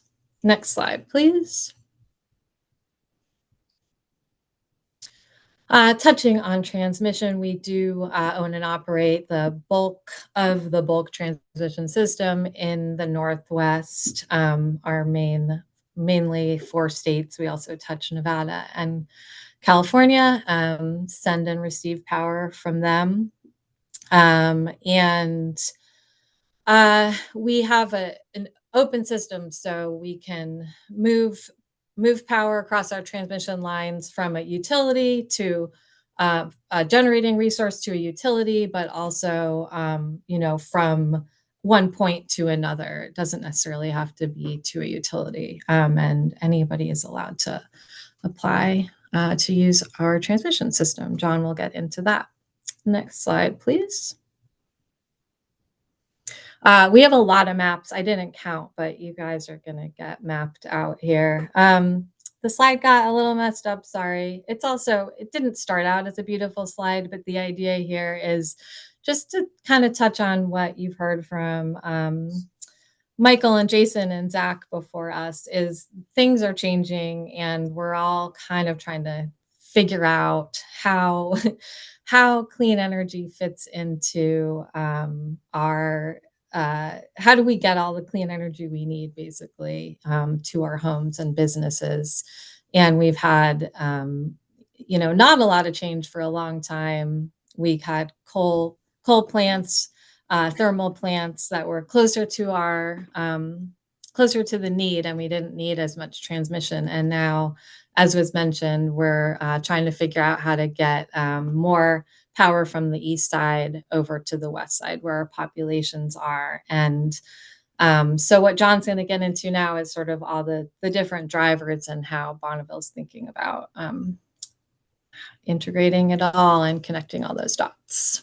Next slide. I'll hand it to John.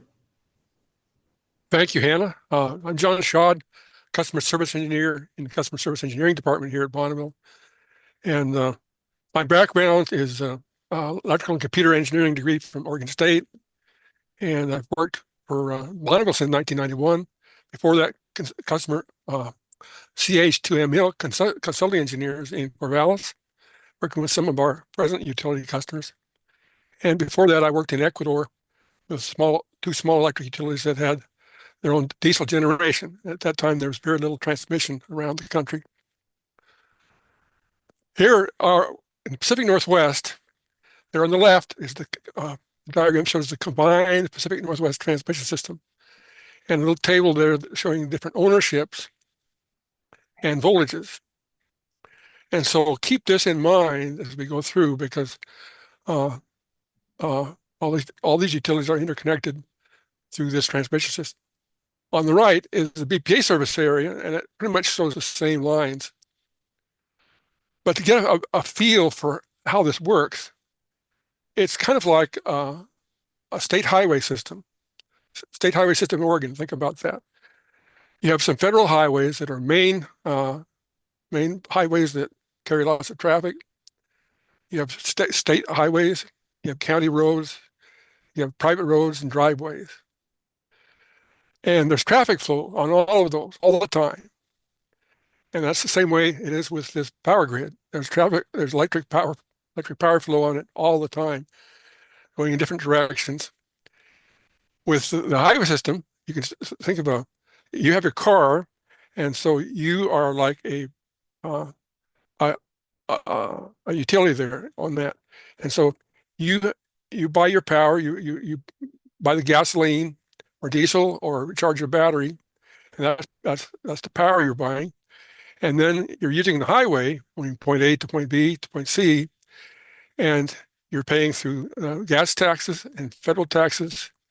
And in some occasions, you may be paying tolls for toll roads, like in the area of New York and New Jersey. So those are kind of analogous to the power sales contracts and the transmission agreements that we'll be talking about later. Next slide. Pacificor is one of the beyond Bonneville has much more transmission in this whole western United States area. So this map is from their website, and it shows their geographical areas. It shows their generation plants, their transmission lines, and their service areas. The service areas are really handled by local department called Pacific Power. It used to be called Pacific Power and Light, but then with deregulation, there's a transmission part that's Pacific Core, and then under that, there's Pacific Power. So you can look at this diagram and think about what utility supplies your power. And so in the case of Pacific Power, most of their generation comes from coal plants over here in Montana and Utah, coming across these high voltage 500 kV transmission lines. They have some wind plants up here in the Pacific Northwest, but most of the power you're using at your house is probably mostly coal.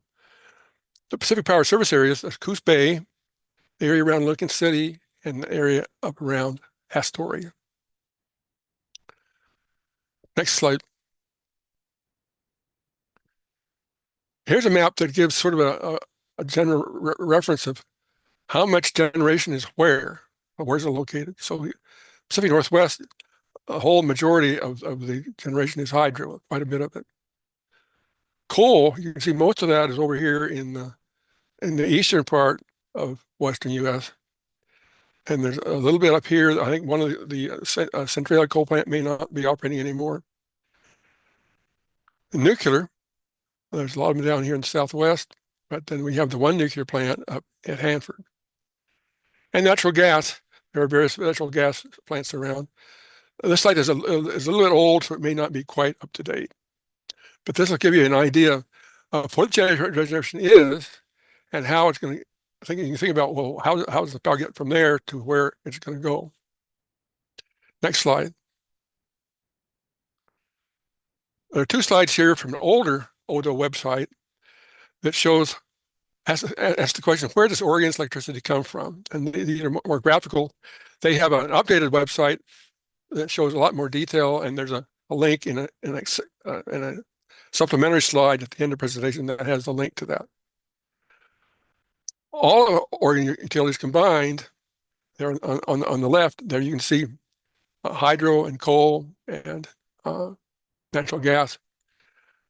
Consumer-owned utilities, you see that most of their power is hydro and nuclear. Next slide. So Pacific Power, there it shows the distribution of their power sources, coal and natural gas, and they have some hydro. Portland General Electric is similar. They have more hydro, less coal. And so that'll just give you a kind of an idea of the rough distribution of where the power comes from here in Oregon. Next slide. So then there's the renewable portfolio standards. It requires 50% of electricity Oregon's used to come from renewable resources by 2050. And then there's a link on here to the website for that. Then there's House Bill 2021 that goes even further. So keep this in mind and what's going to be required of utilities that this applies to. Next slide. So this is a little bit more detailed. These are from some older slide presentations that I put together for the Pacific Ocean Energy Trust and Oregon Wave Energy Trust in the past. But there's a little more detail here. On the left hand, in the left-hand slide, you have a list of utilities here. That most of those are along the coast and BPA's transmission system. And on the right-hand side is a similar diagram that is a little easier to tell what the voltages are. But in the middle, this is one to really think about is how does the power flow right now? Remember that most of the power is coming from the hydroelectric projects up in the Northeast, Eastern Washington and Eastern Oregon, and it goes over long transmission lines to kind of get down to this area. And if you think about if you're down here in the area of Coos Bay and those areas, you're on a very, very long extension cord. That's a long distance to supply all that power. When it comes down here on these main lines up and down the north-south area, But then there are lines that cross the Coast Range at 230 kV and 115 kV. And then along the coast, a lot of the transmission is owned by the local utilities like Coos Curry and Central Lincoln. And not a whole lot of Bonneville transmission that goes north-south on the coast. But you can look at that and you may get more of a feel for how the power is flowing all the time. The numbers on this are their winter loads and summer loads. The next slide. So with this power flowing from the northeast here on the left-hand side, we have these transmission lines, many of them in parallel in different locations, and they're all interconnected. So when we run the power flow simulation, we're simulating based on exact details, electrical details of the entire system connected together, and calculate the flows under summer and winter conditions and also under outage conditions to make sure that everything has adequate capacity. But there are some conditions where there's some groups of lines that their capacity gets close to exceeded, and so they're called constrained path. And when they're doing the power sales scheduling and the scheduling for the generation, which is a 24-hour process, then they need to be looking all the time at these power flow models of the constrained path, so they can plan for outages and that sort of thing. So that's all flows going east to west. Well, now if you were to add generation on the west side, this is based just on an assumption of having added generation all along the west coast, not necessarily that there would be any at any specific location. But that power then flows backwards. First, it flows locally and serves the local load first. And then any excess begins to flow backwards against the flow that's coming in, and it counteracts it and really actually lowers the amount of power flowing on that particular line and frees up capacity. So that is one of the benefits of adding generation on the west side. Next slide. Electric utility power resource planning. This is a little bit more detail on what was earlier presented. Load forecasting, each utility has its ongoing load forecasting process as loads served tend to grow over time. Then new large loads. Each utility receives requests to provide electric service to new large commercial industrial loads that occur outside the load forecasting process. And then the power generation resources planning, which was talked about earlier. Electric utilities work separately and together to develop the long-range plans to acquire new generation to serve their forecasted load growth and serve new large loads. So in order to do that, they have power purchase and transmission services agreements. So those are the two areas of agreements and purchases that the utility has to put together. Is for purchasing the power from some generation source and then arranging for the transmission capacity over either their own or others' transmission lines to get to the local utility substations that serve the local loads. Next slide. So this is a little bit of a generic thing. On the right-hand side, sort of a generic diagram of power plant, substation, transmission lines, the substations, distribution lines going down to the local residential house.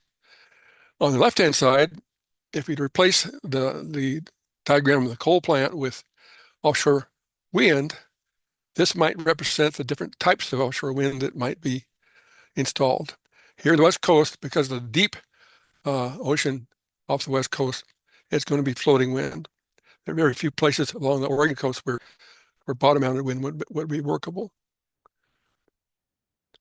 So that gives you a little bit of idea how that's going to would connect into the rest of the system. Next slide. At this point, Bonneville receives requests for new interconnections. So we have an interconnection website where people can get on it and apply to interconnect generation to the Bonneville transmission system. And in the past, it was in a queue order. Whoever studies applies first gets studied first.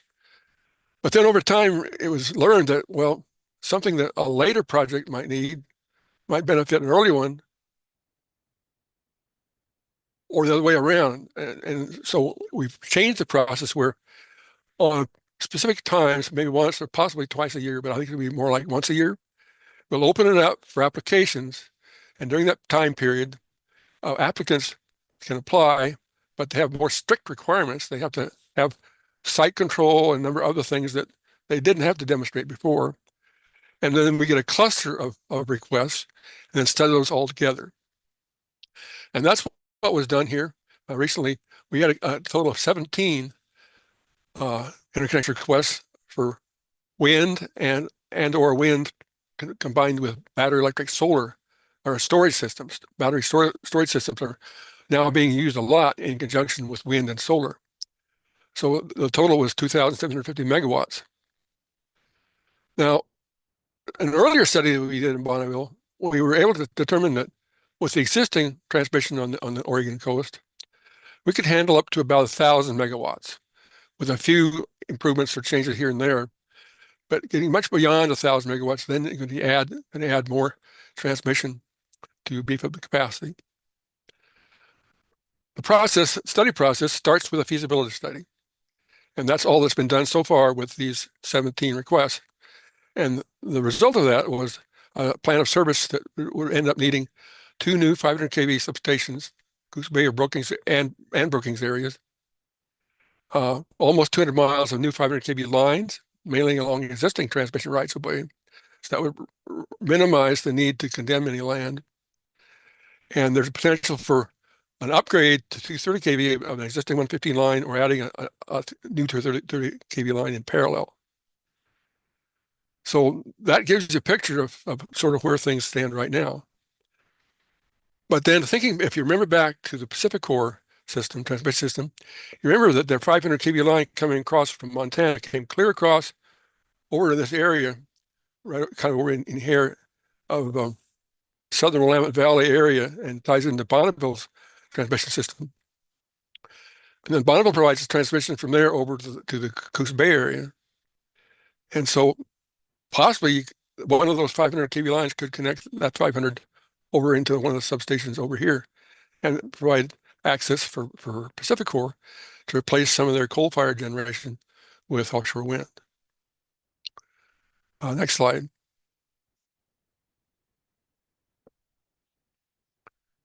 Utilities must do long-term planning and meet clean energy goals and the rising electric demand.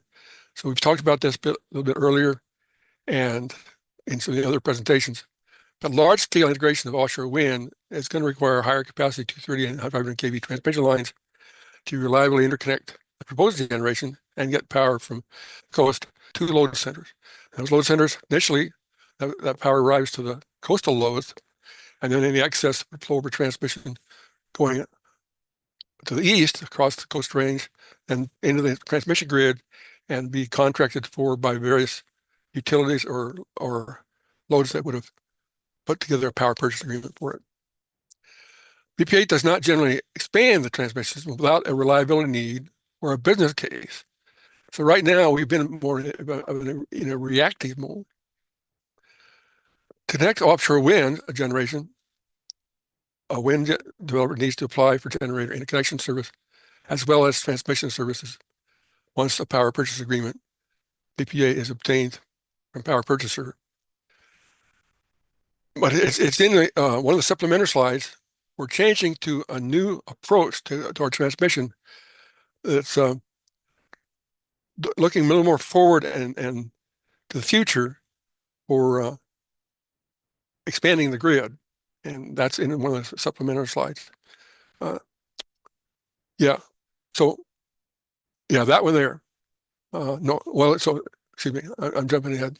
This first one is just the detailed stages of studies that take place for a generation interconnection request. The very first is a feasibility study. And then after that, there's a more detailed system impact study, and then a facility study for the actual facilities with some closer cost estimates, then construction agreements, design schedule, construction, all that sort of thing to get it actually constructed, and connected and energized. And there's all different agreements related to that, project completion. And then to go with that, then there's the power purchase agreement, transmission agreement, There's also a balancing area ancillary service agreement. That's for what happens if the generation you're providing goes off, or it goes down, or if there's not enough transmission capacity available. There's some ways that then Bonneville has some methods of filling in for that. And then there are a number of other agreements, ownership, operation and maintenance agreements, and a number of other agreements that go on. So that it keeps this whole complicated system working. And on this, there's a link then to the interconnection webpage. Next slide. This is the ODO's current webpage about the electricity mix. And here's a link to that. And there you can get a lot more detail that supplements those earlier slides that we looked at. And then the future.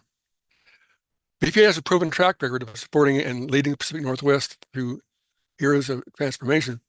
Between 2000 and 2023, we interconnected more than 8 gigawatts. That's more than 8,000 megawatts of renewable resources into the region's power grid.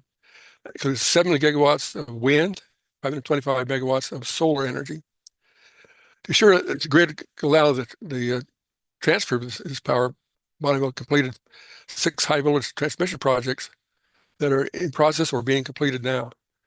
There was another slide that didn't get included, had graphs that, but they're included in this fact sheet. There's a link to a fact sheet that Bonneville has that shows a lot of details of this for the evolving grid. So that's the term we've used to apply to this, the evolving grid. So happy to take any other questions about it as we go through. Yeah, Hannah, John, thank you so much. Really appreciate it. Jeff, did you want to ask some questions in particular first to kind of kick us off, or I could just also open things up? Yeah, if you wouldn't mind, I do have some burning questions I would like to lead off if I could. Do it. Just a really quick and maybe naive question for Hannah and John. Would BPA ever be the buyer of offshore wind to then resell it to public utilities as kind of the marketer? Does that exist? It's not a quick answer. John, your mouth started to move. Do you want to go, or I can try? To my understanding, that does not exist. It's something that could happen in the future, but Hannah, you may be a little more familiar with that than I am. Yeah, I mean the short answer is we will likely need to procure more resources in the future, and we're embarking right now on a resource program. 2026, we just wrapped up 2024, and that looks at all the load forecasts and resources, and basically do we have enough to meet demand, and if we find that we don't, we need to start procuring more. So it could be a resource, and or Eastern Montana wind could be a resource, or energy efficiency could be a resource. So short answer, yes, we could. Long answer is it's extraordinarily complicated. And, the fact that it doesn't exist yet, it might have to exist before we could buy it. I don't know the answer to that. Energy efficiency has been a big program that Bonneville has run for a number of years. And I've been involved with some of those projects, voltage upgrades and reconductoring and that sort of thing. And there's also the programs of home energy efficiency improvement, a lot of that BP has supported to a great extent over the years. We are partly regulated by the statutes that created Bonneville in the first place, which we were created mainly to market the power from the federal hydro projects over a transmission system that we would build in the Pacific Northwest with the preference to customer-only utilities. And My so, next question, I want to connect what you said with our first presentation from Odo, question for Michael. So we saw in John's presentation the energy mix that currently exists among the investor-owned utilities that are not within BPA's jurisdiction or not within their area. And I know we have HB 2021, which John mentioned, which says we're going to meet certain targets, which means that those allocations need to change. So how does the model that was used in the energy strategy account for that? And I'm being a little leading because I remember Alan said the other day, we don't model failure, but I wonder, can you talk about that?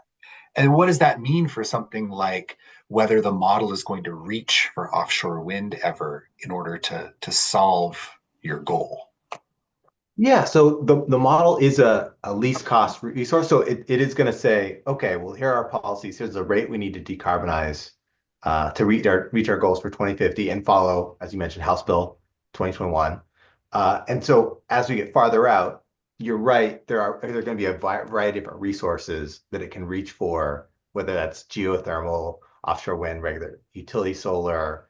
And so there's going to be a ton of different options it can select. And right now, the reality is like we're using best data today on what that will cost. And so one, I want to say, as you get farther out in the model, believe it less, right? So, if we're looking at 2035, 2040, it may say, it'll use a certain amount of offshore wind, but it also might say geothermal, might say a variety of resources. If anything, what we need to just think of is that bucket of that we're going to need a renewable resource. And we don't really know today what exactly it's going to be. So how do we set ourselves up now to be in good shape to capture that and not create barriers for it as a potential resource? Rather than, I mean, we can't really plan for what exactly it's going to be. If I were to tell you what that resource mix is going to look like 10 years from now, you shouldn't believe me at all because we really don't know. Jason, I see you got your hand up. Do you want to kind of build on that? Yeah, that's a good overview. To be maybe a little bit more informative and a little bit more precise, I think Jeff was getting into some potential things that are hard to model, right? So when I talked earlier about extreme weather events, for example, being hard to model, it's kind of easy to model. Okay, it's going to get a little warmer in the future and a little colder. We might get some more cold snaps. That stuff might be relatively easy to model, but it's going to be hard to model the timing and location of where the ice storm is going to hit, or where the earthquake's going to hit, or where the wildfires are going to get hit. So that's we talked about that. What else is hard to model are contractual constraints, and there's a lot of contractual constraints on how energy is bought and sold and delivered across these transmission lines. John, I think, talked about that maybe in a roundabout way or from a side door and not very deeply because it's too confusing and it's not really helpful. But our model makes some simplifying shortcuts and ways that you kind of have to do to get a big picture. And all we're trying to do with this modeling is to get a big picture of like, okay, what are the high level takeaways? Like energy efficiency, good; transmission, good; batteries, good; solar, good, right? We're not going to be able to model into any granular detail all the different transmission constraints and all the different contractual constraints that you would need to do to really model the individual systems that comprise that entire Western map. So when I showed that map earlier, there's actually, I think there's like 13 states in that region off the top of my head, maybe 11, I can't remember.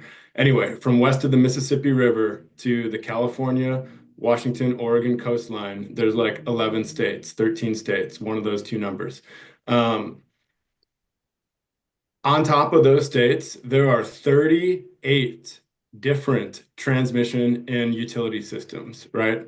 And so you cannot model all those. So when I was saying that we kind of simplified these with these zones, and in that one zone, we had Oregon with 2 zones and California with 2 zones, that is the resolution and the fidelity and the power of our modeling in this exercise, which is very high level, as I'm kind of explaining. And then, I'll turn it to John if he wants to round this out anymore, but there's something called the Northwest Power Act, and there's some contractual limitations and preference powers. I don't know if they're necessarily limitations, but there's a ceiling, or maybe a floor, I should say, of how the hydro pie is divvied out. And I don't think we model that kind of granularity either. And so, it kind of just assumes like all those 38 little fiefdoms go away and we just have the West and we're all sharing energy like kumbaya style, right? That doesn't really happen today.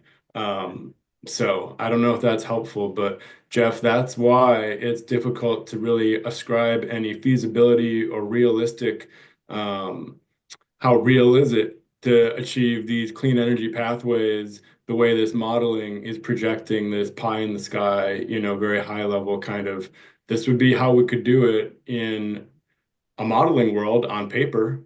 Can we do that in reality? Those are two vastly different questions and answers. Yeah. I think Michael and Jason, this group has just kind of been asking that question of, can we still meet our decarbonization goals with no offshore wind? Could we meet it with just a little bit of offshore wind? Could we meet it with a lot of offshore, right? Those are some of the questions that the group is asking. So with that, let's open it up for some broader questions.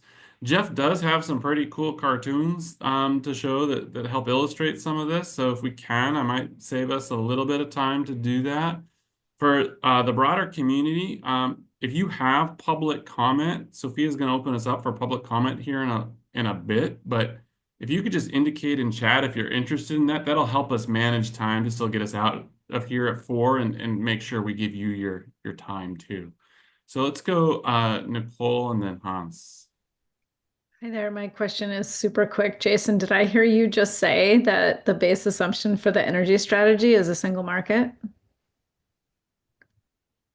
Yeah, essentially, it's a single market, single balancing authority. Yep. Guess I have some work to do to get that done, right?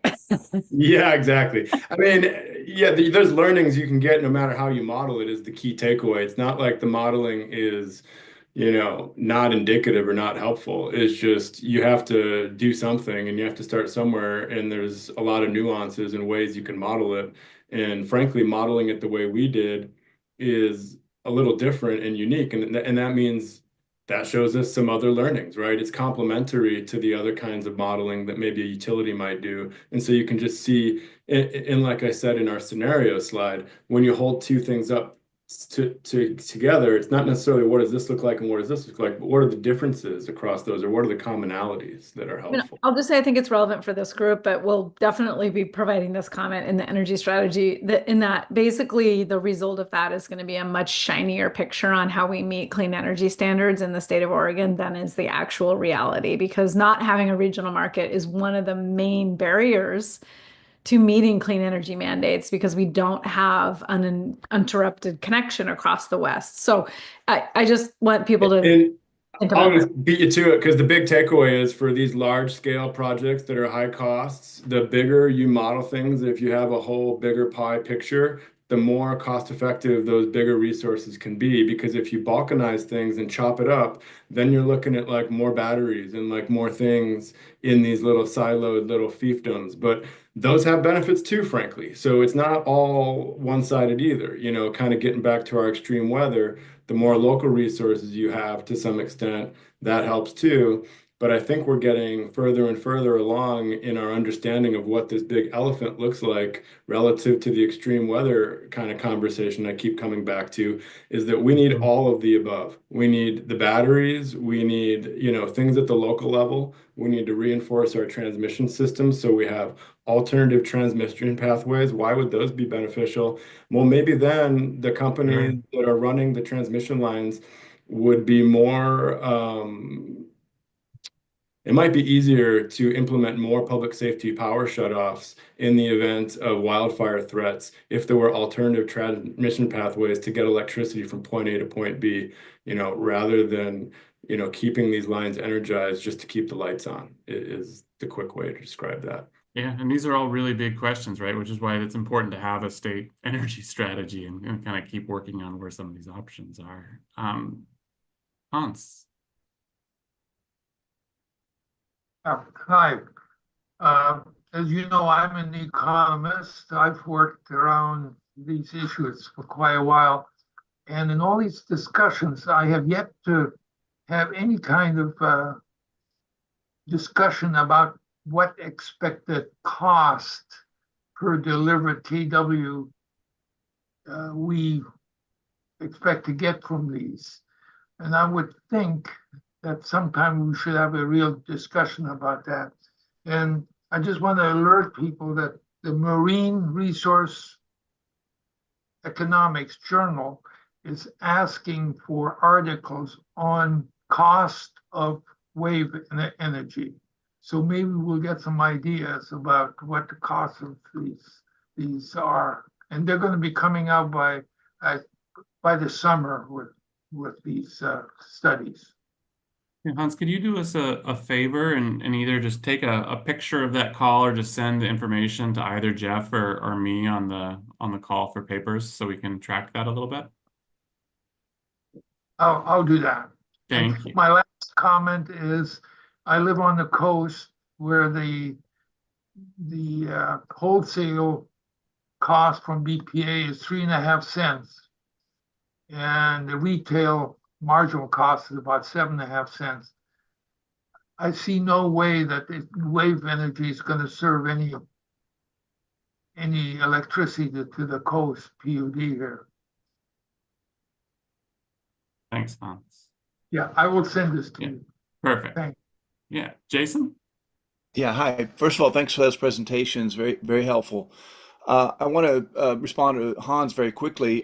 Regarding cost, there is a 20-year history of wind development around the world, with Europe being the most well-developed. And if you look at the cost curve of power there, you'll see that today new projects are routinely coming in under the wholesale power price, which triggers the what they call a contract for difference, which is the delta between how much the project costs to build and how much wholesale power is in Europe. Of course, if it comes in below that, they don't get a subsidy. If it comes in above, they do get that delta. But if you look at that cost curve, you'll see that costs in Europe are now approaching or at around the wholesale price. Now, of course, floating offshore wind will be different. We'll be starting at the top or near the top of that curve.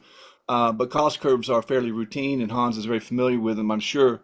The industry, the offshore wind industry, has said repeatedly that they expect that floating offshore wind one day will probably be cheaper than bottom mounted because you can avoid the at-sea construction, the special purpose vessels, etc. So I'll leave that there on the cost piece.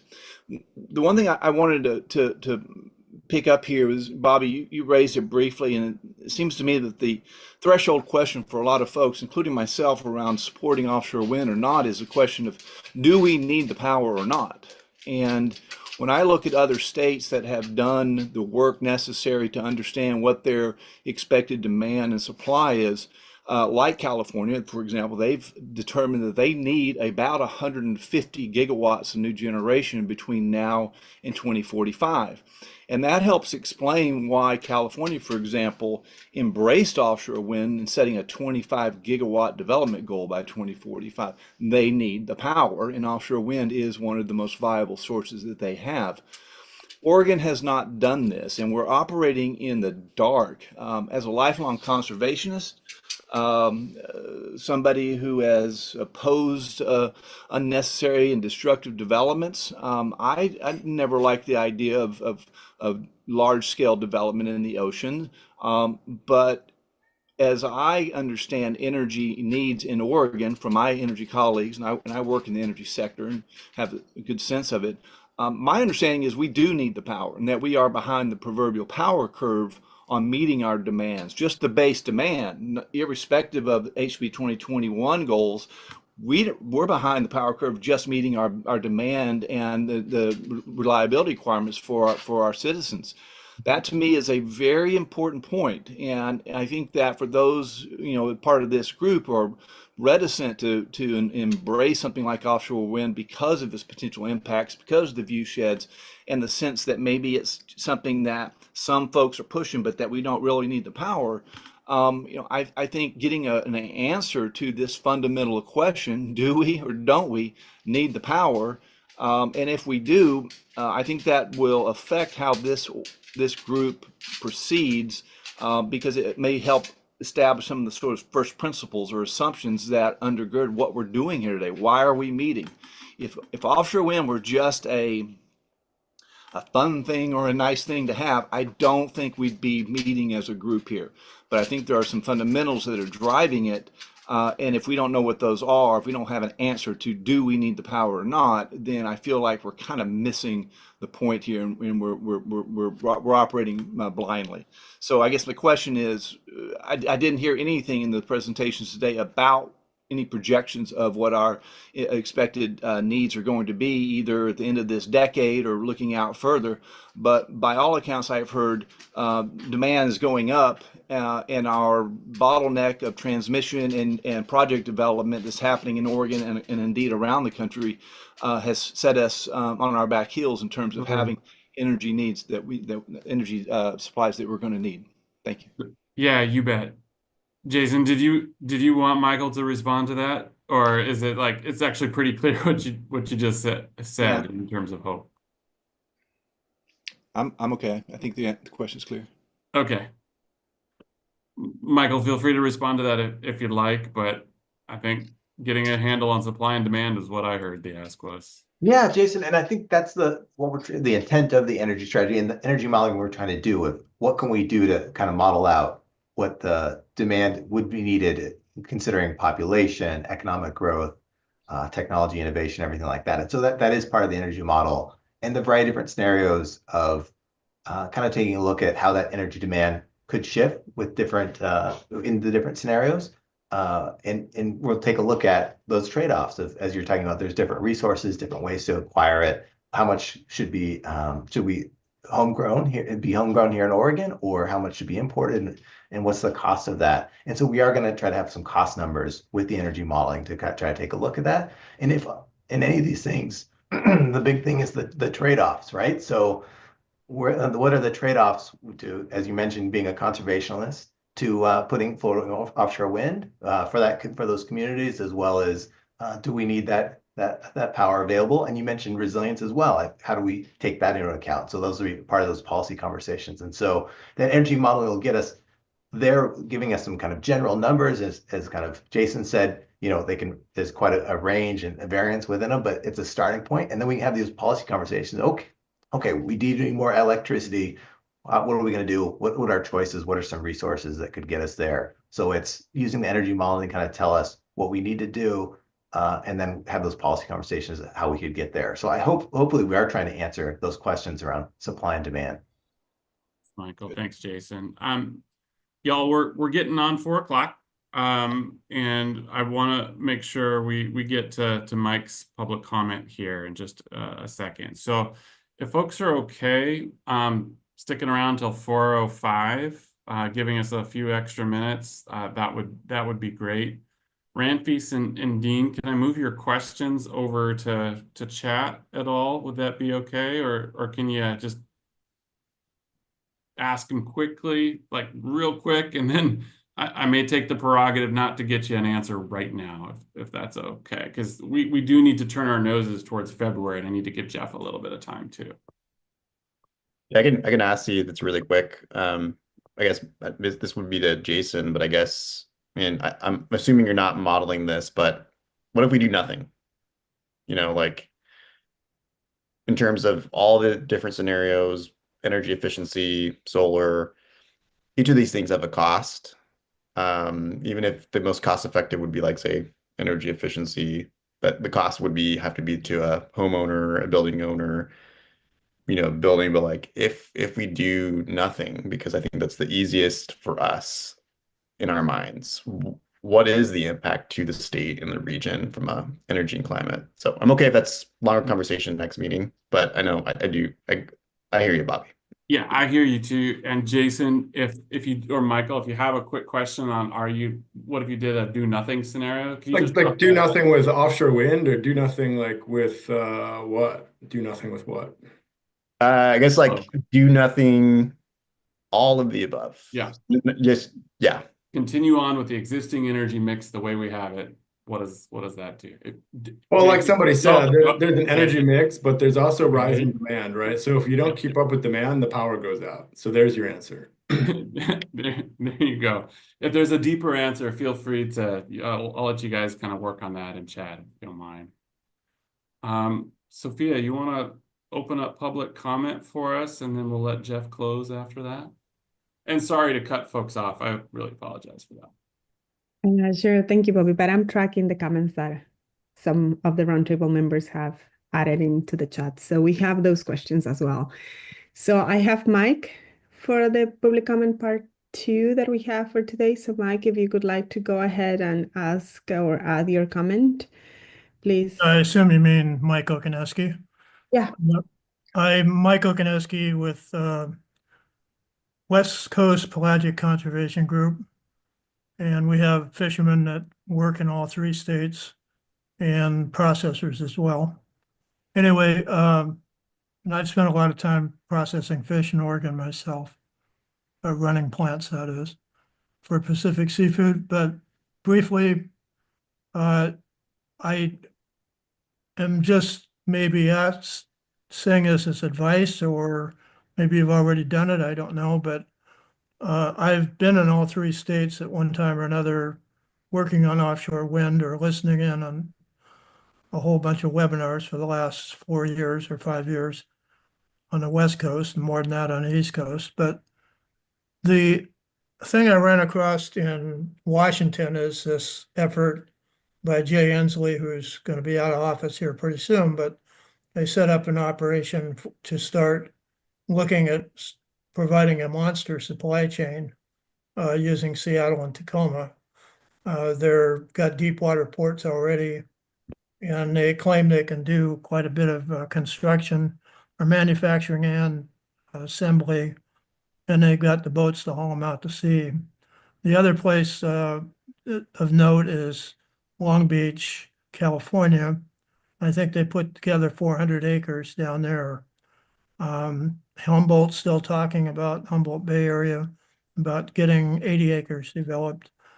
But I guess before you add any place else, I would think you'd want to know who all's playing in the game. That's part of it. The other part is when I first got into the Oregon side and listened to some of the webinars from BOEM, they talked about all the jobs they were going to create on the coast. But it turned out that really the only main jobs they did have, just because of lack of port structure, would be maintenance. And I don't know where they're planning on producing, manufacturing, which would be the highest number of jobs, and assembly in Oregon that would add any significant amount of jobs. And I went back and questioned BOEM on this a couple of times, and they have actually stated that it would be much less than what they're originally talking about. So that's not for me, but I just keep hearing that, and I kind of wonder where it's going to happen at if it does happen in Oregon. And that's it. Thank you very much for today, and I appreciated everybody's comments. Thank you. Thank you so much for your comment, Mike. Somebody else was having a public comment. I don't see anybody in the chat, but I welcome anybody that would like to provide public comment to raise your hand. And this is the second opportunity and probably the last for this meeting. So please feel free to add any other public comment or question that you might have.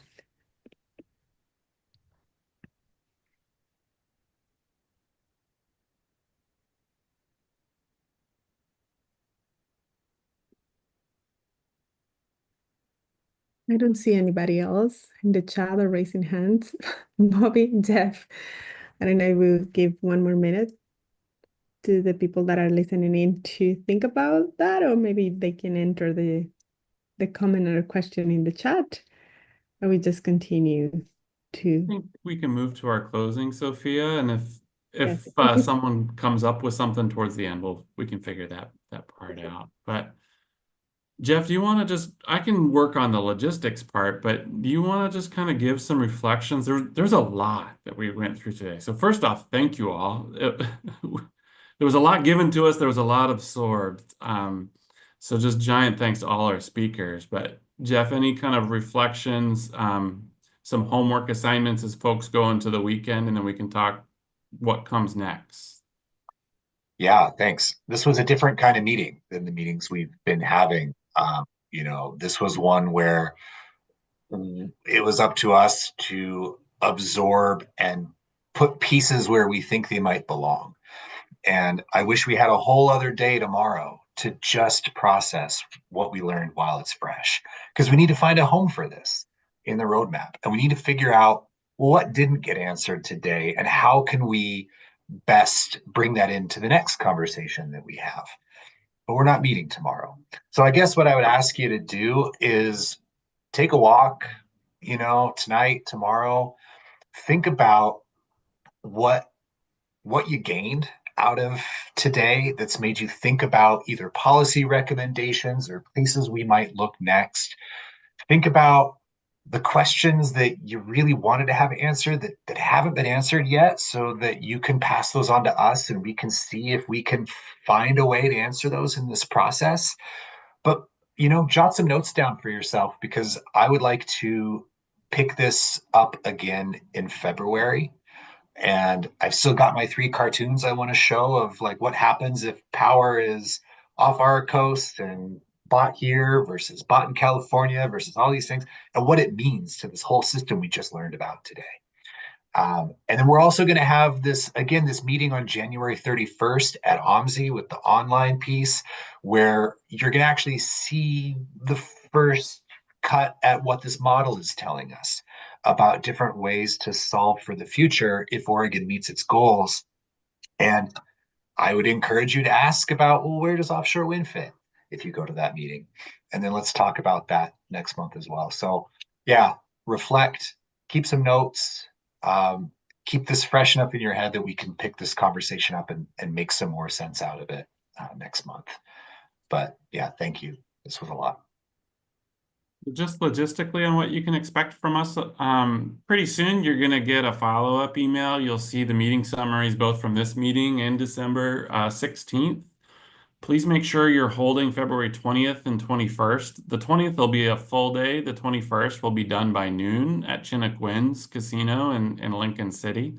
We'll send out a note to RSVP for that.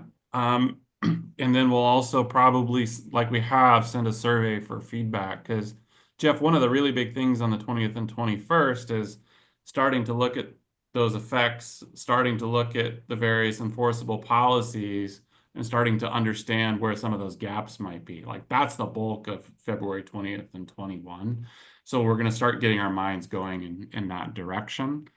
Look for calendar invites to get those work groups set up for late January. If on those walks, in addition to Jeff's ask, if you have any ideas around who you want to make sure sits on those work groups, let us know. Andy, Sophia, any other kind of next steps or action items we want to make sure we cover with people? Not that I can think of right now, Bobby. Thank you. Andy, it looks like you're good. Yeah, I think I'm good. Okay. Jeff, anything that came up in the last 30 seconds? Just once again, gratitude. We're asking a lot of you, trying to find the future, and we can't do this without you. So thank you. Yeah, much appreciation. And kind of on this National Day of Mourning, where President Carter has kind of been front and center and so many other things going on in the world. It is nice to be here together thinking about what the future could look like for Oregon and beyond. So thank you again for everything y'all are doing. We'll be in touch, and the doors are always open. Be well, everybody. Bye now. Thank you. Thank you.